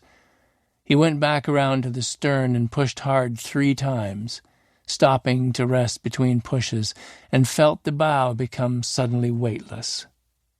He got hold of the rope, threw it inside, and cautiously gave 2 more pushes. Then he clambered in from the stern and sat on one of the rowboat's 2 seats. He fumbled for an oar, stood up and pushed himself off, then sat down quickly and got the other oar, fixed them both in the locks, and began to row. Allberg sat at his desk with the Burke file in front of him, absorbed in the autopsy report. He wanted to be absolutely sure, and he couldn't be, of course, until he got the shell casing and turned it over to the pathologist. "Well, what do you think, Doc?" he'd say. "Is this it? Is this the thing came crashing down on old Carlyle's skull and put out all his lights?" He couldn't understand why the old man hadn't gotten rid of them earlier. Maybe, not so deep down, he wanted to be caught. Allberg's sense of exuberance was very strong. He was trying to dampen it. "Let's have the Nordic caution here," he told himself. But it was the other part of him that wanted to handle this. His Irish mother's genes were screaming, "Get moving, you cold-headed bastard! Prudence never got you anything but another night in the same room." He marveled at it. He could actually hear her. He put everything neatly back in the folder and put the folder neatly in the filing cabinet in exactly the right alphabetical slot. He read a cryptic note from Isabella. "Vet says don't worry, a parrot's not a bat." He turned out his desk lamp, put on his jacket, and left his office. He even stopped to have a few words with the constable on night duty. He was absolutely under control. But as he unlocked his car, he was hot in the cool of the evening and felt light on his feet, as if he'd lost 20 pounds, and he did not for some reason dare to take a deep breath. Nowhere in his mind was there room for George's roses, or George's unsteady old hands pouring 3 glasses of lemonade from a crystal pitcher. 19. George rowed in a southwesterly direction out into the bay at an angle from Carlyle's house, which had not been his intention. He had originally decided to paddle straight out from the beach almost due west, drop the bag when he'd gone about 300 yards, then row straight back. But on second thought, he hadn't liked the idea of Carlyle's house watching him as he carried out his task, as if some part of it, the drain pipes, for instance, might raise themselves from the ground and commence to point accusingly. A man can't always control his imagination, he thought, especially when he's physically weary and somewhat distraught. He thought it not a good idea in this case to try, so he rowed southwest, and Carlyle's house was soon out of sight behind the black mass of the laurel hedge. It was extremely quiet out on the water. George could see no other boats. Every once in a while he raised the oars and drifted for a few seconds, listening. He was almost out of earshot of the sea's insistent caressing of the shore, and the only other noises were those of an occasional bird and, from far away, a large vehicle gearing down for one of the highway hills. Soon even these sounds were so smudged as to be indecipherable, and all he heard was his oars dipping, pulling, rising through the black water, and when he paused now and then to rest, the dreamy, sensuous lapping of the sea at his little boat. He was rowing straight out from shore now. The land receded slowly, and the light from the stars and the moon intensified. He looked left and saw that he'd gone only about half the distance he needed to go. He wanted to row out until he was even with the end of the spit which formed the northern edge of the bay. He figured that was about 300 yards, and at that point the water ought to be deep enough to gulp down the shell casings and swallow them whole. He had to get out there as quickly as possible before the tide turned. He wasn't sure there was enough strength in his arms to try to row against it. It was a relief not to be able to see Carlyle's house. It had looked so vacant, even though it was still full of Carlyle's possessions. He remembered that they were his possessions now, and this came again as a terrible shock. He tried to imagine himself sitting on the white piano stool, his hands poised above the ivory keys of the white piano. It had candle holders, he suddenly remembered, sticking out from the front of it. He recalled one night when Carlyle had put candles in them and turned out all the lights and sat down and played. George couldn't remember whether this had happened in Sechelt before Myra died, when they sometimes went to see Carlyle, or in Vancouver a long time ago. Carlyle's hair had been pale in the candlelight, he remembered, but before it was white or gray, it had been blonde, so that didn't help. He couldn't remember Carlyle's hands on the keyboard. His fingers had moved too quickly. But he remembered the music. Chopin, it was. And when he finished, Carlyle had quick put his hands in his lap and spun around on the stool, a big smile on his face. The candles made funny shadows. Carlyle had looked like he had no eyes. George checked the shore far away on his left and tried to row harder. Clouds had begun to gather in the west. It must have been in Vancouver, he thought, because Audrey was there. When Carlyle spun around, smiling, she went up to him and put her hand on his shoulder tentatively. Carlyle had lifted her hand to his lips and kissed it and patted it, and then looked at George and winked. What the hell did that mean? Thought George, furiously rowing. What the hell was the meaning of that wink? He tried to sort this particular memory from the others that were crowding into his head, clamoring to be heard and seen, but it faded on that wink. Next, he remembered Carlyle sitting on a bar stool. George was sitting next to him. Carlyle was holding a glass of beer in both hands. He was slumped over. George was filled with distaste and alarm. He was afraid Carlyle was going to burst into tears and wondered if they'd be low, racking sobs or silent, just salt water pouring noiselessly down his face into his drink. It'll ruin that beer, George remembered thinking. He had put his hand in his pocket, ready to haul out his handkerchief, but Carlyle hadn't cried after all. He shook his head and gave a kind of a laugh, and then he looked up sideways at George. "You don't know what the shit I'm talking about, do you, fella? Do you, George, old sock, old buddy, old pal?" George couldn't remember what the hell either of them had been talking about. Again he glanced to his left. He seemed to be making progress. He was sure the end of the spit wasn't as far behind him as it had been the last time he looked. One morning in autumn, during a spare period, he had left the staff room to go to the office. He'd walked down the middle of the wide hallway lined with lockers. Drones and murmurings issued from the classrooms as he passed them. The floor gleamed in the light from the big glass front doors at the end of the hall, and George had a secret inside him. He'd applied again to teach in Germany. He was almost unbearably excited at the possibility of living in another country. He couldn't talk about it much to Myra, couldn't hope out loud that this time they'd get to go, because it meant too much to him. For Christmas, she gave him a set of luggage. He was furious with her at first because he thought she had tempted the gods. But she told him he didn't have enough faith, and in January his application was accepted. He had felt a new and different kind of respect for Myra from then on.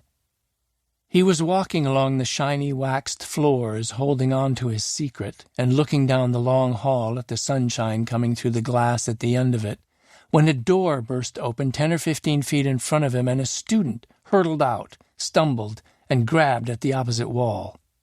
Before George could get himself together to go to the boy's aid, Carlyle strode out, banging the door behind him. He yanked the boy around. Carlyle was a tall man, and the boy only came up to his chin. "You little punk," said Carlyle in a raspy whisper that echoed down the hall. He seized the boy by the shoulders and banged his head against the wall. "You son of a bitching little punk," he said. And then, gripping the student's shirt front with one hand, with the other, Carlyle took the boy's left wrist and twisted his arm back into an awkward, unnatural position. He kept pressing and pressing, his eyes on the boy's face. George watched, stupefied, for several seconds before he managed to uproot himself and walk quickly toward them. "What's the trouble?" he called out in what he hoped was an authoritative tone. It was as though they hadn't heard him. They were looking directly into each other's eyes. The boy's face was creased with pain and fear, and was very white. His freckles stood out like blood blisters.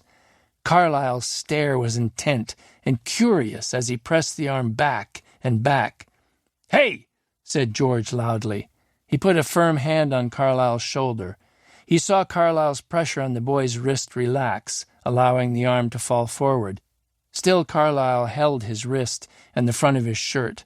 The boy's eyes rolled toward the ceiling. His lips were quivering. "What's going on?" said George. Tears appeared at the corners of the boy's eyes. Carlyle let go of his wrist. He did up a button on the boy's white shirt, which had come undone during the one-sided fracas. He tugged indifferently at the shirt, smoothing it.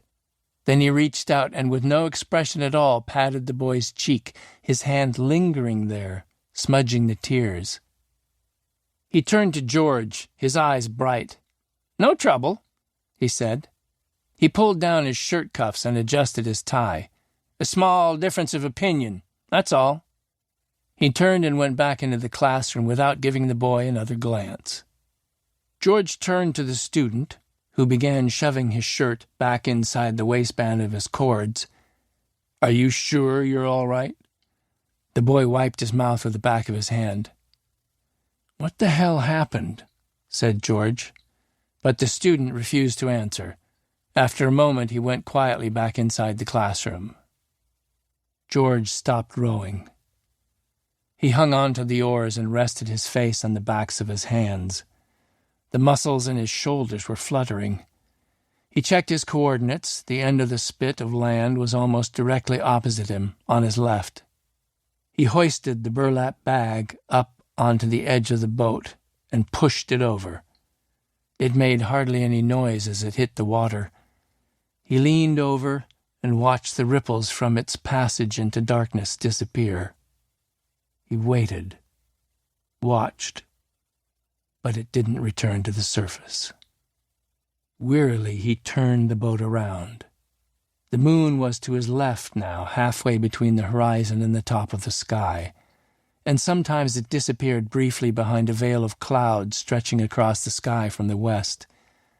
Ahead of him lay the ocean, a black carpet to nowhere. He could see it rippling.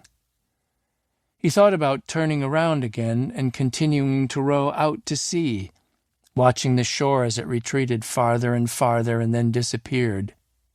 He would row on and on through the soft warm night until his arms collapsed and the weight of them pulled him into the bottom of the boat, where he would sleep until awakened by the day. Then he would sit up and look around and find himself approaching a small uninhabited island. He would let himself drift onto its beach, and he would climb out and lie down on the sand, and on the softness of the sand, with the sea kissing the soles of his feet, he would sleep while the hot sun soothed him, and he'd never wake up, just sleep there forever on the soft sand in the hotness of the sunshine. Except that there wouldn't be any sunshine tomorrow. The clouds were coming. The muscles in his shoulders burned. He glanced behind him to see how far he had to go, and kept on rowing. She ran up to him, her arms filled with lilac. He remembered thinking that she ought to be queen of that festival they had somewhere down in Washington, a lilac festival. The color of the flowers suited her so well. She thrust them into his hands and threw her arms around him. The lilacs were smothered against his chest.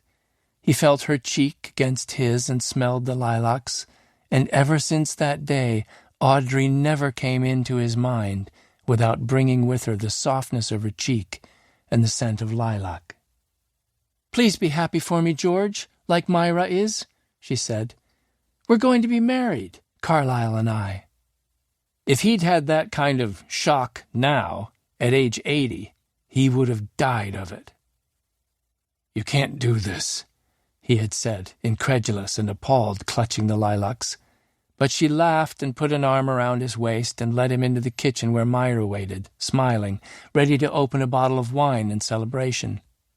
If only he could have found, somewhere, the right thing to say. He knew he wouldn't convince Myra. Whatever he said to Myra sounded weak and desperate because she couldn't know what lay behind his fear. He had never told her.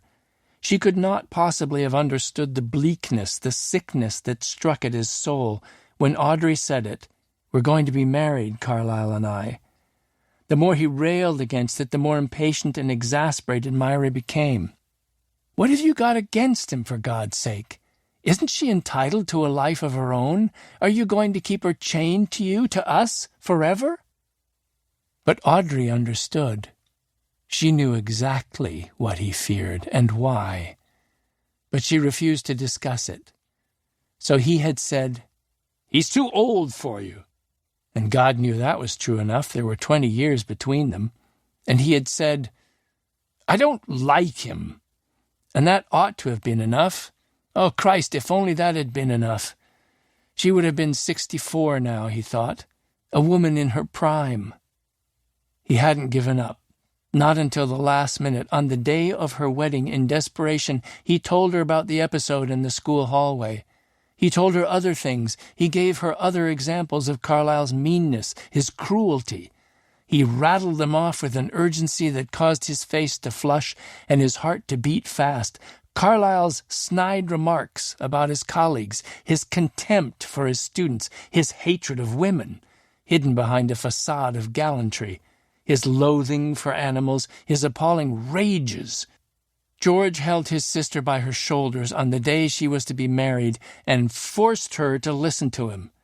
And when she averted her head, refusing to hear, he shook her violently and flung her aside and saw in that gesture all the things he feared for her. From the chair into which she had fallen, Audrey said nothing. "Do you want this?" George shouted, almost weeping. "Don't you see what you're doing?" "What I see is that you can't forget things that should be forgotten," said Audrey. "But I can, and I will. You've made sacrifices for me, I know that. You made them for her, too, I remember that. You couldn't help how it ended. You've got to stop torturing yourself." She got up to embrace him, but he wouldn't let her. "You're a good man, George," said Audrey, who was crying now. "I know you mean well, but you've got to stop this. I'm going to marry him. You're wrong about him, I know it." He hadn't been able to find the right words. He had failed her, and for that he never forgave her, and in the end it had killed her. He looked behind him. The shore was still a long way off. He saw the moon strike from between two clouds and lay a cool white path across the water, pointing obliquely at the land. He didn't remember the wedding. He had no recollection of it at all, although he knew he'd been there. He'd given his sister away. George hurt all over now. The oars weighed 100 pounds each, and the ocean had transformed itself into molasses or tar. He had to stop after every 2 or 3 strokes, breathing heavily, to flex his shoulder muscles and let his head drop while he tried to relax and strengthen himself. He knew his failure had killed her. He was certain of it. And all 3 of them were therefore culpable: Audrey, Carlyle, and George himself. He had put his own guilt in abeyance in California, working furiously all day and gardening himself into exhaustion in the evenings. Back in Vancouver, he thought he had come to terms with it, even put it finally to rest by growing and nurturing with increasing skill the living things that Audrey had loved. Years later they had moved here, he and Myra. "It's the twilight of our years, my love," she had said, smiling, teasing him. They bought the little house by the sea, and he started his small garden, and they went to Vancouver to see Carol every month or so, and everything was hunky-dory. And then Carlyle had popped out of those goddamn laurel bushes, and George's guilt made a swift return, supplanting almost everything in his life, creating dreadful, terrible flashes of things in his head. But he got it under control until Myra died. He felt so vulnerable then. He thought about moving to Vancouver, living with Carol, who was all alone now too. But his garden. And then last Tuesday, only 6 days ago, he thought, less than a week ago. He stopped rowing, lowered his head and rubbed at his eyes. He sees him shout at her, roar at her, his eyes bright and his face shiny with sweat.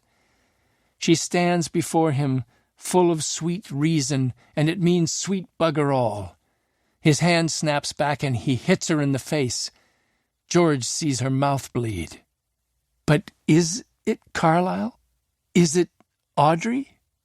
He jerked up his head and started rowing again, hard, pain grabbing at his shoulders. She hits the floor, her limbs flying like those of a doll. He crouches, his fist buries itself fast and hard in her stomach. But whose limbs, whose fist? He shook his head violently. He would not do this, must not do this, will not think of this. George was weeping now, hot tears gushing as he rowed. There was nothing to look at in front of him but blackness, and to his right the soft, slow-moving land, lightless, edged by a ribbon of silver sand. He rested again on his oars and knew he was too tired to take the boat back where he'd gotten it. He changed course, heading straight for his own beach. Could he have been wrong about Carlyle? Had the past laid such a black shadow upon him that he couldn't see to make rational judgments? Had he struck Carlyle because of the past, only the past, a time of which Carlyle was innocent, of which he should have remained ignorant? Had he killed him only because he was afraid to hear things he knew were true and thought he had learned to live with? Was it possible that Carlyle wasn't guilty after all? Was it possible that he hadn't deserved to die? Aching with exhaustion, sick with uncertainty, George rowed still harder, battling the tide. 20. Alberg drove slowly from the detachment office, down the hill, and turned onto the highway leading south through Seashelt. He made himself keep his eyes open as he drove, looking for the vandals who had twice broken into Pete Venner's corner store, on the watch for the kid who liked to roar through town at 60 miles an hour, flashing his father's Trans Am under the streetlights, and dutifully watching, too, for an old VW van with rainbows on its sides. He saw only quiet streets. Almost everything was closed now. It was after 10 o'clock. There were no bars or beer parlors in the village itself, only restaurants where you could order wine or beer with your meal. There was the government liquor store in the shopping center, which closed at 6, and there was a lounge in the new hotel down by the water. Never any trouble there. The clientele was middle-aged and subdued. It was a short drive to George Wilcox's house. Alberg pulled up in front and switched off the engine. The house was dark. The neighbors' houses were dark too. The stillness made him uneasy, and for a minute he wished he were on Denman Street in Vancouver's West End. Everything was open there, bars and restaurants and movie theaters, and there was lots of noise. Kids with punk haircuts swished along the sidewalks on skateboards, and the traffic was bumper to bumper, and bicycles weaved among the cars, and English Bay at the end of the street was still crowded even at this hour. And up and down the streets and alleys, prostitutes, male and female, young and old, sold themselves while trying to avoid being pressing and persistent. And children were selling themselves too. Whenever he thought of the West End, Alberg thought of Stanley Park, vinegary fish and chips, and perversion. He got out of the car and went through the gate up to George Wilcox's front door. He knocked softly, waited, knocked again, waited, knocked harder. Nobody came to the door. He couldn't hear a sound. He made his way around the side of the house and looked in the windows of George's bedroom. It was empty, the bed made. He went to the other side of the house, squeezing between the house and the cedar hedge, The living room windows were too high. He couldn't see what was on the sills. The cedar hedge made a 90-degree turn at the end of the house, and it was too thick to push through. Allberg went around the other way to the backyard and got the ladder from the tool shed. He carried it around the house to the living room side. He leaned it against the house and climbed up until his eyes were level with the windows. On the sill to his left, he saw the 3 china flowers set in a vase, the 2 Hummel figurines, the empty pipe holder. On the other sill, 2 Toby mugs, a pair of brass candlesticks and a candle snuffer, a wooden salt shaker and pepper mill. The objects had been distributed so as to fill evenly all the available space on the windowsill. When he had first seen them, they were closer together, and first in line had stood 2 40-millimeter shell casings. He remembered thinking they were probably from a Bofors gun, and noticing the decorative work that had been done on them. He climbed down and returned the ladder to the tool shed. He knocked on the back door, but nobody answered. He tried the door. It was locked. Allberg stood in the middle of the lawn, his hands in his pockets, looking at George's garden and wondering where he had buried them. Then he turned and walked over to the canvas chair and sat down. He put his hands on its wooden arms and crossed his ankles. He knew he'd hear George when he came home. He'd hear the front door open and close, and then light would flood into the garden from the kitchen. He was pretty sure George would fix himself some tea or some lemonade or something before he went to bed. The moon shone fitfully from behind the passing clouds. The tide was going out. There was a narrow strip of hard, wet sand between the water and the rocky beach. The sound of the sea lapping at the land was hypnotic, soothing. He heard a bird, maybe crying out from a dream, a dog barking from far away, and sometimes a little whisper from George's garden as a breeze passed through it. Eventually, Allberg became aware of a new sound. He realized that it was the sound of oars. He stood up and went down the lawn toward the beach. The slap of the oars against the water was uneven. There wasn't a great deal of strength behind it. The oars penetrated shallowly and often seemed only to shudder against the surface of the water. Allberg stared out at the sea, and finally, almost dead ahead, saw a black shape hunched over in a small rowboat, its back to the shore. The shape stopped to rest, leaning on the oars. Then it bent again to its rowing, weak and strained. The oars lifted, struck the water, were dragged ineffectually back. The moon suddenly poured white light from a hole in the clouds, and like an actor stepping into a spotlight, George Wilcox rowed his small boat out of the darkness and into its radiant trail. Allberg watched without moving, as slowly the old man traversed the wide streak of silver washed upon the water. He rowed laboriously, awkwardly, with an immense and terrifying dignity, moonlight clothing him and his boat in a cool silver glow. "You crafty old bugger," Allberg whispered.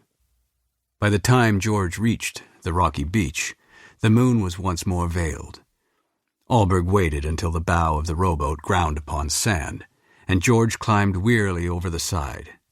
As he reached for the rope, trying to beach the rowboat, Allberg waded through the water toward him. George stared at him, hanging on to the edge of the boat. Allberg reached past him and grabbed the rope. George let go, and Allberg pulled the boat across the beach and up onto the lawn next to the tool shed. He got George's damp pea jacket from the bottom of the boat and waited for George to slosh through the water and over the rocks and into his backyard. "What were you doing out there at this time of night, George?" said Allberg conversationally. He held out the jacket, and George took it. The old man was bent over and hobbling. "Where'd you get the boat? It's your friend Carlyle's boat, isn't it?" "It's mine now," said George. "Or so you people tell me. Everything's mine now. Isn't that what you said?" "Not quite yet, George. We have to sort out the business of the homicide first. Keep the crime scene sealed and all that. There's a corporal on duty at the house, you know. You didn't know that? Yeah, he's there. Must spend all his time around front. I'll have to have a word with him." "You do that," said George.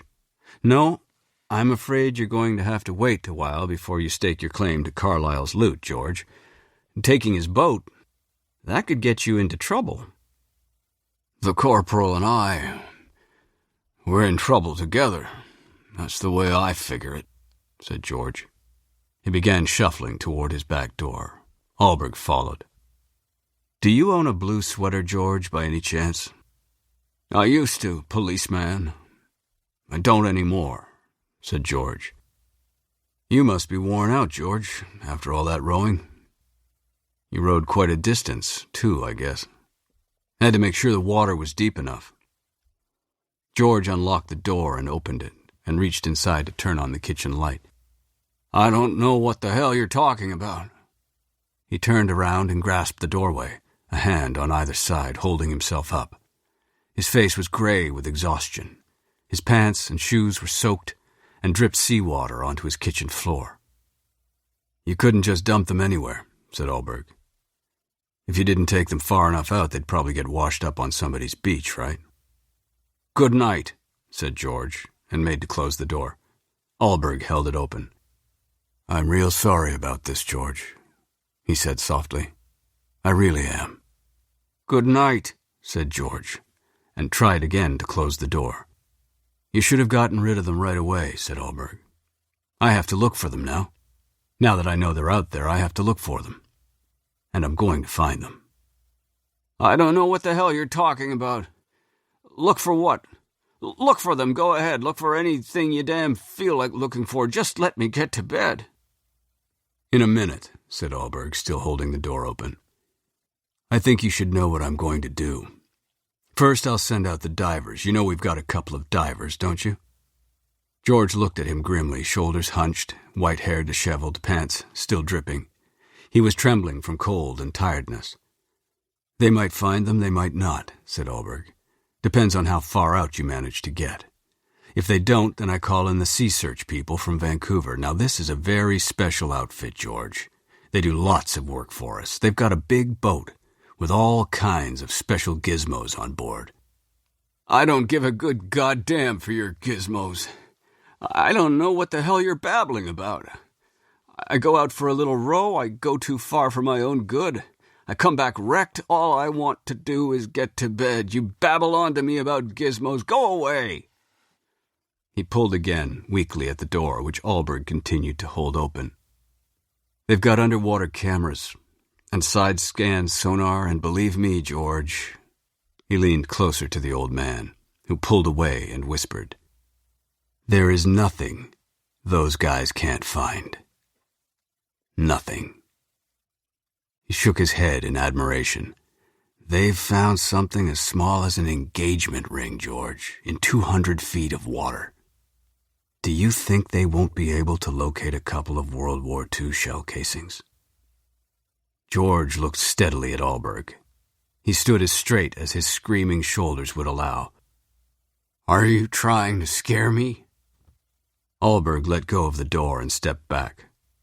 "I thought there might be something you'd like to tell me, Mr. Wilcox." "You thought wrong, Sonny. I've got nothing to say to you. Nothing." He closed the door slowly and quietly. Alberg went around to the front of the house and got into his car. He wasn't sure how he felt. He could identify several things: frustration, exhilaration, excitement, resolution. But there were other things shuffling uneasily around inside his brain that he was less anxious to put a name to.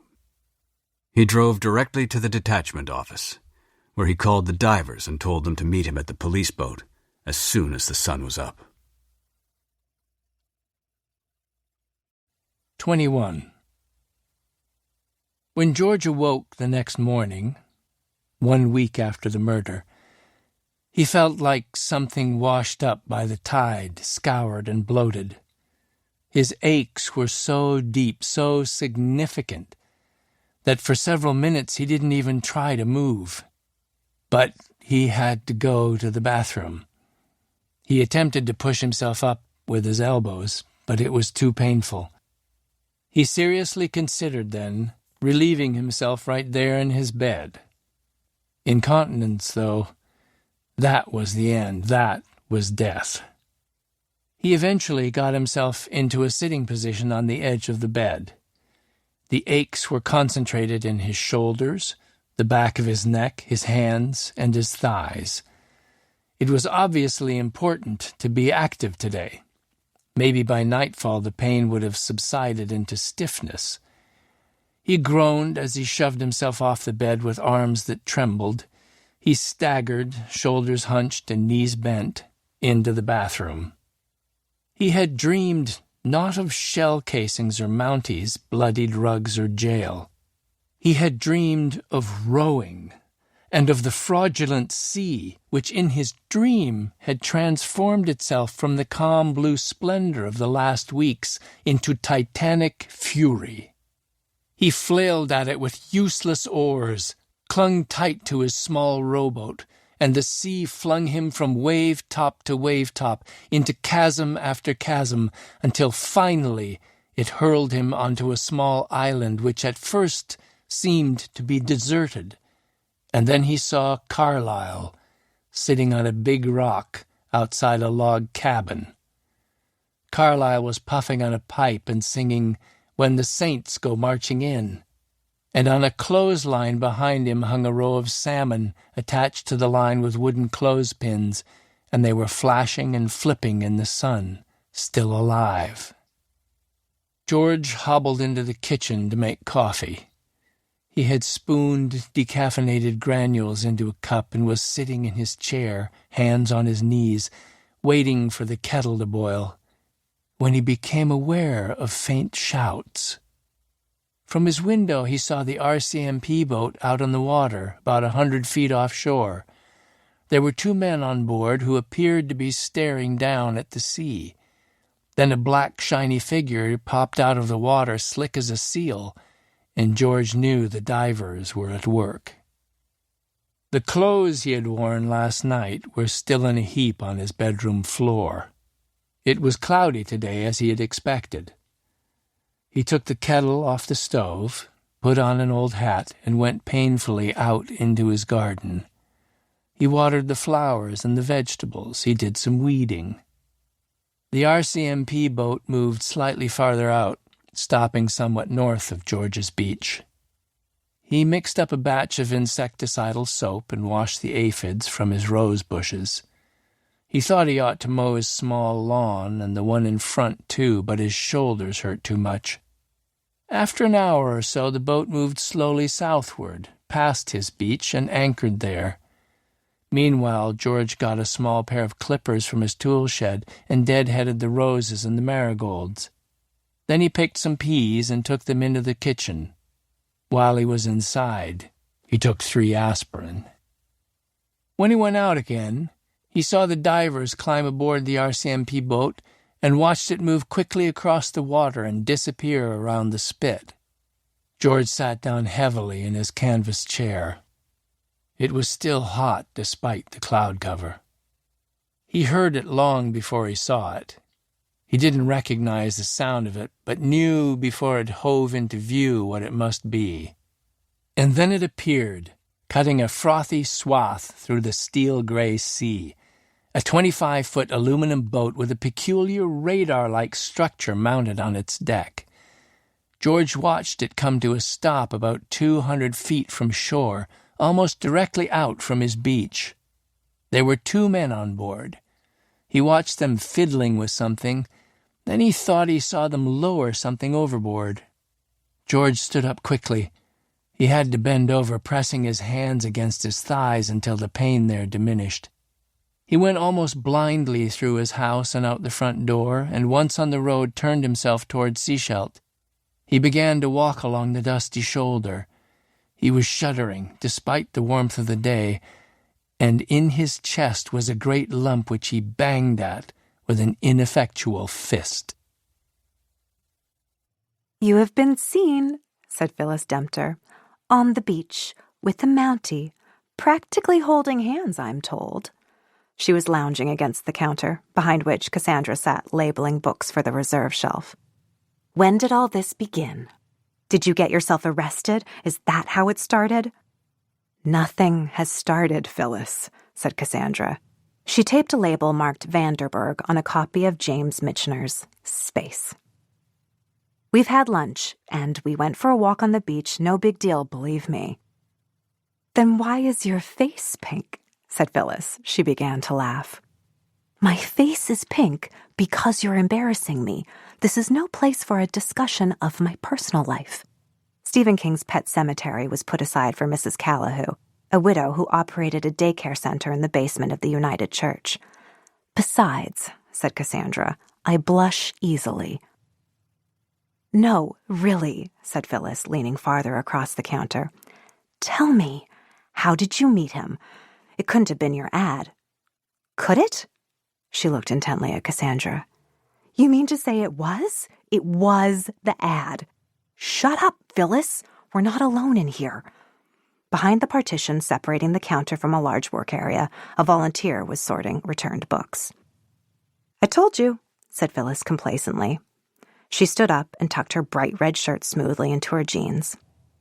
My dad's having a hell of a good time through the ads. I told you something would come of it eventually. When do I get to meet him? Cassandra wrote Fratino on a label and affixed it to Cold Heaven by Brian Moore. I don't even know whether I'm going to see him again, she said. I'm thinking about putting in another ad. Liar, said Phyllis. She picked up her purse and the 2 books she'd checked out. But that's okay. Be close-mouthed. It's typical. You jabber away a mile a minute, but never about anything important. You give yourself away, you know, Cassie. She reached over to pat Cassandra's hand. But I love you anyway. As she left the library, George Wilcox came in. Cassandra's smile faded. She got up quickly and went to him. Mr. Wilcox, what's wrong? What's the matter? He looked at her vacantly. He was wearing earth-stained pants held up by suspenders, a white shirt soiled and rumpled, and a shapeless felt hat, gray with a drooping brim. On his feet were tattered old running shoes. His face was crumpled and weary. I forgot my books, he said, and she saw panic in his eyes. She asked the volunteer to take over, grabbed her purse from under the counter, and ushered George gently out the door, down the sidewalk, and into a small coffee shop. It was lunchtime. Most of the stools at the counter were filled, and many of the tables. Cassandra stood just inside the door, her arm around George protectively, and willed the couple at the table in the corner to leave. George stood quietly, his head bowed. Every once in a while he pounded his chest, almost tentatively. Do you hurt somewhere? She said, bending to speak directly into his ear. Does your chest hurt? He shook his head, slowly. The people at the corner table stood up. The man left a tip while the woman started for the door. Cassandra led George over and sat him down. She exchanged a nod with the departing customers whom she saw sometimes in the library. She and George sat without speaking as the waitress, who, to Cassandra's relief, was a stranger to her, cleared the table and gave them menus. What have you eaten today?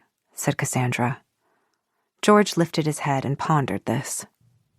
Nothing, I think. She ordered for them both. Coffee for her, beef barley soup, and a glass of milk for George. I've been working in my garden, said George. Forgot to change my clothes. Forgot my books. Forgot to change. I'm getting senile. That's what it is. That's not what it is, said Cassandra. Oh, yeah? What then? He seemed genuinely curious. I don't know. You don't look well. You keep putting your hand on your chest. Doesn't it feel right in there? Should I take you to your doctor? Doesn't feel right at all. No, George agreed. No doctor, though. I don't think so, no. He looked with interest at his soup, which had just been placed in front of him. He took a sip of milk. Don't care much for milk, he said. But it's good for you. I admit it. His shaky fingers struggled with the small package of crackers that had come with the soup. Cassandra took it from him and opened it. He ate one of the crackers, slowly, and drank some more milk. "Eat some soup," said Cassandra. George picked up his spoon. "You and that Mountie, coming up from my beach like that, it gave me quite a turn." "I should have called and asked if it would be all right. It was thoughtless of me. I'm sorry." "I like showing off my garden, though. It's just that—" He put his hand over his eyes. Cassandra gripped his other hand, which lay on the table. "Mr. Wilcox," she said. "What is it? Please, what is it? What can I do for you?" She heard laughter from the counter and the waitress taking orders from the table nearest theirs a few feet away. George lowered his hand and put down the soup spoon. "I remembered on my way here," he said thickly. "I was trying and trying to remember when I'd seen it before. His fear. And on my way here, I remembered." He looked at Cassandra intently. "Did I ever tell you about my sister?" The waitress approached with a coffee pot. Cassandra waved her away. "No, you didn't," she said to George. He was straighter in his chair now, and he'd stopped touching his chest. His hands were in his lap. Cassandra wondered if he had any grandchildren, and if he'd ever told them stories. "Her name was Audrey," he said. "I won't tell you about her. It would take too long. Maybe another day. But she got married to Carlyle. Do you see? That's the thing. And I was there at the wedding, but I couldn't remember it. Couldn't remember anything about it. Whether she got married in a church or a registry office or somebody's house or what." He leaned toward Cassandra. "I gave her away, for Christ's sake, and I couldn't remember anything about it." He slumped back in his chair and looked away from her, over her shoulder, unfocused. "It's because we were angry with each other about it, I think. And we stayed angry." He looked again at Cassandra. "I still don't remember where it happened, or what her dress looked like, or Myra's, or whether there were flowers all around, or what. But just today, on my way here, I remember this now. When the time came, I got up from where I was sitting and went to stand beside her, to give her away, and Carlyle was on the other side of her. I turned my head very slowly. It was as if the whole thing was happening in slow motion, and out of the corner of my eye, I saw Carlyle's head turning, too. I wanted to look straight ahead then, at the minister or whatever the hell he was, but I couldn't. My head went right on turning. And then we were staring at each other, Carlyle and I, over the top of Audrey's head. I looked right at his eyes, couldn't help myself. And I don't know what I expected to see. I probably expected he'd grin at me, or maybe even wink, the son of a bitch, but he didn't. His face was white as marble, and his eyes were full of fear, terror. The man was terrified. He looked out toward the window. I should have stopped it, do you see? He said dully. Right then and there. I should have stopped it, regardless. Is the soup all right? Said the waitress, standing over them. It's fine, said Cassandra. He's just letting it cool. The waitress left, and Cassandra turned back to George. I think everybody gets nervous when they get married. That's what I've heard, anyway. She was prattling and told herself to stop it. I know my mother was, and my father. I couldn't remember when I'd seen it before, he said, nodding at his soup.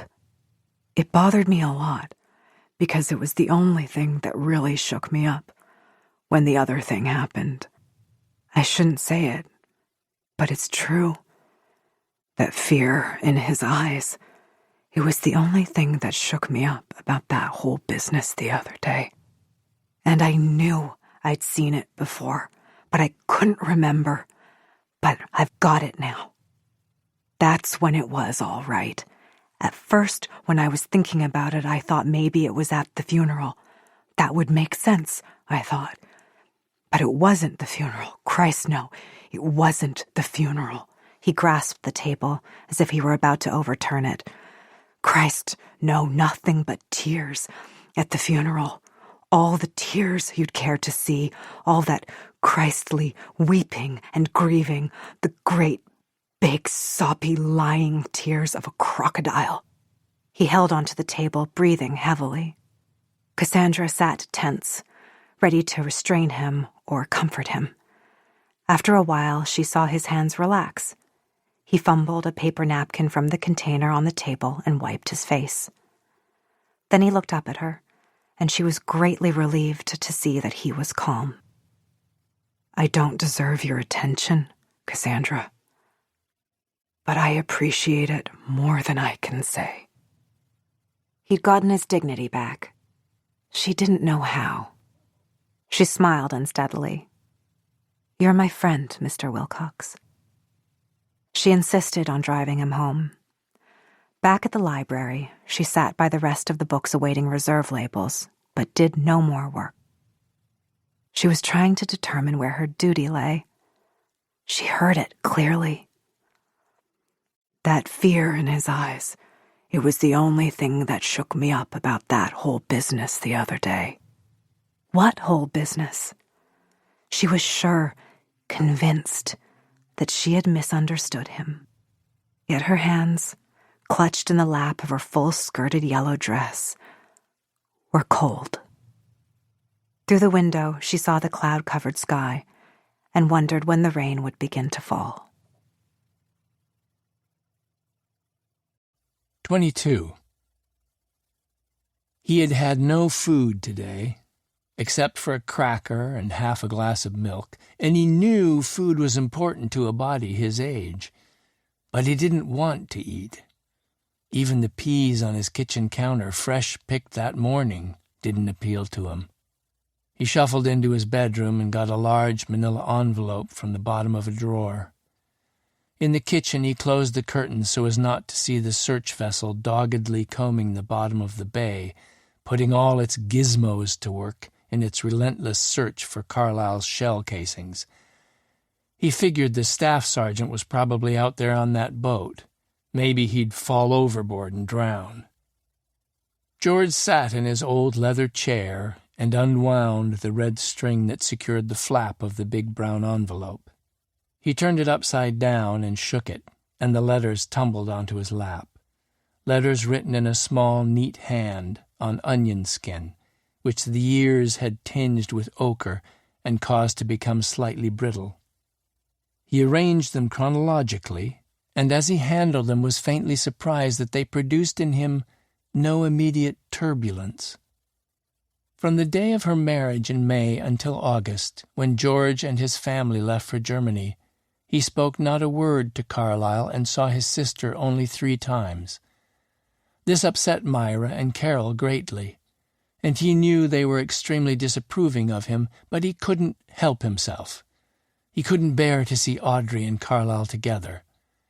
It wasn't a great deal easier to see her alone, either, knowing when they said goodbye she would return to that man. Besides, on the few occasions they did get together, usually arranged by Myra, they invariably quarreled. So it wasn't surprising that in the 13 months she lived after George's departure, she wrote them only 8 letters. He looked at them now, such a pitifully small pile, sitting in his lap, and wondered why he was doing this to himself, torturing himself in a useless search for affirmation of something he had believed with all his heart, until the moment he had hit Carlyle on the head, cutting off his vicious ramblings forever. Her letters were at first filled with bright chatter about her piano students, her garden, learning to run Carlyle's house the way he liked it run. She didn't speak about her private thoughts. For all they knew, she didn't have any. It was frustrating to read these letters, which to George described a cardboard cutout world, a stage set occupied by marionettes. Yet he couldn't blame her for not stretching her hand across the rift that separated them. It was up to him to try to repair the damage he had inflicted upon their relationship. Eventually, he did so. He wrote to her at Christmas, when he and Myra and Carol had been away 4 months, and tried in his clumsy way to make things right. "Just tell her you love her," Myra had said. "That's the most important thing." And so he had done that. She wrote back to him immediately. His letter of conciliation had obviously made her happy, and he clung to that thought desperately 10 months later, when she was dead. She continued to avoid mentioning Carlyle, but he understood that. She talked a great deal about plants and about books she had read. Her letters were brief and infrequent, but at least now they were warm and confidently affectionate. He read them all now, pored over them with the greatest possible concentration, and he asked himself the same questions he asked every time he read them. Why had she stopped talking about the piano lessons she taught, which had for years given her so much pleasure? Why did she never mention seeing any movies, or going to parties, or having people to dinner? Was it because then she would have had to refer to we and us? Did she really believe George would be enraged by even an oblique reference to the fact that she was sharing a house, a life, a bed with Carlyle? He sat back and closed his eyes. He should have let Carlyle talk.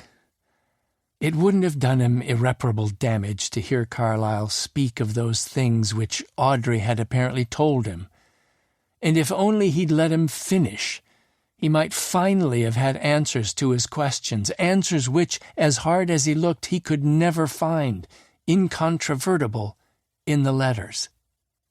He turned to Audrey's shortest letter.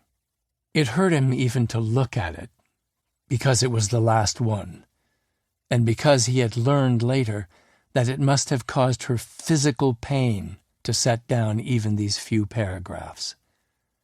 Her handwriting was a clumsy, childish scrawl. The letter made no reference to this. "Dear George," she had written, "I'm addressing this only to you, because I know there are things you still haven't told Myra. I've been doing a lot of thinking these past few weeks. Carlyle has been away. He's coming back tomorrow. I know you love me and have tried to protect me, and I've trusted you all my life.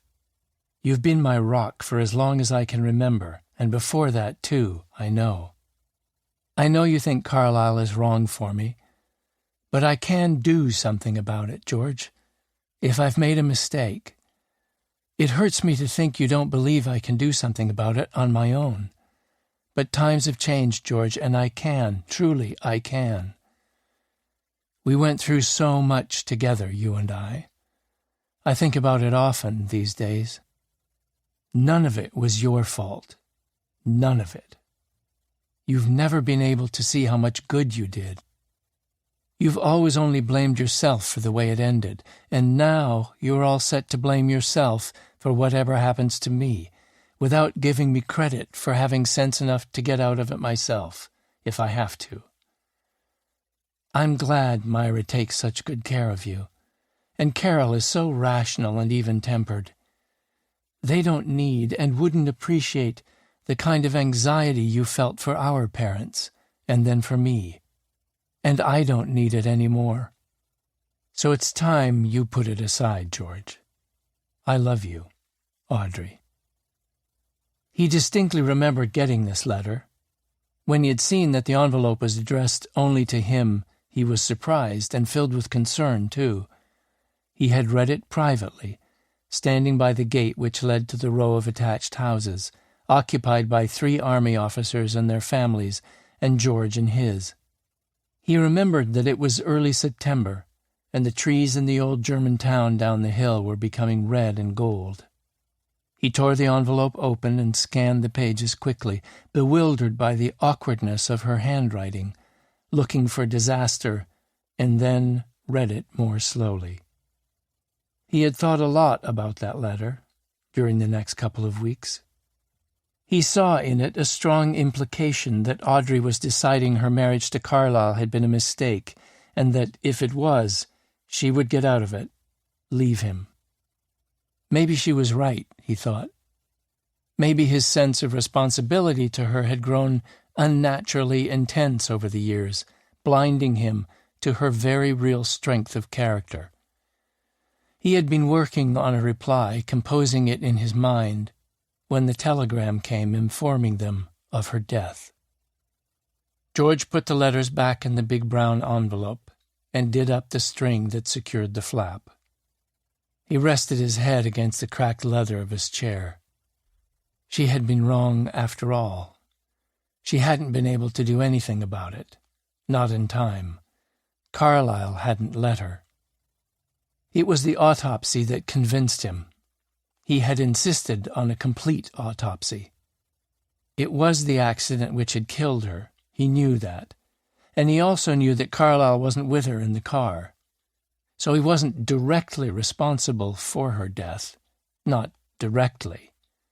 But he was responsible, all right. George had been certain. The palm of her right hand bore fresh, barely healed scars. Her left wrist had been fractured, her right tibia also. The fractures had healed normally. None of these injuries had occurred before George left for Germany. There might have been others. He would never know that. The rest of her body had been too badly broken in the car accident. He confronted Carlyle at the funeral. Carlyle had wept ceaselessly, telling George that Audrey was accident-prone, that she had stumbled and put her hand on a hot burner of the stove and fallen from the apple tree while trying to prune it, and fallen again while getting out of the bath. Carlyle wept and sobbed, and George didn't believe a word he said and told him he would live to see him burn in hell. Myra had to drag him away. He was making a spectacle of himself. George wiped his face with his hands and confronted himself with the same tired questions. Had he misread the letter? Maybe they just argued a lot. Maybe things weren't working out in bed. Had Carlyle beaten her, sent her flying from the house in a frenzy of blind fear? Or had she simply suffered a series of inexplicable accidents, culminating in one which had caused her death? He closed his eyes and felt fresh tears spill down his cheeks, and imagined he heard the searchboat's crafty gadgets probing the sea, and he saw Carlyle bleeding into his braided rug, and would have given his life and his soul to have heard all of what Carlyle had meant to tell him. 23. Allberg strode into the detachment office late that Tuesday afternoon, in a state of barely controlled rage. His faded jeans were thrust into bright yellow rubber boots, and the sleeves of his shirt were rolled up. His face and arms were reddened by the cloud-shrouded sun. He stopped at the duty officer's counter. "Is Corporal Sanducci on the premises by any chance?" he said politely. "Yes, Staff," said Ken Coomer. He stood up nervous. "Send him into my office, on the double." When the corporal stood before his desk, Allberg looked at him with disgust. "You were on duty at the Burke House last night, right?" "Right, Staff, 4 to midnight." Sanducci stood stiffly. He was insufferably good-looking, thought Allberg, far too popular with women, and much too cocky behind the wheel of a car. He was also intelligent, efficient, and courteous with civilians. "See anything interesting?" "No, Staff, everything was pretty quiet." "Everything was not pretty quiet, Sanducci," said Allberg softly. He stood up and yanked the Venetian blinds to the top of the window. "Tell me, Corporal, did you spend the whole 8 hours planted on the front porch for some reason?" "No, Staff," said Sanducci, flushing. I made regular circuits of the house and grounds. And how often did you make these circuits, Corporal? Once, twice? How many times did you walk around back? His voice was level but cold. Hourly, Staff Sergeant. Once an hour, or so. Alberg let the Venetian blinds fall closed. While you were parked on the front porch, Corporal, a whole lot was going on. You seem to have missed it. He sat down and clasped his hands on the desk in front of him. Would you like to hear about it? Do you want to know what happened there that managed to escape your attention? Yes, Staff, said the corporal uneasily. Well, while you were out in front, dreaming your dreams, or whatever it is young corporals do while on a boring assignment like the one you had last night, a tawdry old guy came ambling down the beach. Now, we're talking about a really old person here, Sanducci. Someone you wouldn't think would have the strength to change a tire. What he did, this declining specimen of humanity, this 80-year-old ancient, what he did was haul the victim's rowboat off its blocks, drag it down to the water, and row his elderly self out to sea. He looked at the corporal with an icy calm. And then, Sanducci, then he heaved the murder weapon into the drink. The corporal's face paled. And where were you when all this was going on? Said Alberg with interest. Taking a cigarette break? Peeing in the bushes? Sanducci stood even more stiffly. He looked at a point on the wall above Alberg's head. Get out of here, said Alberg quietly. A little later, Sokolowski came in. I'm going to break that bastard down to constable, said Alberg, slouched behind his desk. 3rd class. They didn't find anything out there, I guess. They'll never find the goddamn things. We're talking about 400 square yards of ocean, rocks all over the goddamn bottom, some of them as big as a truck. He shook his head. The divers never had a chance. The old guy's too smart to dump them that close in. After 4 hours, the sea search team gave up on the sonar. Now they're trying the underwater camera. I told them to keep at it until 10 tonight, at $3,000 a day or whatever the hell they're charging us. Half a day is all the budget can take. Okay if I sit down? Alberg waved impatiently, and Sokolowski sat. We got that accident report, said the sergeant. The one from 1956 that killed Burke's wife. It was a single-vehicle accident. She wasn't speeding or anything. Ran off the road into an abutment. Killed instantly. Anything on the autopsy? Yeah, they gave her the works. Wilcox, her brother, he insisted on it. Called the Vancouver City Police from where he was living in Germany. Death due to injuries sustained in the accident. Nothing suspicious. Vancouver never thought there was, but the guy called, all the way from Europe. And the husband didn't object, so he shrugged. We're really batting 1,000 on this one. Alberg got up to open the blinds again. Sokolowski tried to grin. Looks like you got some sun out on that boat. It's always worse when there's some cloud. My face feels like it's been fried. Listen, Staff, said the sergeant. Could be the old fellow was doing just what he said, taking a little row. People do funny things sometimes. Alberg opened a drawer in his filing cabinet and immediately clanged it closed. He was dumping those shell casings. He did it, the crafty old son of a bitch. He smashed that guy's head, I know it, and he knows I know it. But why? Where's the motive? Unless he really did know he was in the will. But even if he did, there just isn't enough there to make it worth his while to waste the guy. Sokolowski was getting exasperated.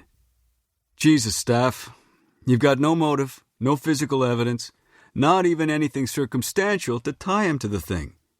I've got that Erlandson, who saw him going into the victim's house during the period the coroner says he died. Come on, Staff. With his sister there contradicting him every time he opens his mouth? And, Alberg went on stubbornly, I saw the shell casings on his windowsill, Sid. And they aren't there now. And meanwhile, the stupid old bugger's practically killed himself rowing out into the bay. If that's not circumstantial evidence, I don't know what is. Carl, said Sokolowski, you're the only one who saw them on his windowsill. So what? Snapped Alberg. And you don't know they were the victims. You're just speculating.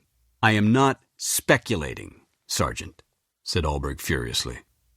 Maybe they were his own, Sokolowski protested gently. Like you said before, those things are a dime a dozen. Not with flowers, or some damn thing all over them.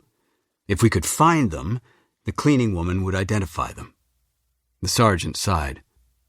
Okay, say we find them, and one of them turns out to be the murder weapon. You're still not a whole lot further ahead.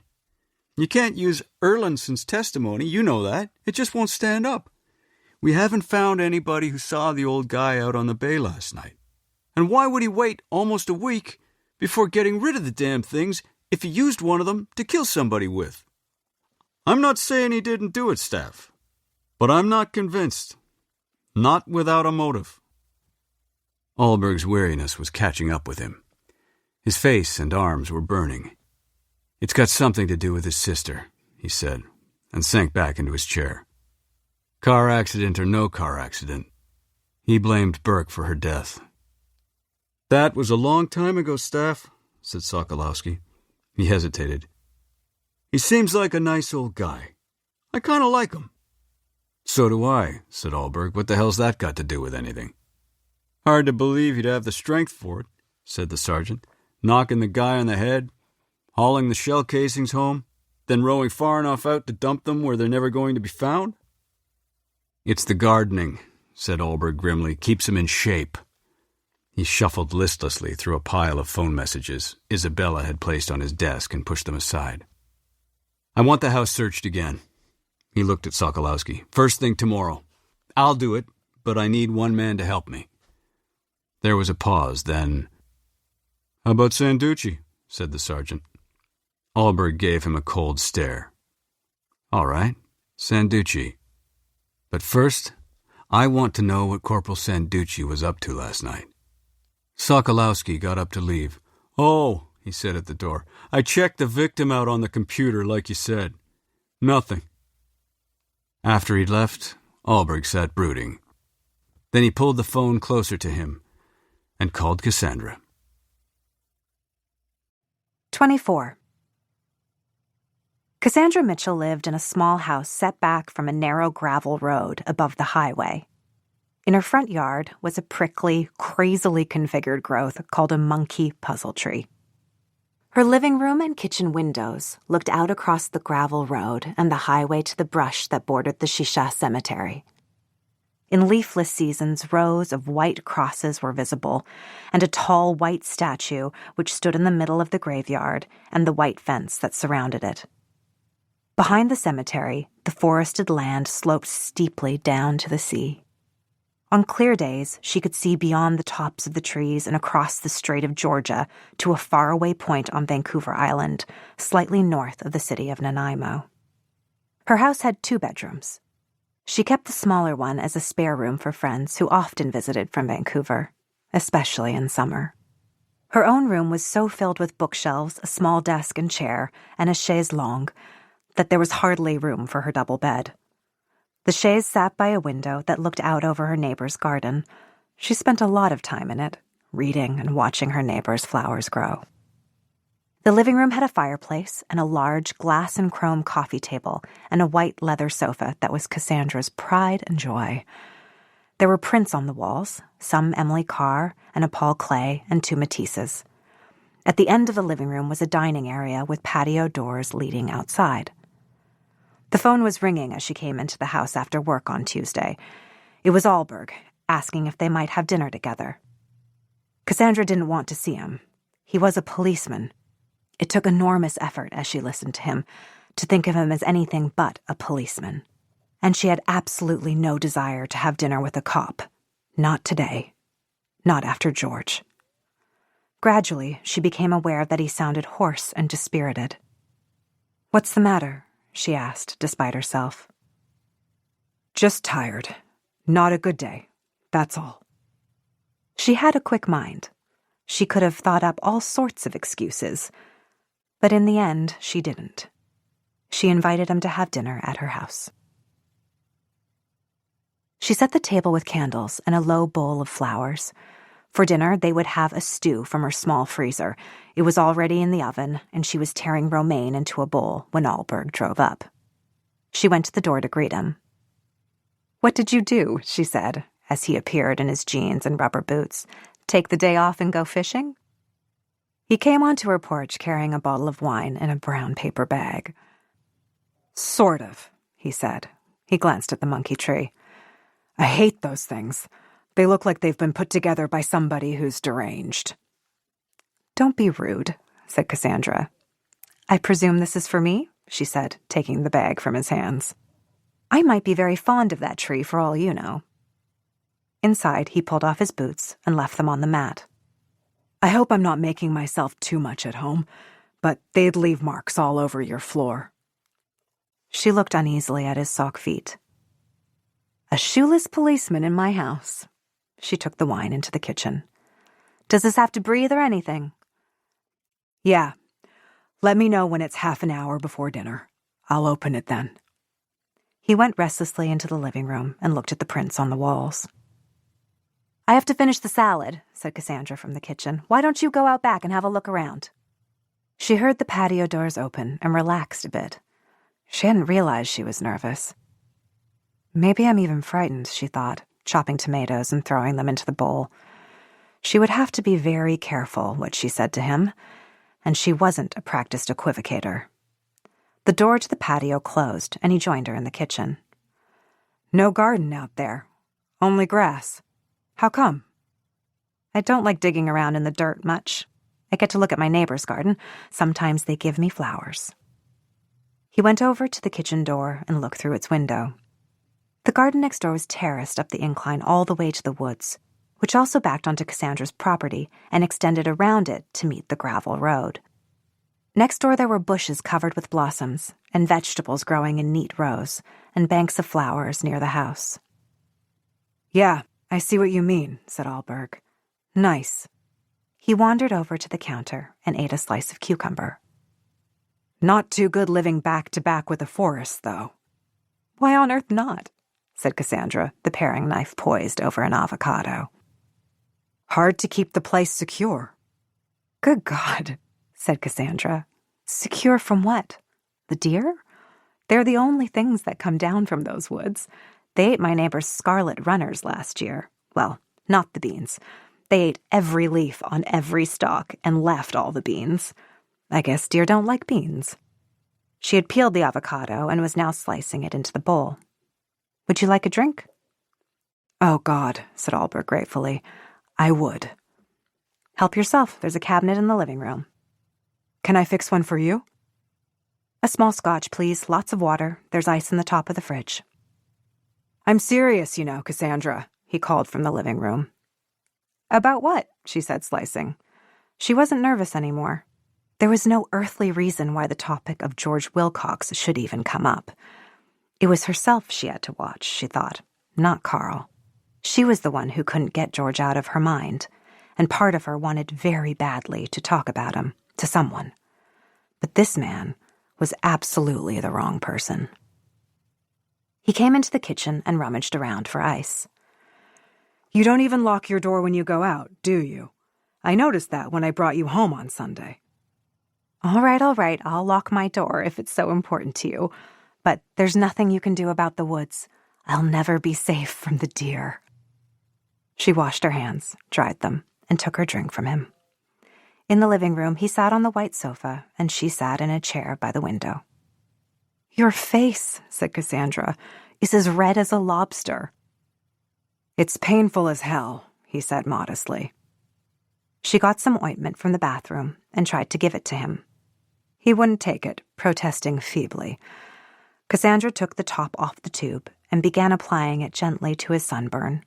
He closed his eyes and moaned. She jerked her hand away. "Am I hurting you?" "No. It feels wonderful. Cool." "It won't last, but it'll help for a while." She smoothed it over his high, wide forehead, his long, straight nose, across his cheeks, around his mouth. It was a generous mouth, and there was a slight cleft in his chin. She screwed the top on the tube. He opened his eyes. They were wintry blue and probably specially trained to spot a lie or an evasion a mile away. She thrust the tube into his hand. Here, take it with you. Put some more on tonight before you go to bed. Maybe you'd do it for me, he said, looking up at her. Before I go to bed. Cassandra ignored this and sat down again. She picked up her glass. How did you get that burn anyway? I was out in a boat all day. Playing or working? Working. He drained his glass.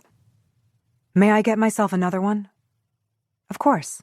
I heard there was some kind of search going on, she said casually as he got more scotch and went into the kitchen for ice. What were you looking for? He put his glass on the coffee table and dropped onto the sofa. Oh, we took it into our heads there might be a murder weapon out there. And was there? Don't know yet. They're still looking. Doesn't look very encouraging, though. Has this, got to do with Mr. Burke? He looked at her curiously. Yeah, as a matter of fact. Well, he's the only person I know of who's been murdered around here lately, said Cassandra defensively. If you don't want to talk about it, just say so. Sorry.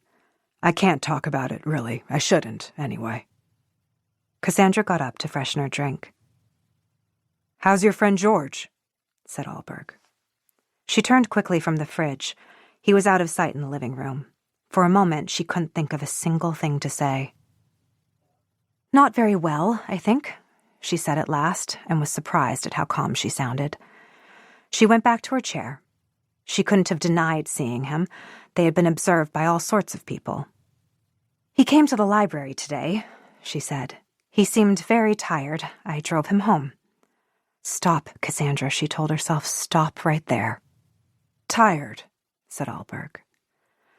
Cassandra's heart was thudding. This man had her ointment all over his face, his sock feet on her carpet. This man had come to her for food and, presumably, affection. This man worried about her unlocked doors and burglars creeping down on her from the woods. He was not her enemy, after all, she told herself. But she had to keep her loyalty straight, because that's what duty was, after all, wasn't it? Loyalty. She had known George Wilcox for years, and an affectionate regard had grown between them. She had met this policeman less than a week ago.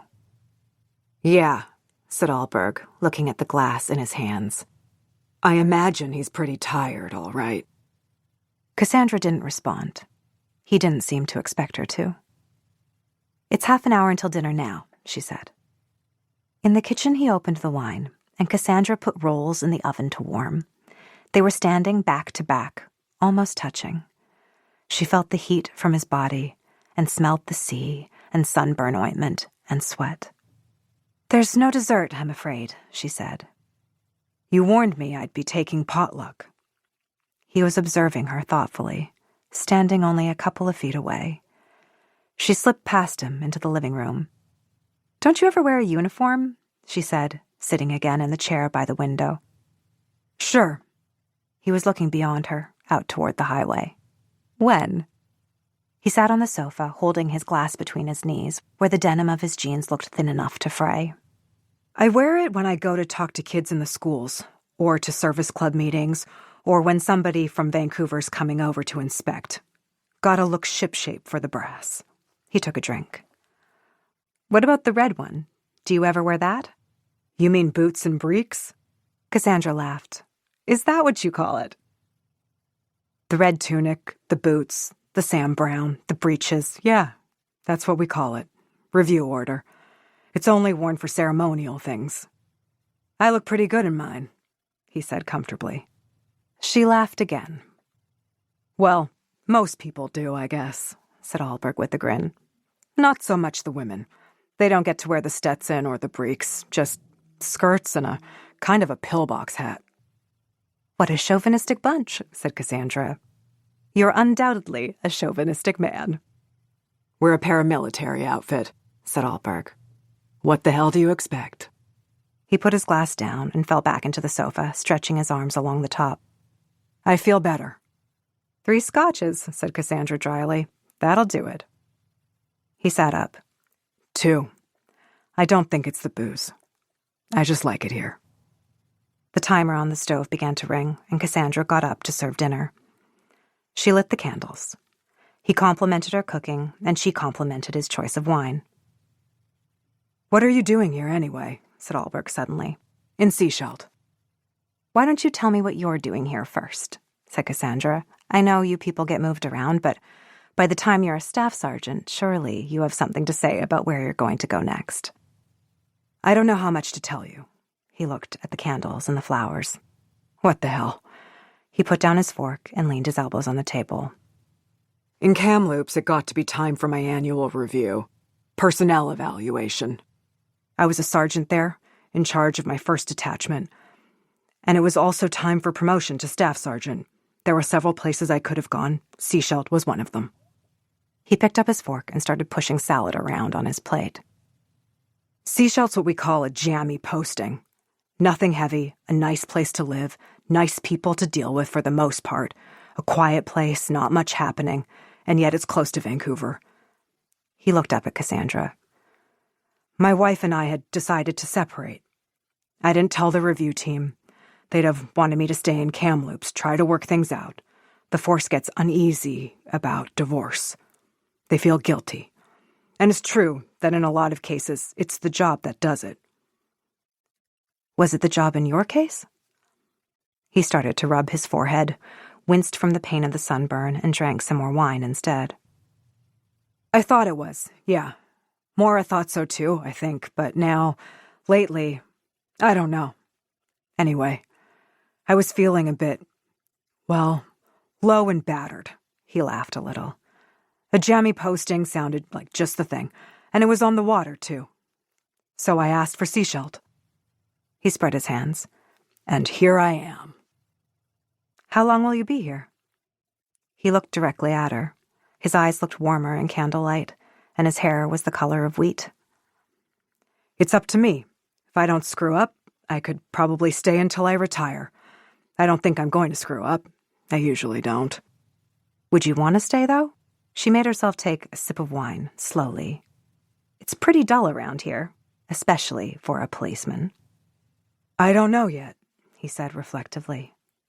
"Sometimes I think if I stay in a place like this, a little place with a lot of ordinary people in it and not a whole lot of, well, hardcore creeps, let's say, maybe in a place like this where most people don't feel uneasy around police officers, some of my cynicism will wear off, eventually."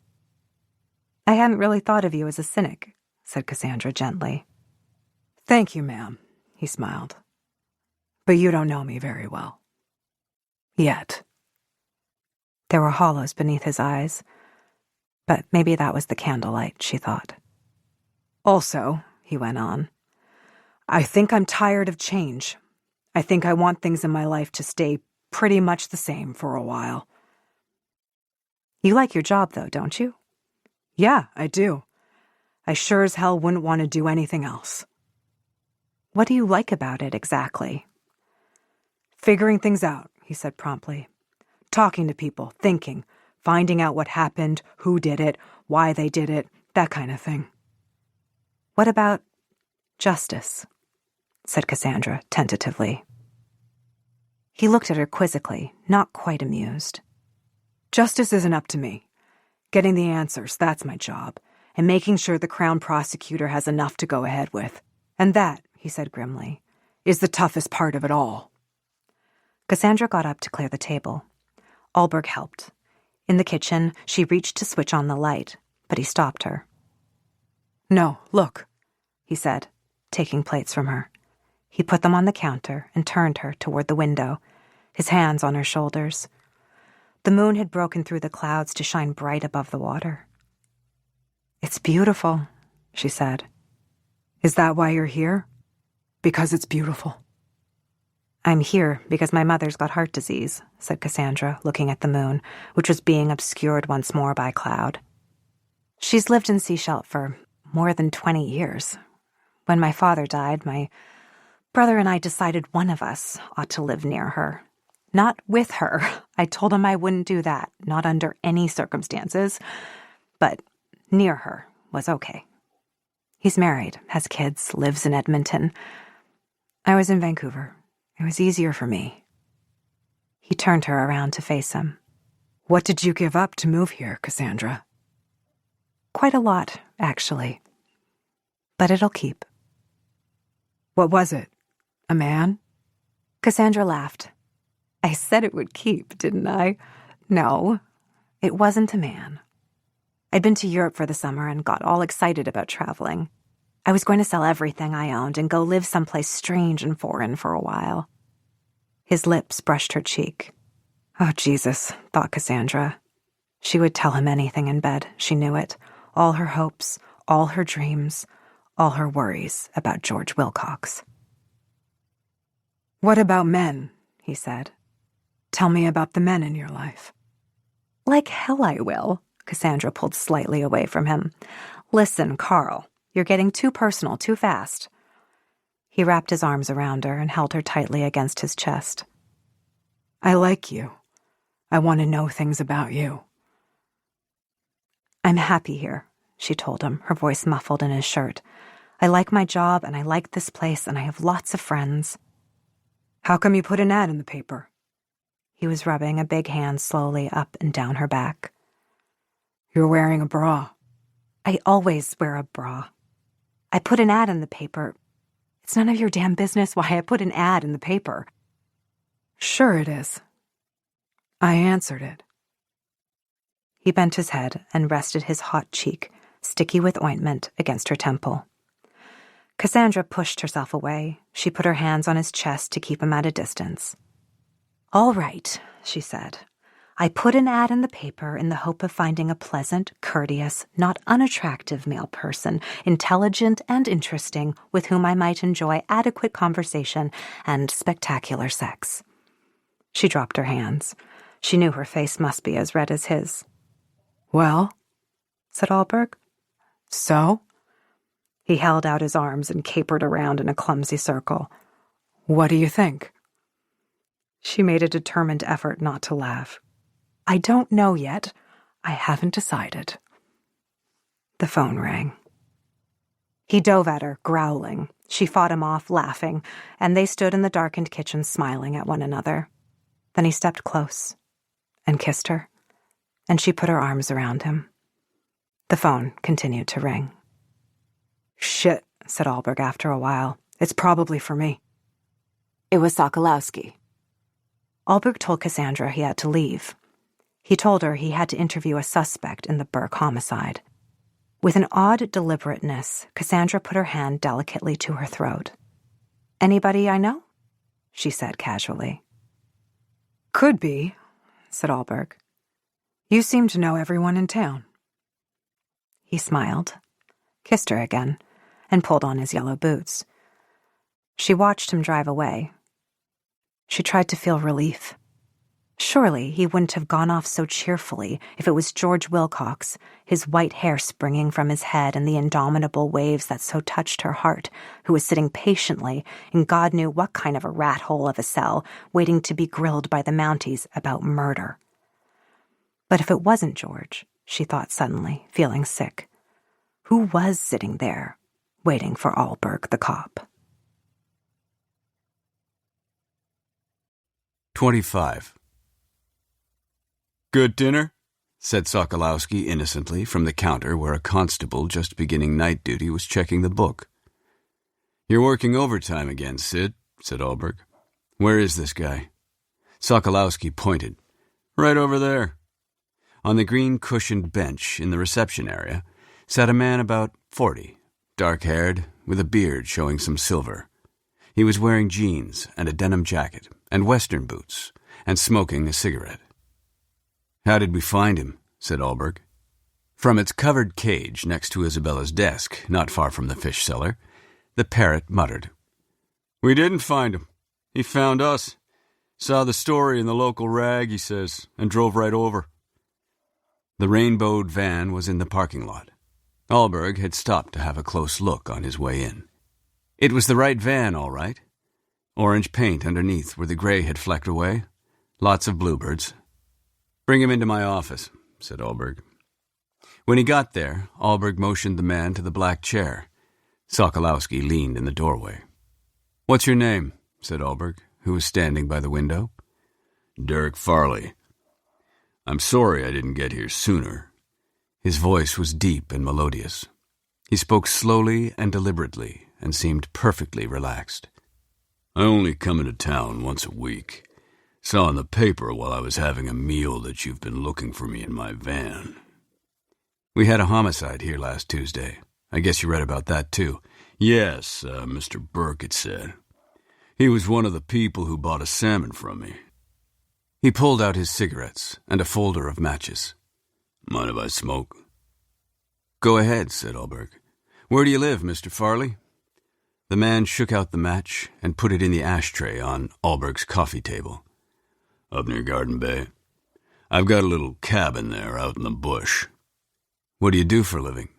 Farley grinned at him. "I sell things. Fish, vegetables. It depends on the season. My wife's got a big garden. She's also a weaver. There's a couple of stores, one in Garden Bay, another in Gibson's. We're working on one in Seashell here. They take her things on consignment. Ponchos, things like that." He dragged on his cigarette. "I'm a carpenter, too. I do work for people all up and down the coast." He grinned again. "Word of mouth. I'm good at it. Slow but good." "Tell us about last Tuesday. That was your day in town, was it?" "I came down to Seashell, yes, let's see." He stubbed out his cigarette. "I've been trying to get it straight. A week ago. That's a long time." "What time did you leave home?" said Sokolowski. "Let's start with that." "I left about 8. Had a dozen salmon in the van packed in ice and wash buckets. Sold about 4 or 5 fish in Madeira Park, Secret Cove. Had some coffee and a donut at a little place near Half Moon Bay. It must have been sometime after 11, I guess, when I got here. I remember I drove right through Seashell and turned around, figuring to try to get rid of the rest of the fish along the road outside of town, then stop for a bite to eat, then head on home." "And is that what happened?" said Alberg. "Pretty well. I had 5 left when I stopped for lunch. That's right. Forgot I sold one to the guy who runs the cafe at Half Moon Bay. I remember thinking I should keep on going down toward Gibson's. Try to get rid of the rest of them there, but I was pointing in the wrong direction by then." He grinned up at them. "But it turned out okay. When I got back to Garden Bay, I went down to the wharf and sold all 5 to some tourists up from Seattle in 2 big yachts." "I'm happy for you, Mr. Farley," said Alberg. "But could we get back to the ones you sold here?" "Yes, sure, sorry. Well, let's see. I sold 2. Now, I know you'll want to know what time this was. Let me think." Alberg and Sokolowski waited. Alberg picked up a pen that was lying on his desk. Sokolowski shifted in the doorway, turning a page in his notebook. Alberg leaned against the filing cabinet and discovered that Isabella had put a plant on top of it. Long leafy tendrils wafted down the side of the cabinet nearest the window. "It was after 11 when I got here," said Farley, confident.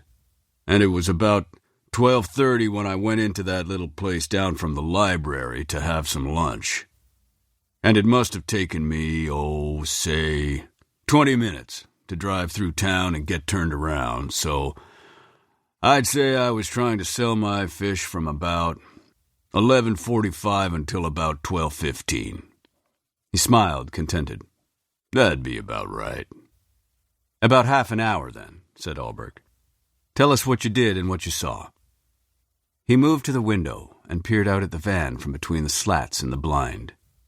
In the light from the building, he could see rain spattering the roofs of the van, the patrol cars, and his Oldsmobile. Farley sighed. "This is tough. Let's see." He looked up at Sokolowski. "You know I can't possibly remember everything. It was a week ago. Just an ordinary day. I know I didn't see anything particularly unusual. I know for sure I didn't see anything suspicious." "Try, though, will you?" said Allberg, turning from the window. "That Burke fellow. I do remember he was the second one to buy, and the last. I pulled over, crossed the street, went through a hedge, and down a path. The door was open. I looked around, but there wasn't any bell, so I just banged on the door. I remember thinking, I ought to holler something, since the door was open, but I couldn't think of anything, so I just waited. And in a minute, a voice says, 'Coming,' so I just stood there on the step holding the salmon. And eventually this tall old man came down the hall toward me." "What happened then?" said Allberg, after a minute during which Farley frowned at his knees. "Well," he said, a peddler of fish. It was obvious I was standing there holding it. 'I used to catch my own,' he said, 'but not anymore,' or something like that. Then he told me he'd buy it because a friend was coming over for lunch, and it would be a nice treat." He looked at them and shrugged. "That's it. He gave me a couple of bucks, and I gave him the fish, and then I went back to the van. I was getting hungry by this time, so I headed straight for the cafe." He shook his head resignedly. "A lot of people around here catch their own fish. The tourists are your best bet. My wife keeps telling me that, and she's right." "Can you tell us anything about the inside of Mr. Burke's house?" said Allberg. "Did you notice anything special about it? Anything valuable? Anything worth stealing?" Farley smiled slowly. "What are you trying to suggest? That I spotted something interesting and came back and killed the old guy for it?" He looked at Allberg reproachfully. "I never got past his front step. Besides, I am not a thief. Also, I am a pacifist." "Just one more thing," said Allberg. "This friend he was expecting, did he say anything more about him? Like, was it a man or a woman, or what time he or she was supposed to arrive?" "No, nothing more than I've told you." "By the way," said Sokolowski, "you left here after lunch last Tuesday, right?" "Right, headed back up to Garden Bay." "How come you're still around today at this time of night?" Farley grinned. "I don't keep to a rigid schedule like most folks. Today I didn't have any fish. Today I was peddling my wife's ponchos. Didn't leave home until noon or so. Had to deal with the place in Garden Bay, then drive all the way down to Gibson's." "Okay, Mr. Farley," said Allberg. "Thanks very much for your cooperation. Would you leave your address with the sergeant, please, just in case we have to get in touch with you? And you'd better give him the names of the stores you deal with in Gibson's and Garden Bay, too." Sokolowski saw him out and returned to Allberg's office, where the staff sergeant sat behind his desk, with his chin in his hands. "I guess we've got to check him out, Sid." He touched his nose, gingerly, and tried to remember if he'd brought Cassandra's ointment with him. Sokolowski slumped in the black chair. "He could have done it," he said wearily. "He could have. But why didn't he take some of that stuff with him? The silver, stuff like that?" "If he did it," said Allberg, who had found the tube of ointment in his shirt pocket and was unscrewing the top, "it was damn smart of him to wander in here and tell us this tale before we found him." He dabbed the clear gel on his nose and closed his eyes as his skin immediately cooled. He wished Cassandra was there to do it for him. He sighed and opened his eyes. "Check him out, Sid. I don't think he did it, but it's possible." "You still want to search the victim's house again?" "You're damn right I do." "Sanducci will be at the house at 8. "Tell him to start without me," said Allberg. "I've got some paperwork to do. I keep trying to forget there's more going on around here than this damn homicide, but Isabella won't let me." There was a knock on the door, and Freddie Gaynor stuck his head in. "Look at that face," said Allberg to Sokolowski. "He was out on that boat all afternoon, too, and is he burned?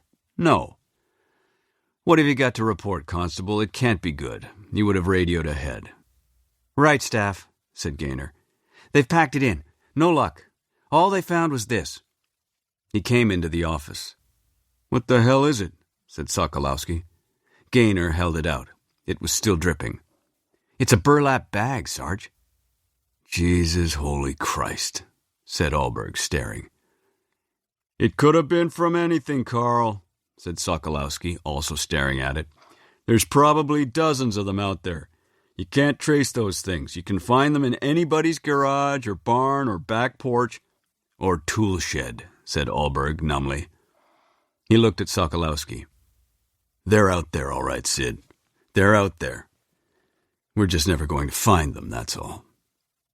Gaynor backed out of the office, still holding the burlap bag. I'll tag it anyway, Staff.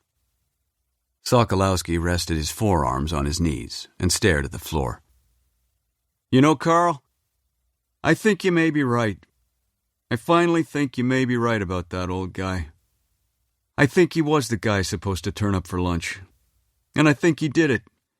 But you know what else? He said heavily, looking up at Allberg. I also think you're not going to get him on it. I've got no witnesses, said Allberg almost cheerfully. No evidence, and up to now no motive. It doesn't look good, does it? He smiled. Unless I get a confession. Sokolowski looked doubtful. He's a pretty tough old bird, and you'd still need corroboration. Yeah, I know. But let's worry about one thing at a time. If I can find the motive, let him know I know why he did it, then maybe he'll crack. He's not the kind of guy who goes around doing homicide whenever he loses his temper. He's going to want to talk to somebody about it. He stood up, stretched, and turned off the desk lamp. Seems a shame, said Sokolowski with a sigh, hauling himself to his feet. A nice old guy like that. A nice old guy, said Allberg, who snuffed his ex-brother-in-law. You really want him to get away with that, Sergeant? I don't. 26. George heard the rain fall throughout the restless night. A soft, absent-minded rain that would bathe his garden and feed it and not pummel it into the ground. He couldn't sleep and found the sound of the rain soothing. At some point he must have slept, though, because he opened his eyes, and the night was gone, and the rain too, and through his curtained windows some sunlight was filtering. He got dressed and went to the back door. He put his gnarled hand around the worn round knob and looked fixedly at the door, not seeing its yellow paint, slightly greasy from 6 months' accumulation of grime, not able to move, trying hard not to let the moment overwhelm him. Then he turned the knob, pushed the door open, and walked out for the last time into his garden. He saw that the clouds were fleeing quickly. Those too close to the sun were shriveling into nothing, burning away, and soon the sky would be quite clear again. George stood on his still, damp grass and watched steam rise from his garden. He touched the marigolds and stroked the petals of the roses and laid his cheek against a hydrangea blossom and cut a big bunch of sweet peas and wished he could pick a zucchini, but there weren't any yet. He spent considerable time outdoors, inspecting, admiring, approving. He was aware of stirrings and rustlings, fragrances, glorious splashes of color. He heard birds arguing in the arbutus tree, and noticed a new influx of aphids on the roses, and saw that the tide had left new driftwood on his beach. He didn't know how to say goodbye to his garden, or to tell it that he had loved it. He went back into his kitchen, put the sweet peas in water, and made himself some coffee. He got a notepad and a pen from his desk in the den, a room he had used scarcely at all since Myra's death, and sat down in his leather chair with his coffee to make a list. He had a lot to do today. It took him half an hour to make the list. As soon as it was complete, he looked at the first item, library books. He would work his way down from the top. That was the sensible way of going about things. Wilcox here. She was ridiculously relieved to hear his voice, even though it was curiously dry and remote. Mr. Wilcox, it's Cassandra. I'm calling to check up on you. I hope you don't mind. How's your chest? Did you sleep well? Are you feeling better today? She got it all out in a rush and waited anxiously for him to reply. Cassandra? He sounded amazed. "Where are you calling me from? The library?" "Yes. How are you? May I come to see you? I was worried about you yesterday. I'd like to make sure you're all right." "You were the first thing on my list," he said. "It must be an omen. There are some books I have to return, you see. The only thing is, I don't think I'm up to making the walk into town today, and my car's still in the garage." "Then I'll come by and get them," said Cassandra. "All right? May I come?" "Sure. Fine. That would be grand. I want to see you anyway." Cassandra drove to his house preoccupied and uneasy. When he opened the door, she looked at him intently. He appeared calm and looked back at her steadily. He was tidily dressed and his hair was combed, and she smelled fresh coffee. She relaxed somewhat and smiled. But he didn't smile back. He led her into the kitchen and insisted she sit in the leather chair. The library books, the 2 mysteries, and the Mozart biography were in a neat pile on the footstool. He poured coffee, fussed with sugar and milk, and finally settled in a straight-backed chair opposite her. "I got you here under false pretenses, Cassandra, which, until lately, hasn't been my nature." "You mean the books? But I was going to come anyway." He got up stiffly and picked up from the kitchen counter the crystal pitcher, which was overflowing with sweet peas. "I want you to take these with you when you go," he said, "and the pitcher, too." "I can't take the pitcher, Mr. Wilcox, but I'll take the flowers with pleasure." "I want you to have the pitcher." He sat down again. "It's important to me. It was my sister who gave it to Myra and me for our wedding." He put his hand on her arm, impatiently shaking his head. "Please don't argue with me, Cassandra. I'm trying to get my life in order here. I need your help for that.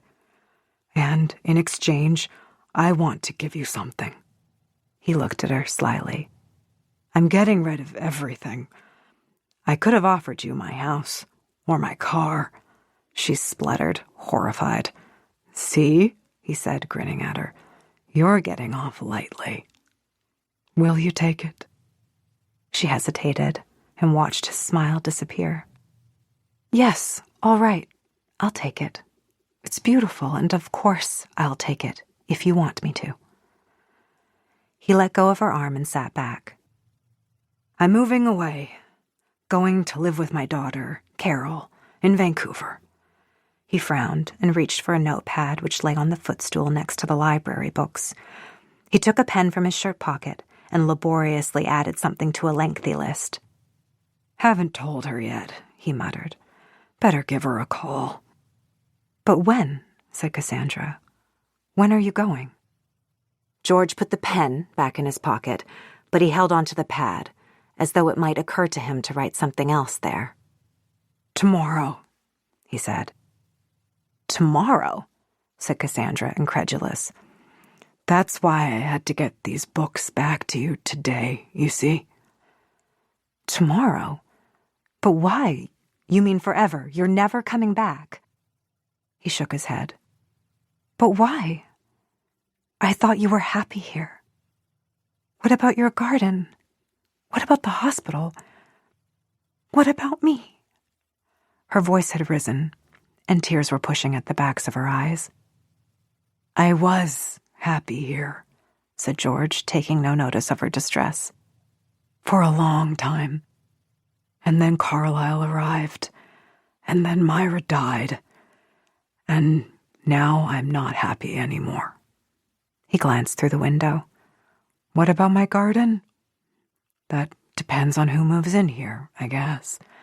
He turned back to her.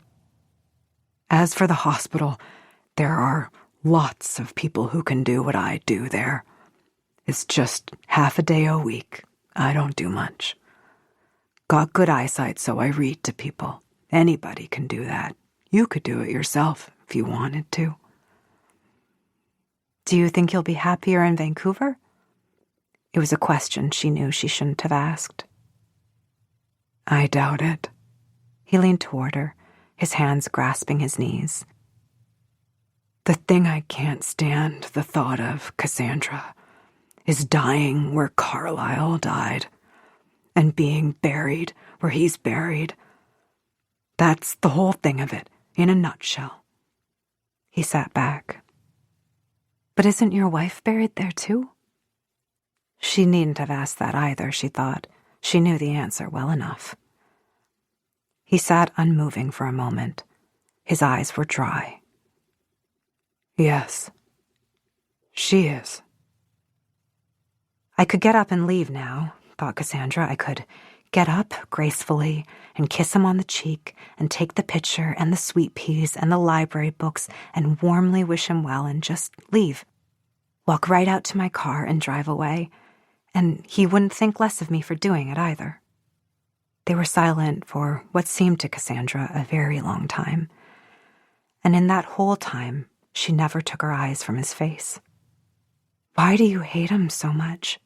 she said finally, quietly. "Even though he's dead now." "Because I killed him," said George. Cassandra felt very strange. She heard herself breathing patiently and finally realized she was still waiting for him to answer her, although he already had. Maybe she was waiting for him to change his mind or tell her he'd been joking. But looking at him, at his face the color of cement, at his brown eyes looking steadily back at her, she knew he had told her the truth. "It's a bad thing I'm doing now. I know it," said George. "I'm using up all our friendship, grown so slow and strong, right now, in this single minute." "But I'm letting you do it," said Cassandra numbly. "I'm not asking you to keep this a secret," he said.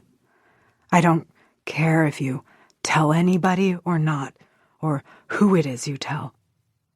But I had to say it to somebody, and I knew I'd only be able to say it once, and you're the only person came to my mind." "Why did you do it?" she said after a minute. "I don't think I can tell you that part," said George wearily. "It's too long a story. It goes back too far. I thought it was because of Audrey, my sister." He closed his eyes and rubbed at his temples. "But it turns out it's more complicated than that. I didn't have any idea when I did it how complicated it was going to turn out to be." He looked at her and tried to smile. "It's all bound up with responsibility, you see. It's a good thing, in the main, responsibility, but I have a feeling now that you can carry it too far, or get it all wrong. And that brings me to awful uncertainties about myself." He squeezed his eyes tight shut, fiercely rejecting the comfort of tears. He said a little later. "You'd think by the time a man gets to my age he'd have accumulated some wisdom around him, wouldn't you?" He looked out again at his garden. "I guess Myra was my wisdom." Cassandra stood up quickly. He struggled to his feet. She put her arms around him and held him close to her, his thick white hair pressed against the curve of her chin. She looked over his shoulder through the window at his garden, glowing exuberant and abundant against the backdrop of the sea and the summer sky. She had no tears for him, but she held him to her with a fierce protectiveness, patting his back and saying into his ear murmured things meant to be soothing. 27. It was afternoon by the time Allberg arrived at Carlyle Burke's house. The sun was as bright and hot as it had been before the single day and night of cloud. He thought of the waitress in the diner as he waited for Sanducci to let him into the house. She had seemed so certain of her predictions, and he had accepted them unquestioningly. Sanducci had taken off his hat and his jacket, but his shirt looked crisp and the creases in his pants were still sharp. "No luck so far, Staff," he said as he followed Allberg into the living room. "I've done this room, the kitchen, and the bathroom. There's only the bedroom left and the room with the piano in it." Allberg, his hands in his pockets, had wandered over to the window to stand in front of the rocking chair looking outside. "And that tool shed," he said. "There's one thing, Staff, before I get back to work." "Yeah? What?" "I wanted to speak to you for a minute." Allberg turned around. "Go ahead." Sanducci was standing very straight. His black hair gleamed. His eyes were the color of the sea out there. At least his dimple wasn't showing. "It's about the other night," said the corporal. "Go on." "I have to tell you, Staff, that I've been overextending myself a bit lately." "Overextending yourself? What the hell does that mean?" "I mean that I've been indulging myself in too many what you might call extracurricular activities." Allberg walked closer to him. Sanducci stared straight ahead over Allberg's right shoulder. "Extracurricular activities?" "Yes, Staff." "I take it that's a euphemism for women." "Yes, Staff. I'm afraid it is." "And what are you trying to tell me, precisely?" "That I fell asleep, Staff, on the front porch here. I guess that's why I didn't hear the old guy out and back. I'm truly sorry, Staff." Allberg stared at the corporal. There was, he realized, considerable envy in his stare. He went back to the window. "I'll do the tool shed," he said. "Yes, okay, Staff. I'll finish up in here." "And Sanducci," said Allberg without turning around, "you don't want to get busted down to constable, do you?" "No, Staff." "Then I suggest you start taking a lot of cold showers." "Yes, Staff." Without looking at him, he handed Allberg the key to the tool shed.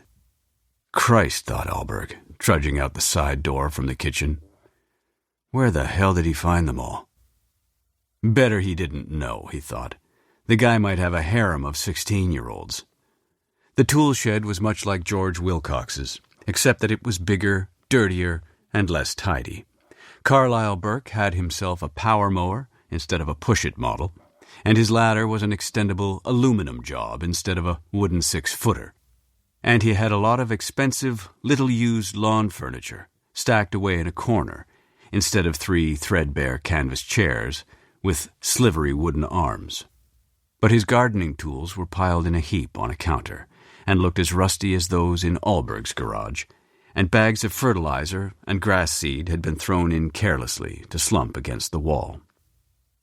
The obvious place to start, thought Allberg, sighing, was with the 4 cardboard cartons on the highest of several shelves lining one wall.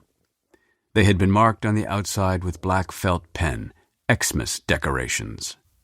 But what the hell? You never know, he thought, and dragged them down.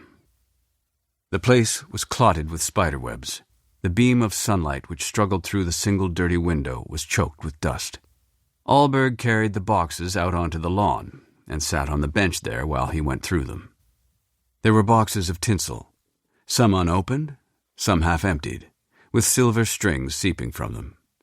There were gaudy garlands of orange and blue, odd colors, he thought, with which to bedeck a Christmas tree.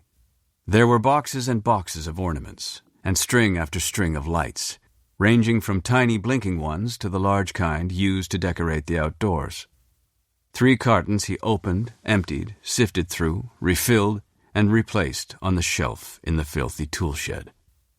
But the 4th carton didn't contain anything having to do with Christmas. It was filled with women's underclothes, panties and bras, and slips and garter belts, and with nylon hose and negligées, and lace-trimmed pajamas. And it was at the bottom of this carton that he found an ebony box about 6 inches by 8, bearing on its lid, in gold, the initials A.M.W.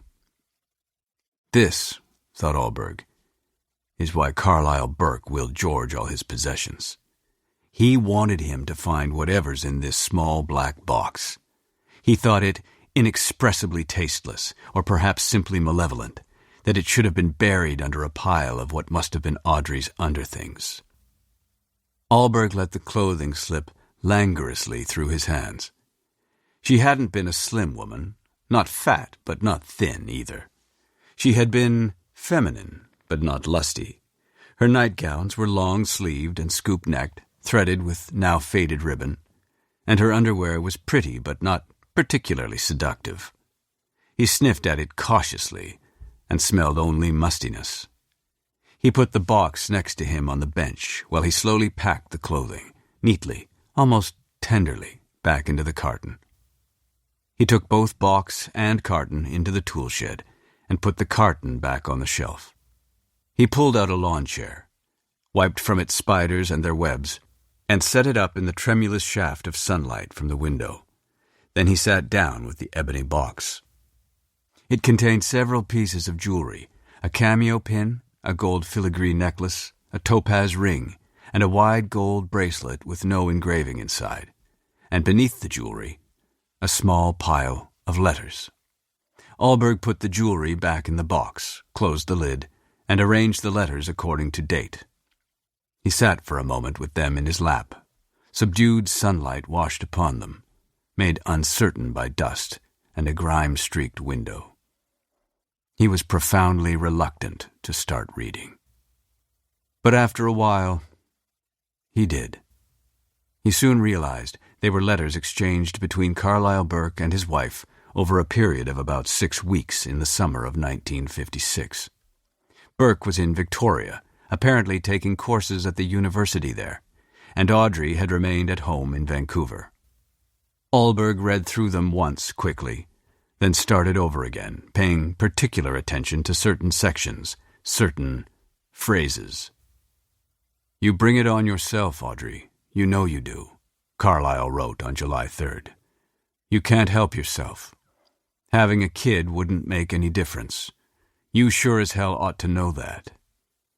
"Why can't we admit it?" said Audrey a week later. "There's no shame in it. We can just say we've made a mistake and get a divorce and go on with our lives."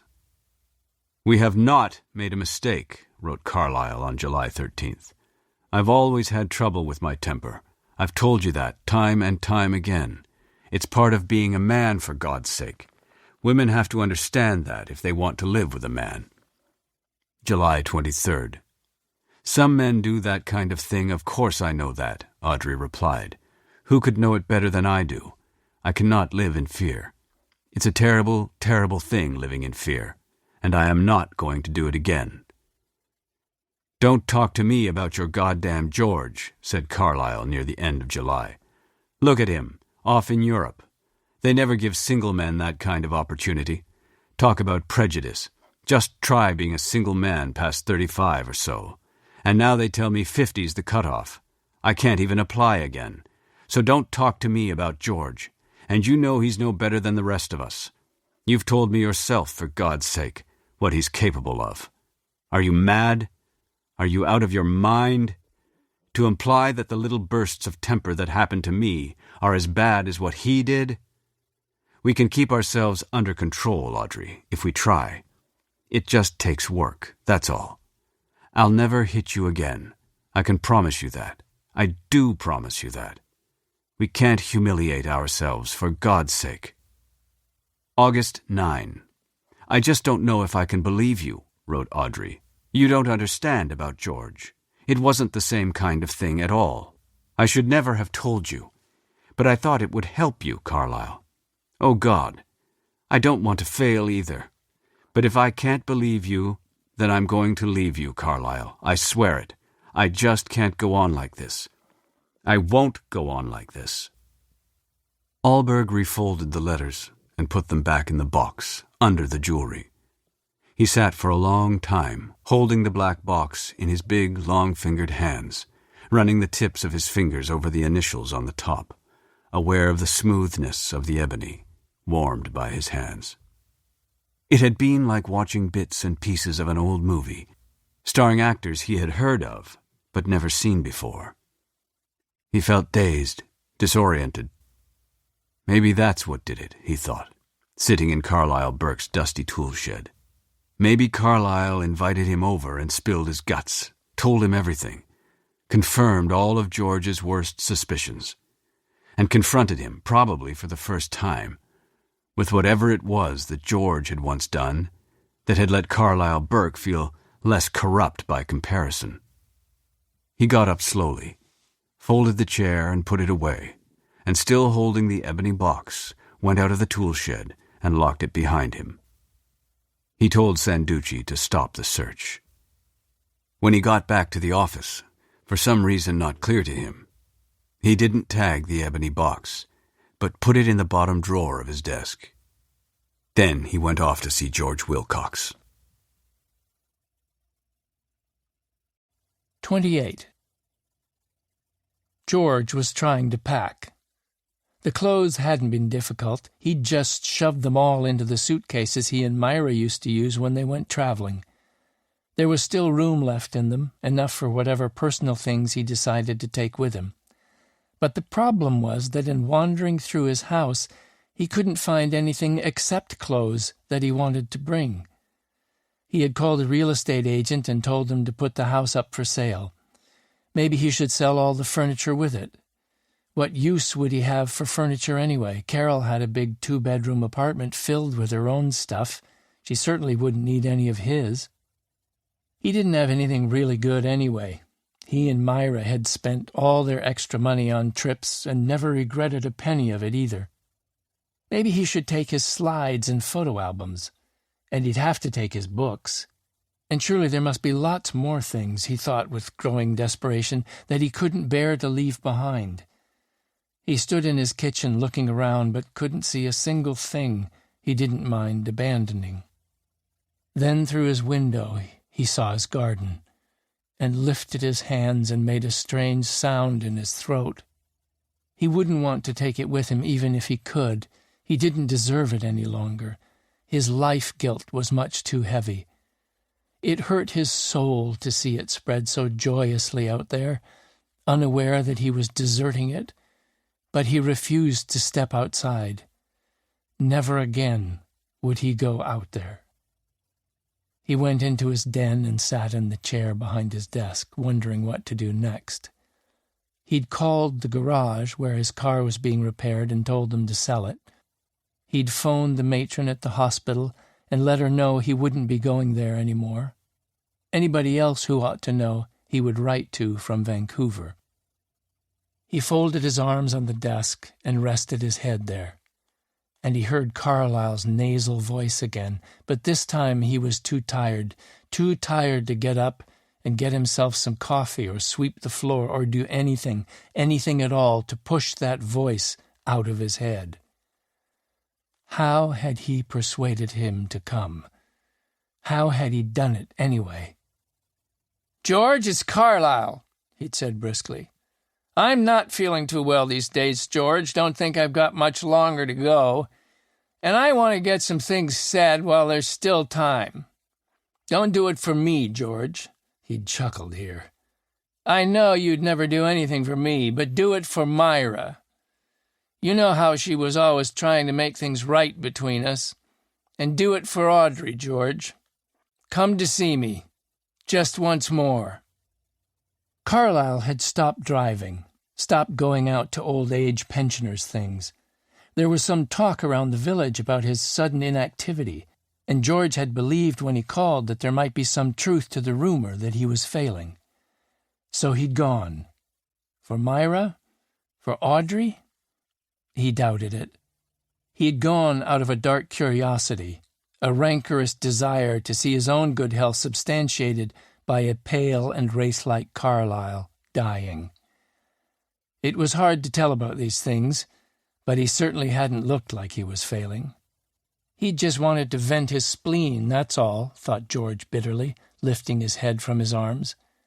He was always a venomous bastard, and maybe he finally got bored, having to be always on his best behavior in a town the size of Sechelt.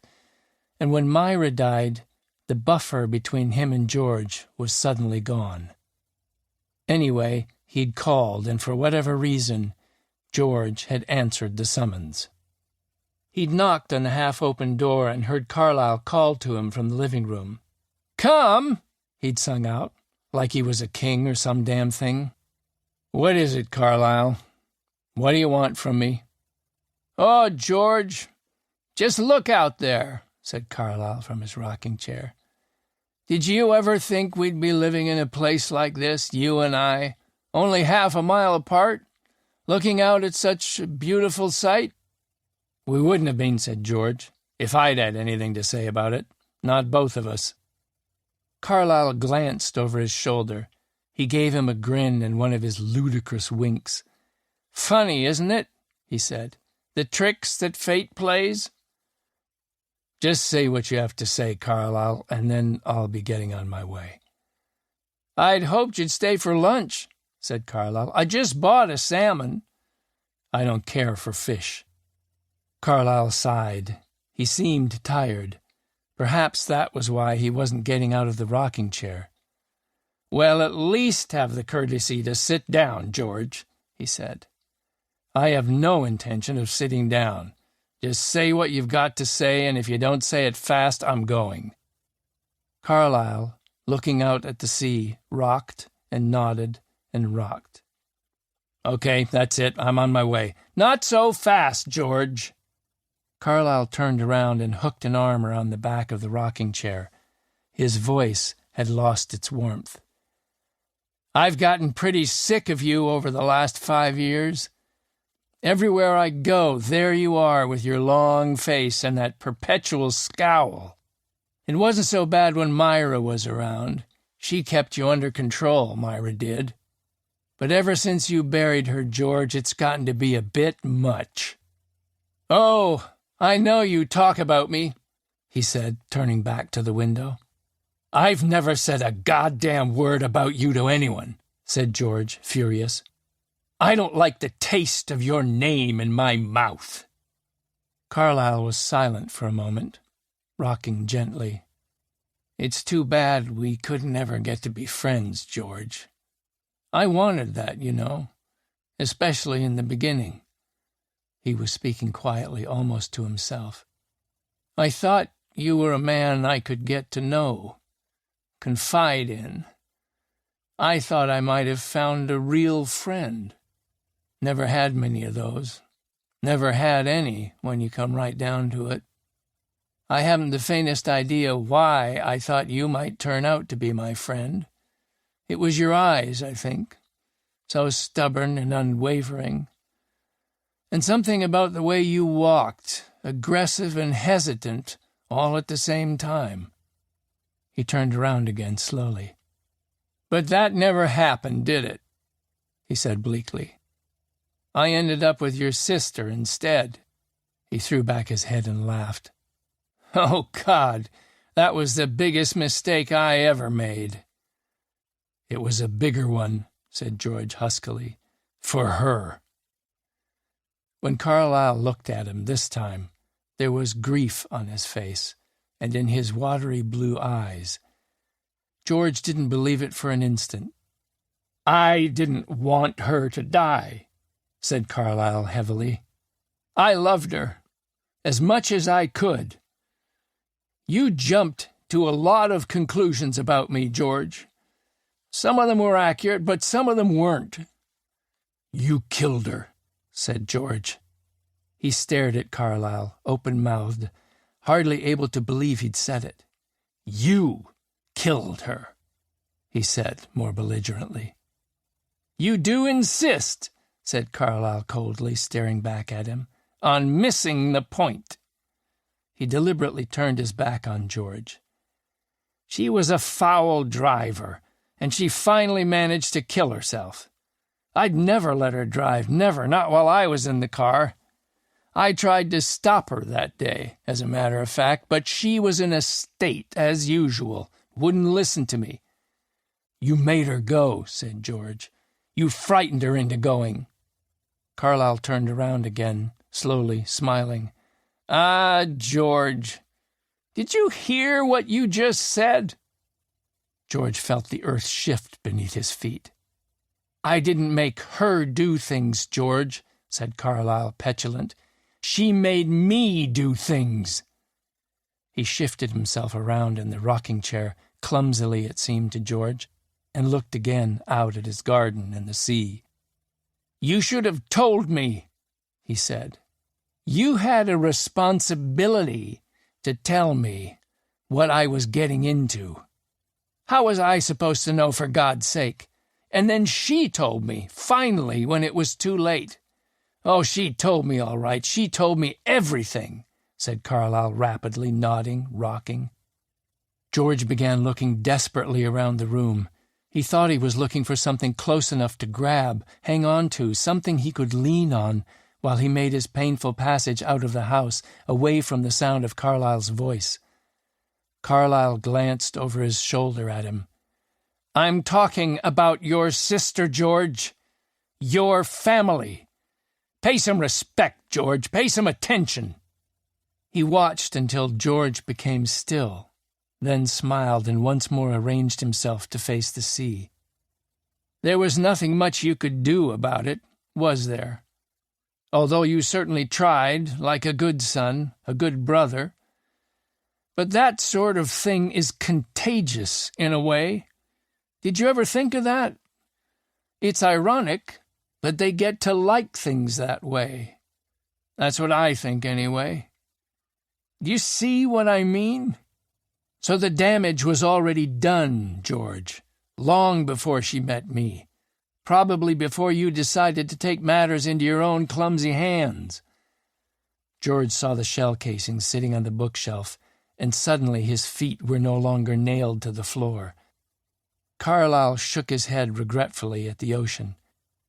"It must have been a terrible scene," he said. "Just dreadful. Such an awful thing you did, and all the time. You'll never know. Maybe they liked it. After all," he said, beginning to turn, "she didn't let you save her in the end, did she? And Audrey—" George struck him. He sat upright now, at his desk, his heart beating fast, looking out the window, not seeing his garden. A long time later he noticed that the sun was getting low, and he was hungry. He forced other things from his mind and thought about tomato soup. Then he made himself think about his daughter. She had sounded happy that he was coming. She'd been suggesting it for months, ever since her mother died. George tried to remember if she had a balcony. Maybe he could grow things in pots. But he knew he never would. 29. For several minutes after he knocked on the door, Alberg heard only silence within the house. He was just about to go around to the garden and have a look there when the door opened and George Wilcox was looking up at him. "You know," said George, "I kind of thought it might be you. The perfect end to a perfect day, as they say." He looked disarranged. The deep waves in his hair were askew, as though he'd been abstractedly running his hands through it. The ubiquitous gray cardigan was absent.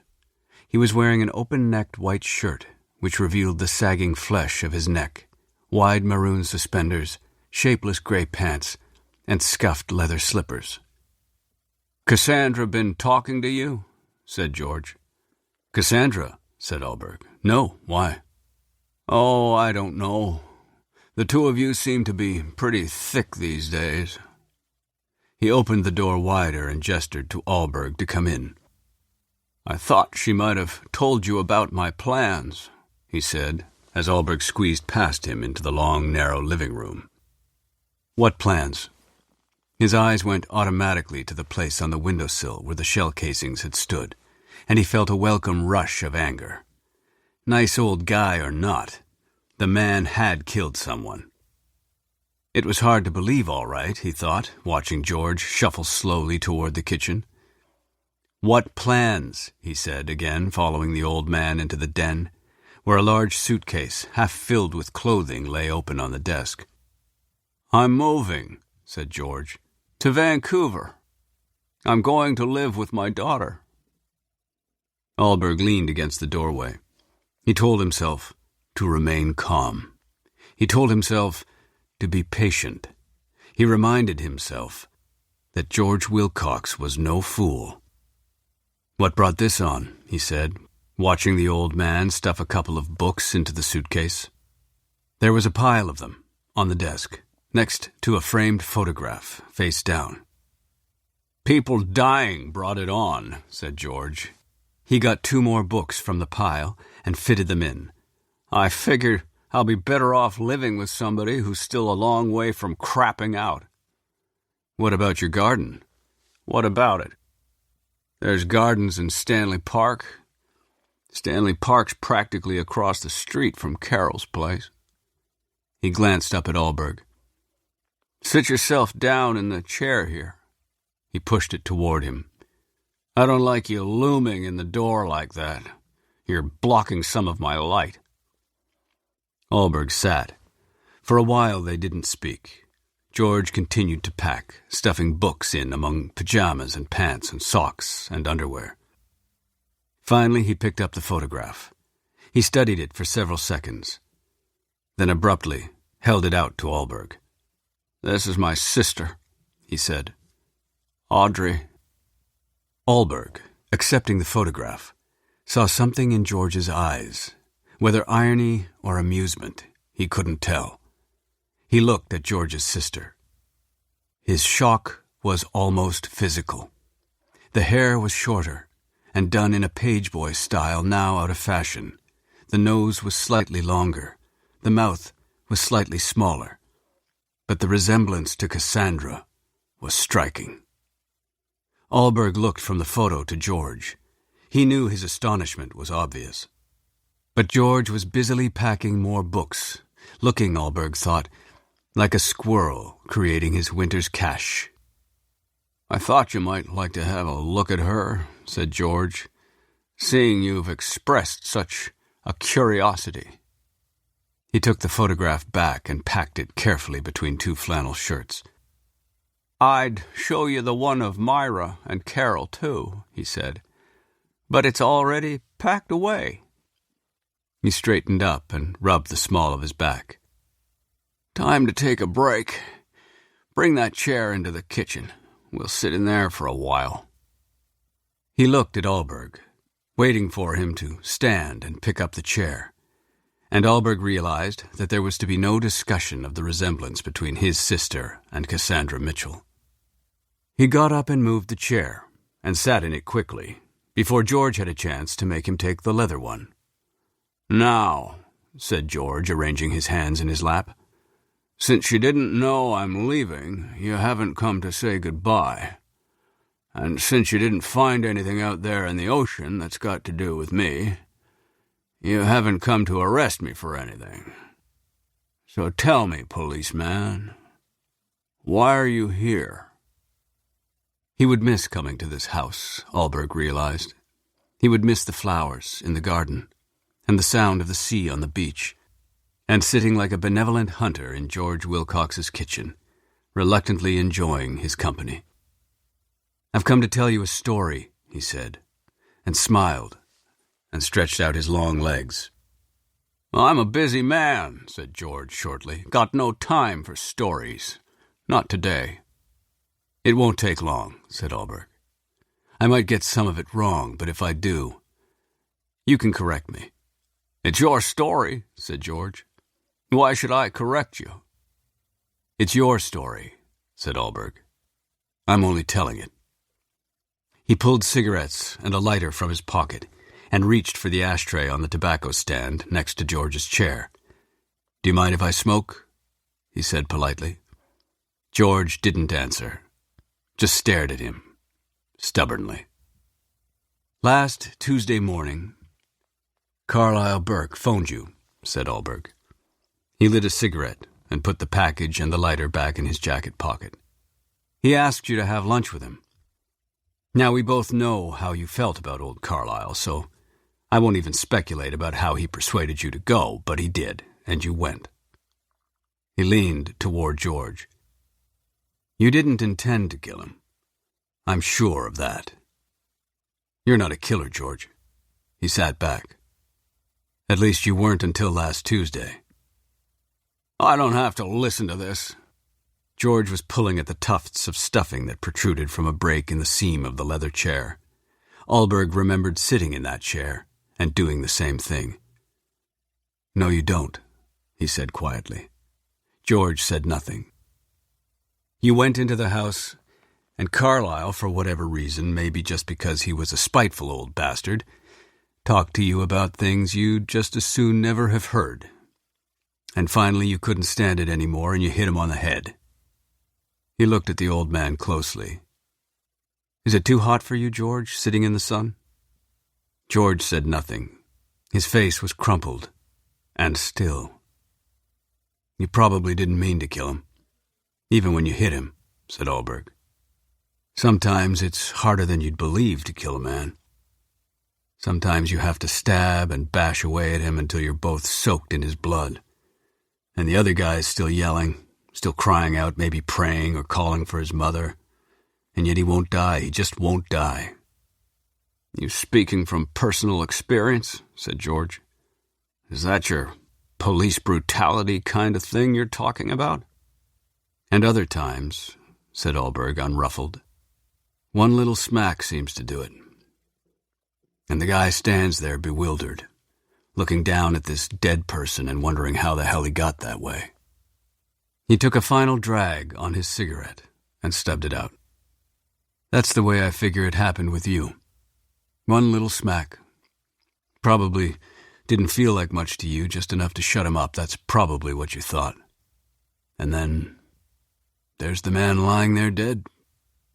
"With his eyes open," said George involuntarily. He pulled himself upright, flinched from a twinge somewhere, and let himself sink back into the chair. "I know that," he said carefully, "because I found the body. His eyes were open. I remember that." "Then," said Alberg, "you realized what you'd done. Not much you could do about it. You could have called us, of course. Maybe that didn't occur to you. Maybe you thought you'd do it later after you'd watered your roses. Or maybe you decided you could get away with it. Anyway, you found something that would hold the shell casings, probably in the kitchen, since that's the only place you left any prints, and you dumped them into it and lugged them home." He shook his head admiringly. "It was clever to take them both. We wouldn't ever have known they were missing, if it hadn't been for his cleaning woman." The color had seeped from George's face. He wasn't moving at all. "Now, what I do not understand," said Alberg, leaning forward, elbows on his knees, studying George intently. "What I simply cannot comprehend, George, is why, when you got those things home, you didn't get rid of them right away. You could have buried them in your garden or put them out with the trash. But what do? You put them up on your windowsill, bold as brass, if you'll forgive the pun."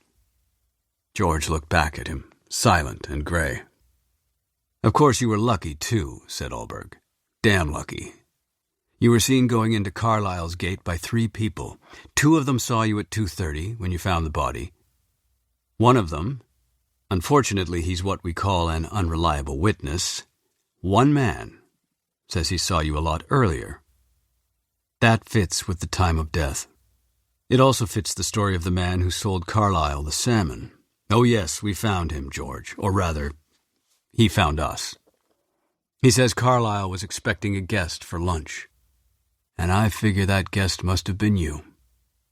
He lit another cigarette and crossed an ankle over his knee. He wondered why he wasn't enjoying himself. "So here's the other thing I don't understand, George," he said. "Why the hell did you go back there? Did you start wondering if he was really dead and decide you'd better hie yourself back on up to the house and finish the job?" "Watch yourself, policeman," said George, struggling with exhaustion. "Or did you just want to sneak another peek at him lying there, dead as a doornail, eyes staring at nothing, his head resting in a pool of his own brains and blood? Was that it, George?" said Alberg with contempt. "Did you really hate him that much?" "You stupid, miserable cop," said George. He looked completely drained. He had barely enough strength to push himself out of his chair. On his feet, he glared down at Alberg, almost swaying. Slowly, he bent close to him. "Okay, policeman," he said. He jabbed him in his chest. "Now you just sit there and keep your goddamn mouth shut and let me tell you a story." Painfully, awkwardly, he paced the small room. "He went into the war," he said. "I was 10 years old. Up to then, it wasn't so bad. He had a barber shop. Drank some. Got into a temper now and then, threw things around sometimes. Scared the piss out of me, but he never hurt anyone. Then he went into the war. Gone 4 years he was. When he came back, God help us. I don't know what happened to him over there. Maybe nothing. Maybe he'd have worked himself into it anyway. He was no saint before, that's for sure. It turned me into a pacifist, him coming back from the war like that. But maybe it wasn't the war's fault. Who knows?" He went to the window and stood, still and stooped, looking out. He seemed calmer now. "I was 14 when he came home. He went back to the barber shop, drank more, a lot more, threw things around more. Then he started to hit her." He looked over his shoulder at Alberg. He looked extremely old. "They've got a name for it now," he said. "Battered wives, they call them. There are places they can run to. But not then." He turned back to the window. "Not then. No relatives either. We lived up in Yale, right where the Fraser Canyon begins. You think Yale's a small town now, you should have seen it back then. Dirt roads, wooden sidewalks." He stopped talking. Alberg heard no birds, no wind, no sea. "And no help," said George despairingly. "There was no help." He stopped again, then went on. "I couldn't believe it. At first, the first couple of times I saw it happen, it was like my eyes were bugging out of my head, and my tongue was frozen in my mouth, and my feet were permanently attached to the floor. She'd scream at me to get out, go, run. And the first couple of times, I did." He turned slowly to Alberg. "And then one day I stopped running. He came at her, and I yelled at him, 'Don't touch her,' I said. 'Hit me,' I said." He shrugged. "So he did. Knocked me flying. And then he went at her. It was pretty bad," he said, nodding at the floor. "Pretty bad. Then I got to be 16, and Audrey was born." He sat down again, slowly, stiffly, his knees together, his hands clenched in his lap. "I'd been thinking before about my dilemma. I just wanted to get the hell out of there. Just get the hell right out as soon as I finished high school. Make my way down to Vancouver, live a life of my own, and forget all about him." He looked up at Alberg. "Trouble was, of course, how could I leave my mother? He was going to kill her one day. I knew it. And then Audrey was born. I hated them both," he said, striking the arm of the chair with his fist. "How could they do it? Sleep together, have another child, for Christ's sake." He wiped his eyes with his hands. "And this one was a girl," he said dully. "Right from the start, he couldn't stand her. He wasn't so fond of knocking me around anymore. I was as big as he was by then, and he knew I wasn't afraid of him anymore. He used to wait until I was out before he'd beat up my mother. But when that little girl arrived, he leaned back and closed his eyes. I just knew that was it. I couldn't leave. I could never leave the two of them. He'd kill them both. Alberg waited. Finally, George sat up and rubbed his eyes. I'm not going to go on and on about it. I stayed there for 10 more years. He drank more and more. I loathed him and lost all respect for my mother. But I loved my sister. And I was goddamned if I was going to leave her with him. I thought about sneaking away with her. I should have done it. If we'd been able to get to Vancouver, nobody would have found us. But I didn't do it. I just got crummy, wretched jobs around town and lived at home and kept her with me all the time she wasn't at school. I even dragged her bed into my room eventually because he'd go in there at night. And I'd hear her scream, and my mother and I would get to him at the same time, and she'd be screaming too, and I'd pound at him with whatever was handy, and he'd try to fight me back. But he was too old by then. Too old and too drunk. He stopped. It's a lovely tale, isn't it, Mr. Alberg? I'm sure you've heard it before. A man of your experience, a man who knows how long it takes some people to die. He looked away, out at his garden. One day, he said, I don't know why, but I was out for some reason, and Audrey wasn't with me. She was 10. I came home, and I could hear it from outside the house. Her screaming. My father roaring, my mother screaming.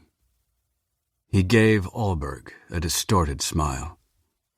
Lucky we didn't have neighbors living close by, huh? Do you think that's why he got the place?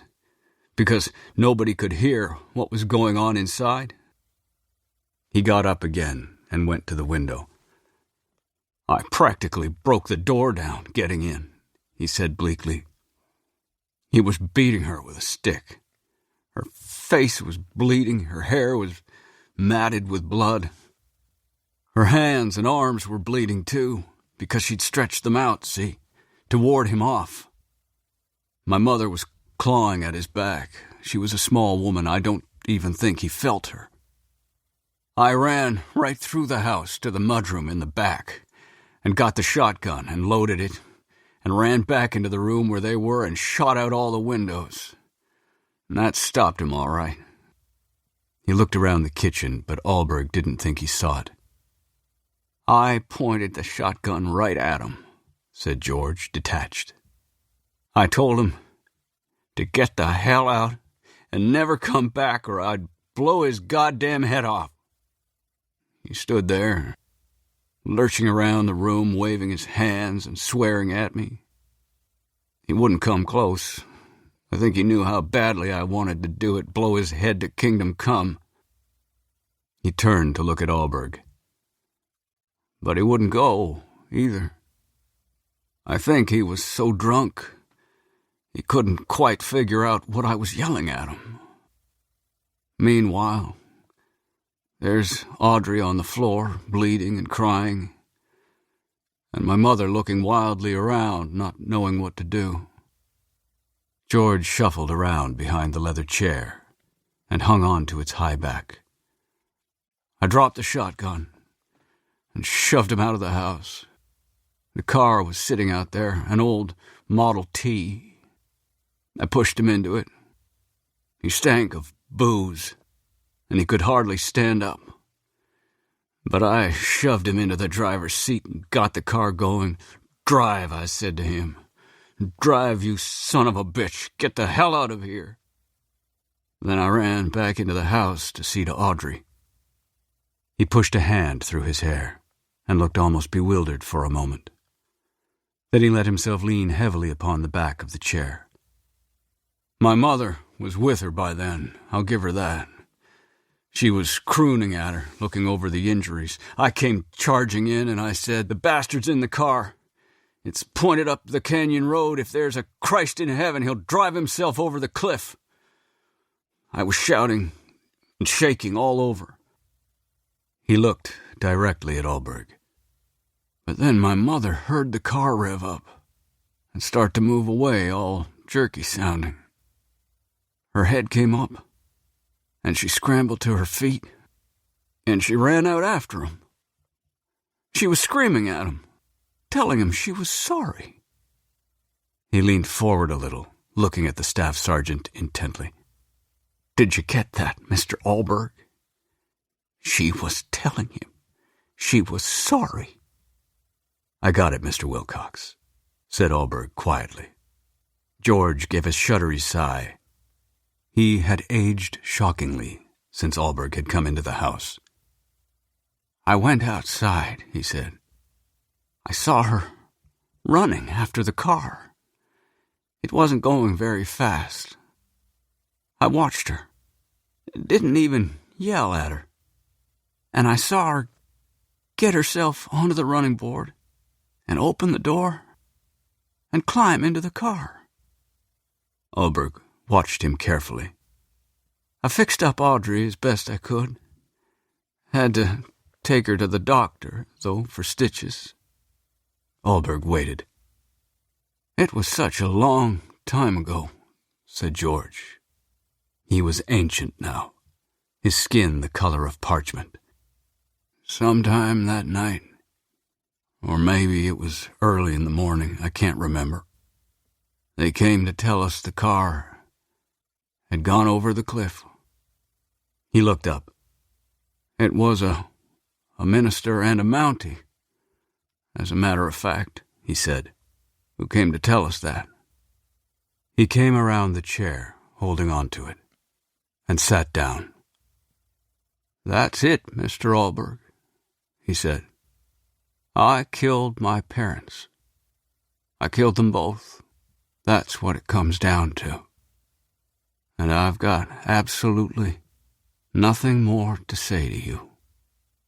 After a while, Alberg got up and left. 30.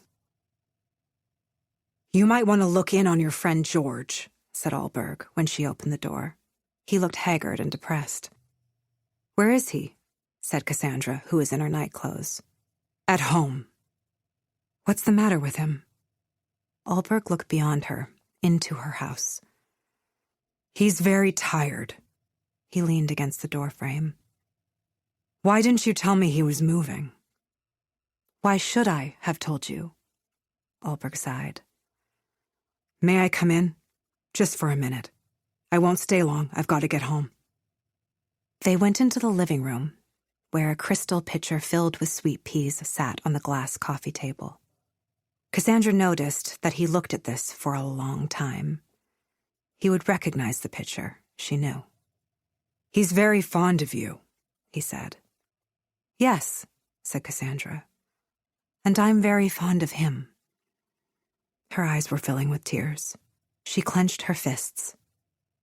"He did it, you know," said Alberg, still looking at the flowers in the crystal pitcher. "Did what?" said Cassandra. He turned slowly to look at her. She watched his face as the thought first skittered across his mind, then skittered back, grew still, and took root there. "You knew," he said. "Knew what?"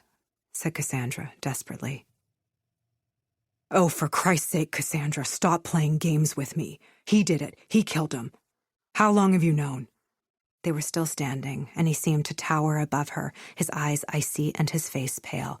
"When did he tell you? Did he run to you that same afternoon, weeping on your shoulder because you remind him so much of his sister? How long have you known?" "Stop shouting at me," said Cassandra, suddenly strong.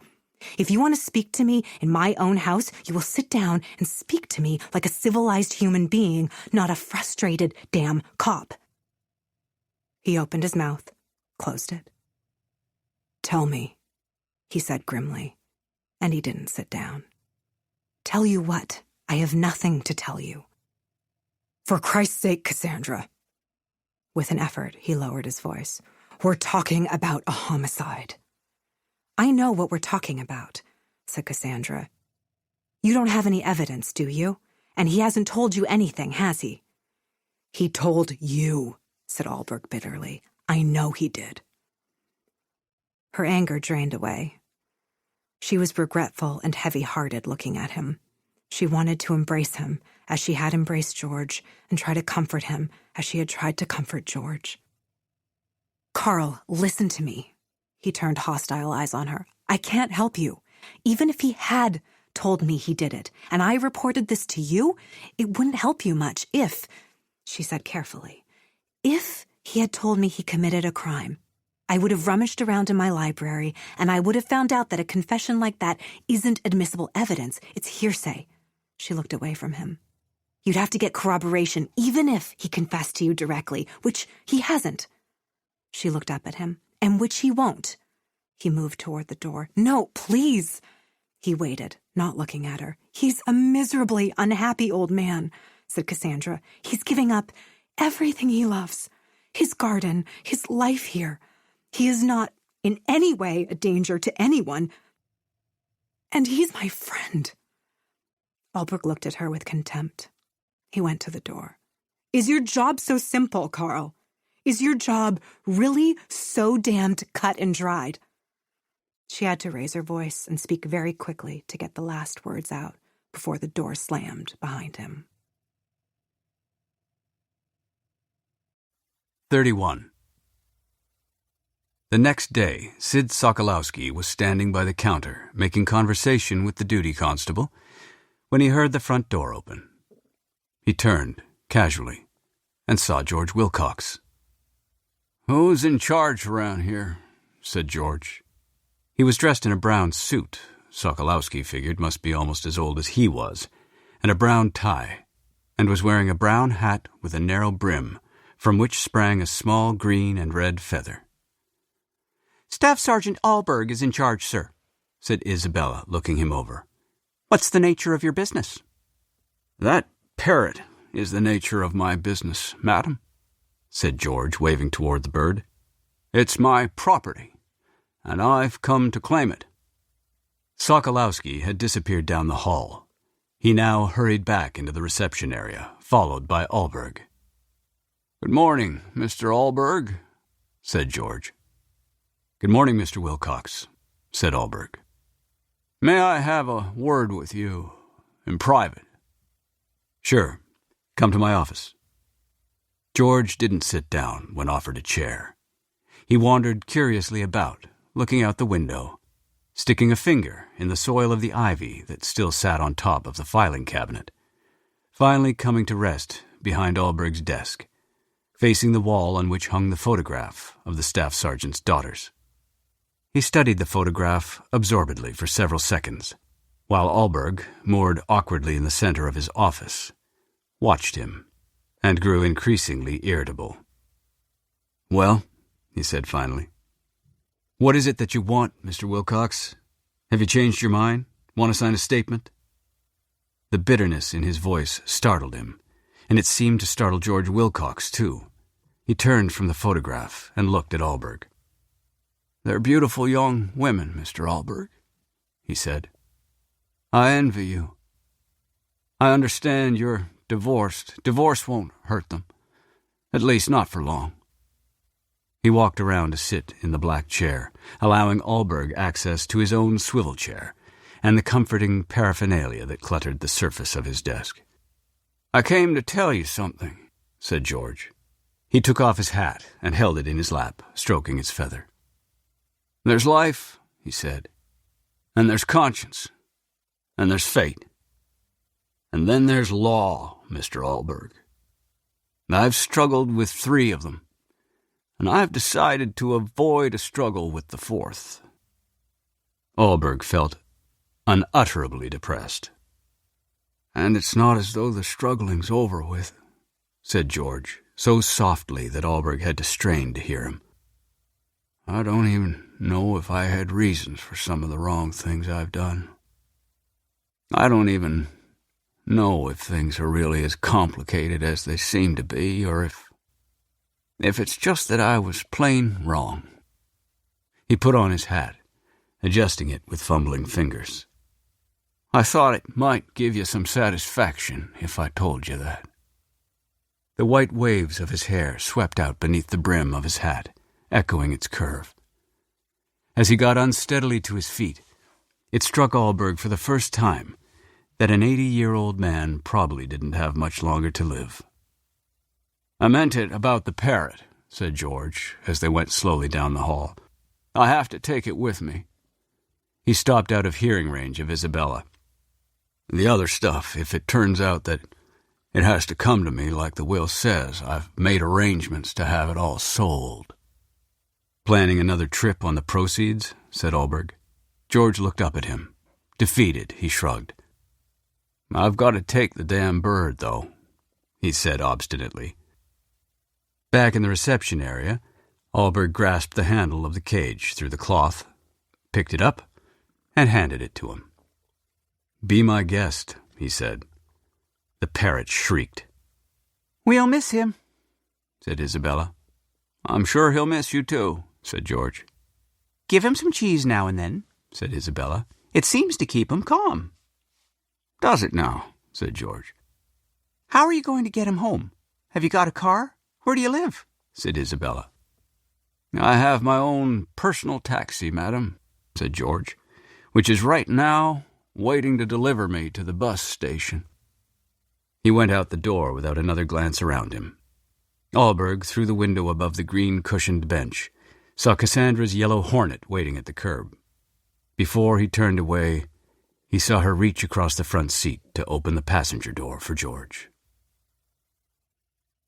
20 minutes later, George and Cassandra were sitting side by side in the waiting room of the small bus station. They were surrounded by 3 large suitcases, a cardboard carton tied with heavy string, and the parrot's cage, cloaked in its red and white checked cloth. Allberg came through the door and walked directly over to George. He didn't acknowledge Cassandra's presence. "I have something for you," he said, handing George a brown paper bag. "Don't open it until you're on the bus." He turned and walked away before George could say a word. Cassandra reminded herself that he was just a cop, a stubborn, cold-hearted cop whom she'd known for precisely 6 days. When the bus came, the driver loaded George's 3 suitcases and the cardboard carton into the bottom of the bus. He expressed dismay about the parrot, but was finally persuaded to let George carry it on his lap. Cassandra tried to embrace him, but it was difficult because he wouldn't let go of the cage, from which issued a series of ever more piercing cries, or the brown paper bag. She contented herself with kissing his cheek and patting his shoulder, and making him promise to write to her. George, as the bus left, waved until Cassandra was out of sight. He had managed to get a seat by a window, and the bus wasn't full, so he stashed the parrot on the seat next to him, where it gradually quieted. He wiped his eyes and pushed his handkerchief back in the pocket of his suit jacket, and undid the jacket buttons and sat for some time looking out the window, with the brown paper bag in his lap. He had felt the outlines of its contents through the paper and thought he knew what it was. Eventually, he took it out, and as soon as he saw it, he was stabbed with love and grief and a terrible sense of things having gone wrong. A.M.W. Audrey Marion Wilcox. He and Myra had given it to her on her 21st birthday, which had fallen 2 days before the birth of Carol. He held it tightly for a while, before he lifted the lid and saw the jewelry, all of it familiar, all of it gifts from him.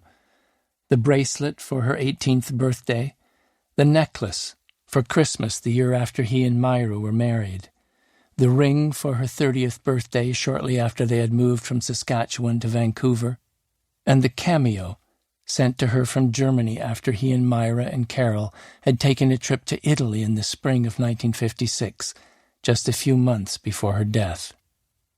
He had seen the letters, beneath the pile of jewelry, of course, as soon as he'd opened the box.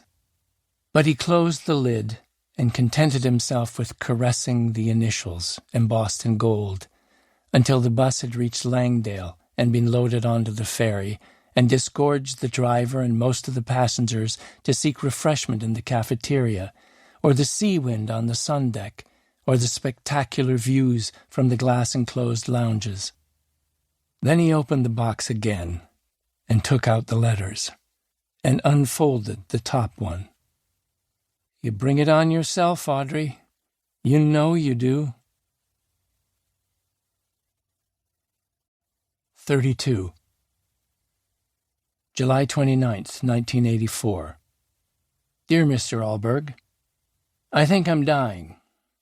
I say this with some astonishment, but with little dismay. I've been very lucky. No awful disease has claimed the last months of my life, as it did Myra's. I don't even feel any real symptoms, just a gradual seeping away of something important. If you get this letter, or when you get this letter, you'll know I'm right. I'll be dead. It's a peculiar feeling, I'll tell you, writing this, imagining you in my head and not knowing when you'll get to read it. It could be you'll be all gray-haired and stooped over by then, though I doubt it. Could be you'll be dead yourself before it ever gets sent, though I doubt that even more. I wonder if Cassandra has told you by now about my talk to her, my confession. She asked me to write to her from Vancouver, but I couldn't. She's written to me. Those librarians, they're worse than policemen or reporters, the things they know about getting information. But I haven't answered her. I couldn't. It didn't seem right somehow. Anyway, if she hasn't told you, I'm telling you now. I don't think I would have bothered except that you gave me those letters. I think you did it because you wanted to help me a little. It was a compassionate gesture, and for that, I thank you. I've done a lot of not good things in my life. I've done some terrible things in my life. But you know, Mr. Allberg, what the worst one of them all might have been? I've been giving it a lot of thought. I stopped writing there for a minute, just to think it over again. It's such a peculiar idea. Yet I think I'm right. I think the worst thing I ever did was not to let Carlyle be my friend. Isn't that odd? Isn't that peculiar? But I think that's what it was, all right. I liked you, Mr. Allberg, despite it all. I know it was a hard time for you. Mounties like to get their man and all that crap. But just think how much harder it might have been, if I'd planned the whole thing. I'm a pretty good planner. You might never have figured it out at all. And wouldn't that have been a whole lot worse for you? George Wilcox. 33. Allberg folded the letter and put it back in the envelope. It had been sent to him at home. He had read it sitting at the dining table in his living room on a day in mid-August. The old man hadn't outlived Carlyle Burke by much, he thought. A little over 2 months. He got up now and went to the big window that looked out onto the road and his hydrangea bushes, smothered in huge blue blossoms. It was 5 o'clock on a hot, sunny afternoon. He went to the telephone in his kitchen and put through a call to his daughters in Calgary. "Hi," he said when Janie answered. "Daddy," she said. He tried to listen dispassionately, objectively, but he couldn't help it. He heard joy in her voice, whether it was there or not, and put his head in his hand and let the tears come. "Where are you?" she said excitedly. "Gibson's," he said, and cleared his throat. "Oh, I thought you might be here, in Calgary." Surely he couldn't have mistaken her tone. Surely there was real disappointment there. "No, I'm here, at home. I just wanted to hear your voice." There was a short pause. "Daddy," she said, "are you all right?" He started to say sure, fine. Put on his hearty, reassuring father act. But it wouldn't come. It just wouldn't come. "Not really, sweetie," he said. "A friend of mine died. I'm a bit sad." He lifted his head from his hand in amazement. "A friend?" "Oh, Daddy," she said, "I'm so sorry." Another pause. "I wish I were there. I'd give you a hug and try to make you feel better, like you used to do with us." "Did I?" he said, astonished. "Of course you did." He waited, holding his breath, but she didn't even add in that dry, detached tone that struck him to the bone. "Whenever you were available, that is." "I love you, Janie," he said. "And I love you, Daddy." "When are you coming out here?" He tried a fatherly chuckle meant to reassure her. She put her hand over the receiver and mumbled something to someone in the room with her. "Oh, Christ," he thought, "she's got her boyfriend in for the night." He tried to blank it from his mind. "Just a minute, Dad," she said, and then Diana was on the phone. "Labor Day weekend," said Diana. "Labor Day weekend what?" "We're coming out there," she said. "Out here? We? You mean you and Janie?" "Of course I mean me and Janie. Who else?" "You want to see Mom, you've got to make your own arrangements. I take that back," she said quickly. "Yeah. We'd like to come out for the long weekend. Okay with you?" "Okay with me," he said, smiling. When he'd hung up the phone, he leaned heavily against the kitchen counter. What was he? Father? Friend? Cop? What? He slumped there for a long time, trying to figure it out. Eventually, he became aware of an unfamiliar sound. He cocked his head, trying to identify it, then sprang away from the counter and hurried through the door into the sun porch. He peered through the screen, and there she was. Gently, slowly he opened the door, and the cat undulated through the opening. She stood looking up at him, meowing. "It's over there," he said, pointing. She followed his gaze and ambled over to the blue bowl, and he watched her, then became horrified. He went to her and crouched down, examining her without touching her. She was bloated around the middle. As she lapped contentedly from the blue bowl, lifting her head every now and then to glance at him, unafraid, even friendly, he looked her over more carefully. When she finished eating, she looked around, spotted the cardboard box full of clean rags, and stepped delicately inside, turned around several times, and arranged herself contentedly. He thought he heard her purr. It occurred to him that she was there for the duration. He went into the kitchen, and without letting himself think about it, called the library. "Cassandra?" "Yes?" "It's Carl. Carl Alberg." "You're the only Carl I know." He tried to think, looking into his porcelain sink, rust-marked. "I got a letter from George Wilcox," he said. "He's dead." "I know," said Cassandra after a minute. "I got one too. And a package." "A package? Not the bloody parrot?" "No. Some jewelry." He remembered a wide gold bracelet and a large ring, and thought of the crystal pitcher. "My daughters are coming out here," he said, "for the Labor Day weekend." "That's nice," she said politely. "One more thing." "What is it?" "I've got a cat here. Did I ever tell you about this cat?" "No, you didn't. We didn't know each other very long," she said. "Yeah, well, it's a stray. It goes away for a while, comes back for a while, goes away for a while." "Are you at work?" "Work? No, I'm on a day off." "Okay, go on." "Well, it's come back. The cat. Is that bad or good? It's good. I've been waiting for the damn cat since April. Been leaving milk out every night and everything. Damn cat never showed up. But it's back now. Yeah. I think it's pregnant. Silence. It's very big around the middle. Silence.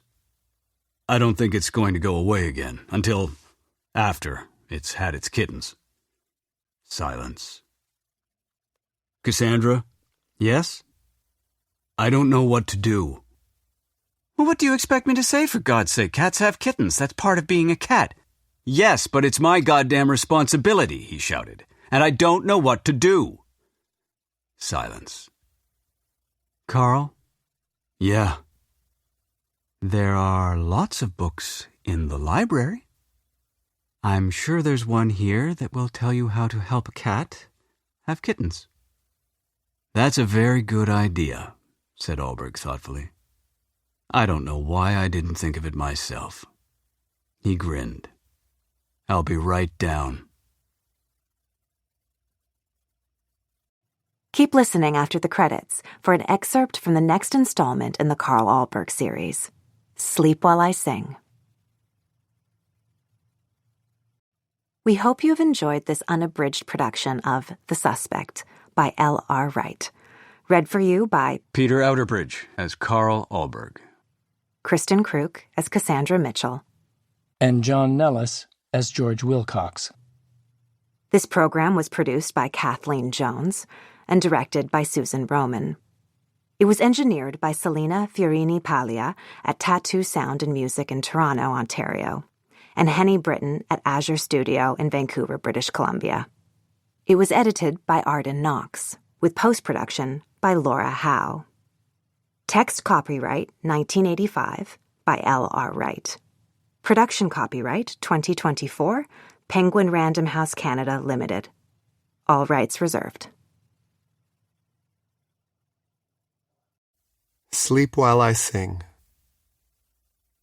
The clearing lay 50 feet from the 2-lane Sunshine Coast Highway. It was roughly circular, surrounded by thick-trunked cedar trees. In the summer it was a cool and fragrant place. But despite its proximity to the road, it was infrequently visited, except by raccoons and squirrels and garter snakes and rabbits and many varieties of birds. No well-trodden paths led toward it through the woods and brush that pushed against it on all sides. Few drivers pulled off the highway here, although there was a grassy area which made this possible. The clearing, which was on the west side of the highway, was only 2 miles north of the town of Sechelt. Anybody heading down the road was usually intent on getting to Sechelt or to Gibson's, 20 miles farther south, or to Langdale, the terminal for the ferries that ply their way across Howe Sound between the Sunshine Coast and Horseshoe Bay, just north of Vancouver. And even if someone had pulled off the road and gotten out to stretch his legs and look around him, he would not have known that the clearing existed, not without pushing through 6-foot stands of blackberry bushes so dense that the thorns would have raked blood from his face and arms. It wasn't a secret place. Some people knew about it. They had come upon it by accident from the side opposite the highway, where the brush was mostly salal, as tall and thick as the blackberries, but much less wounding. There wasn't anything special about it. It was too close to the road to be a satisfactory hiding place for children, and nothing particularly interesting grew there, except mushrooms and the blackberries. And blackberries grew in ferocious profusion everywhere on the Sunshine Coast. So the clearing managed to keep itself to itself most of the time, particularly in winter, when the rains came and nobody in his right mind went stumbling aimlessly through the coastal forests, pushing blindly through the whip-cracking brush. Only in hot sunlight did the place provoke thoughtfulness and perhaps a mild elation in those who happened upon it. Then, summer sun spears flung themselves like challenges through the cedar boughs, but only succeeded in intensifying the coolness and the seclusion of the clearing.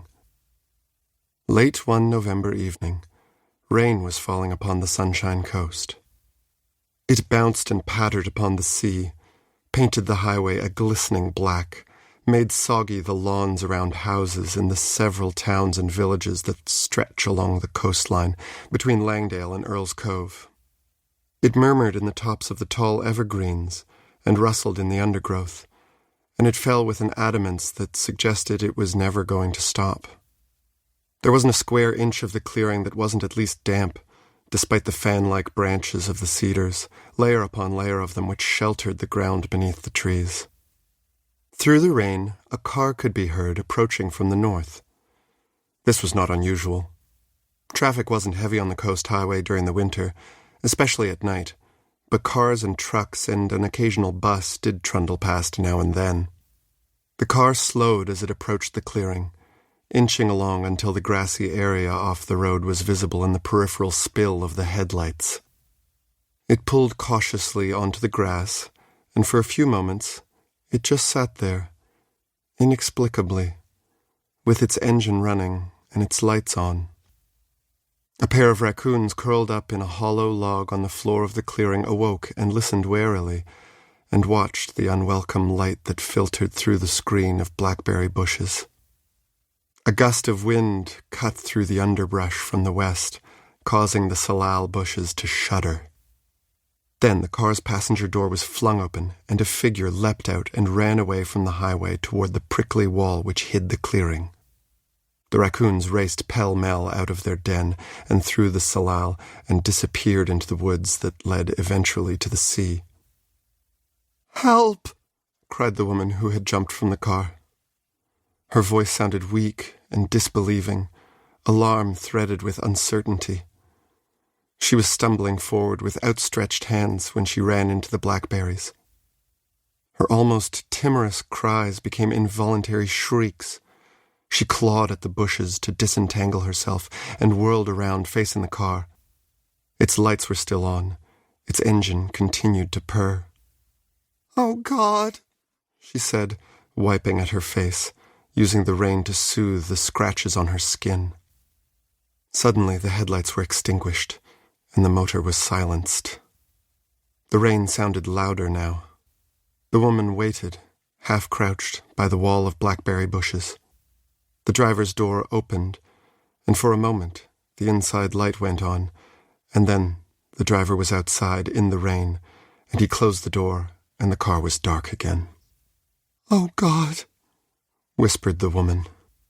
There were light posts along the highway, but the nearest one was some distance away. All that could be seen was the man's shape as he made his way around the back of the car, and then he turned on a flashlight.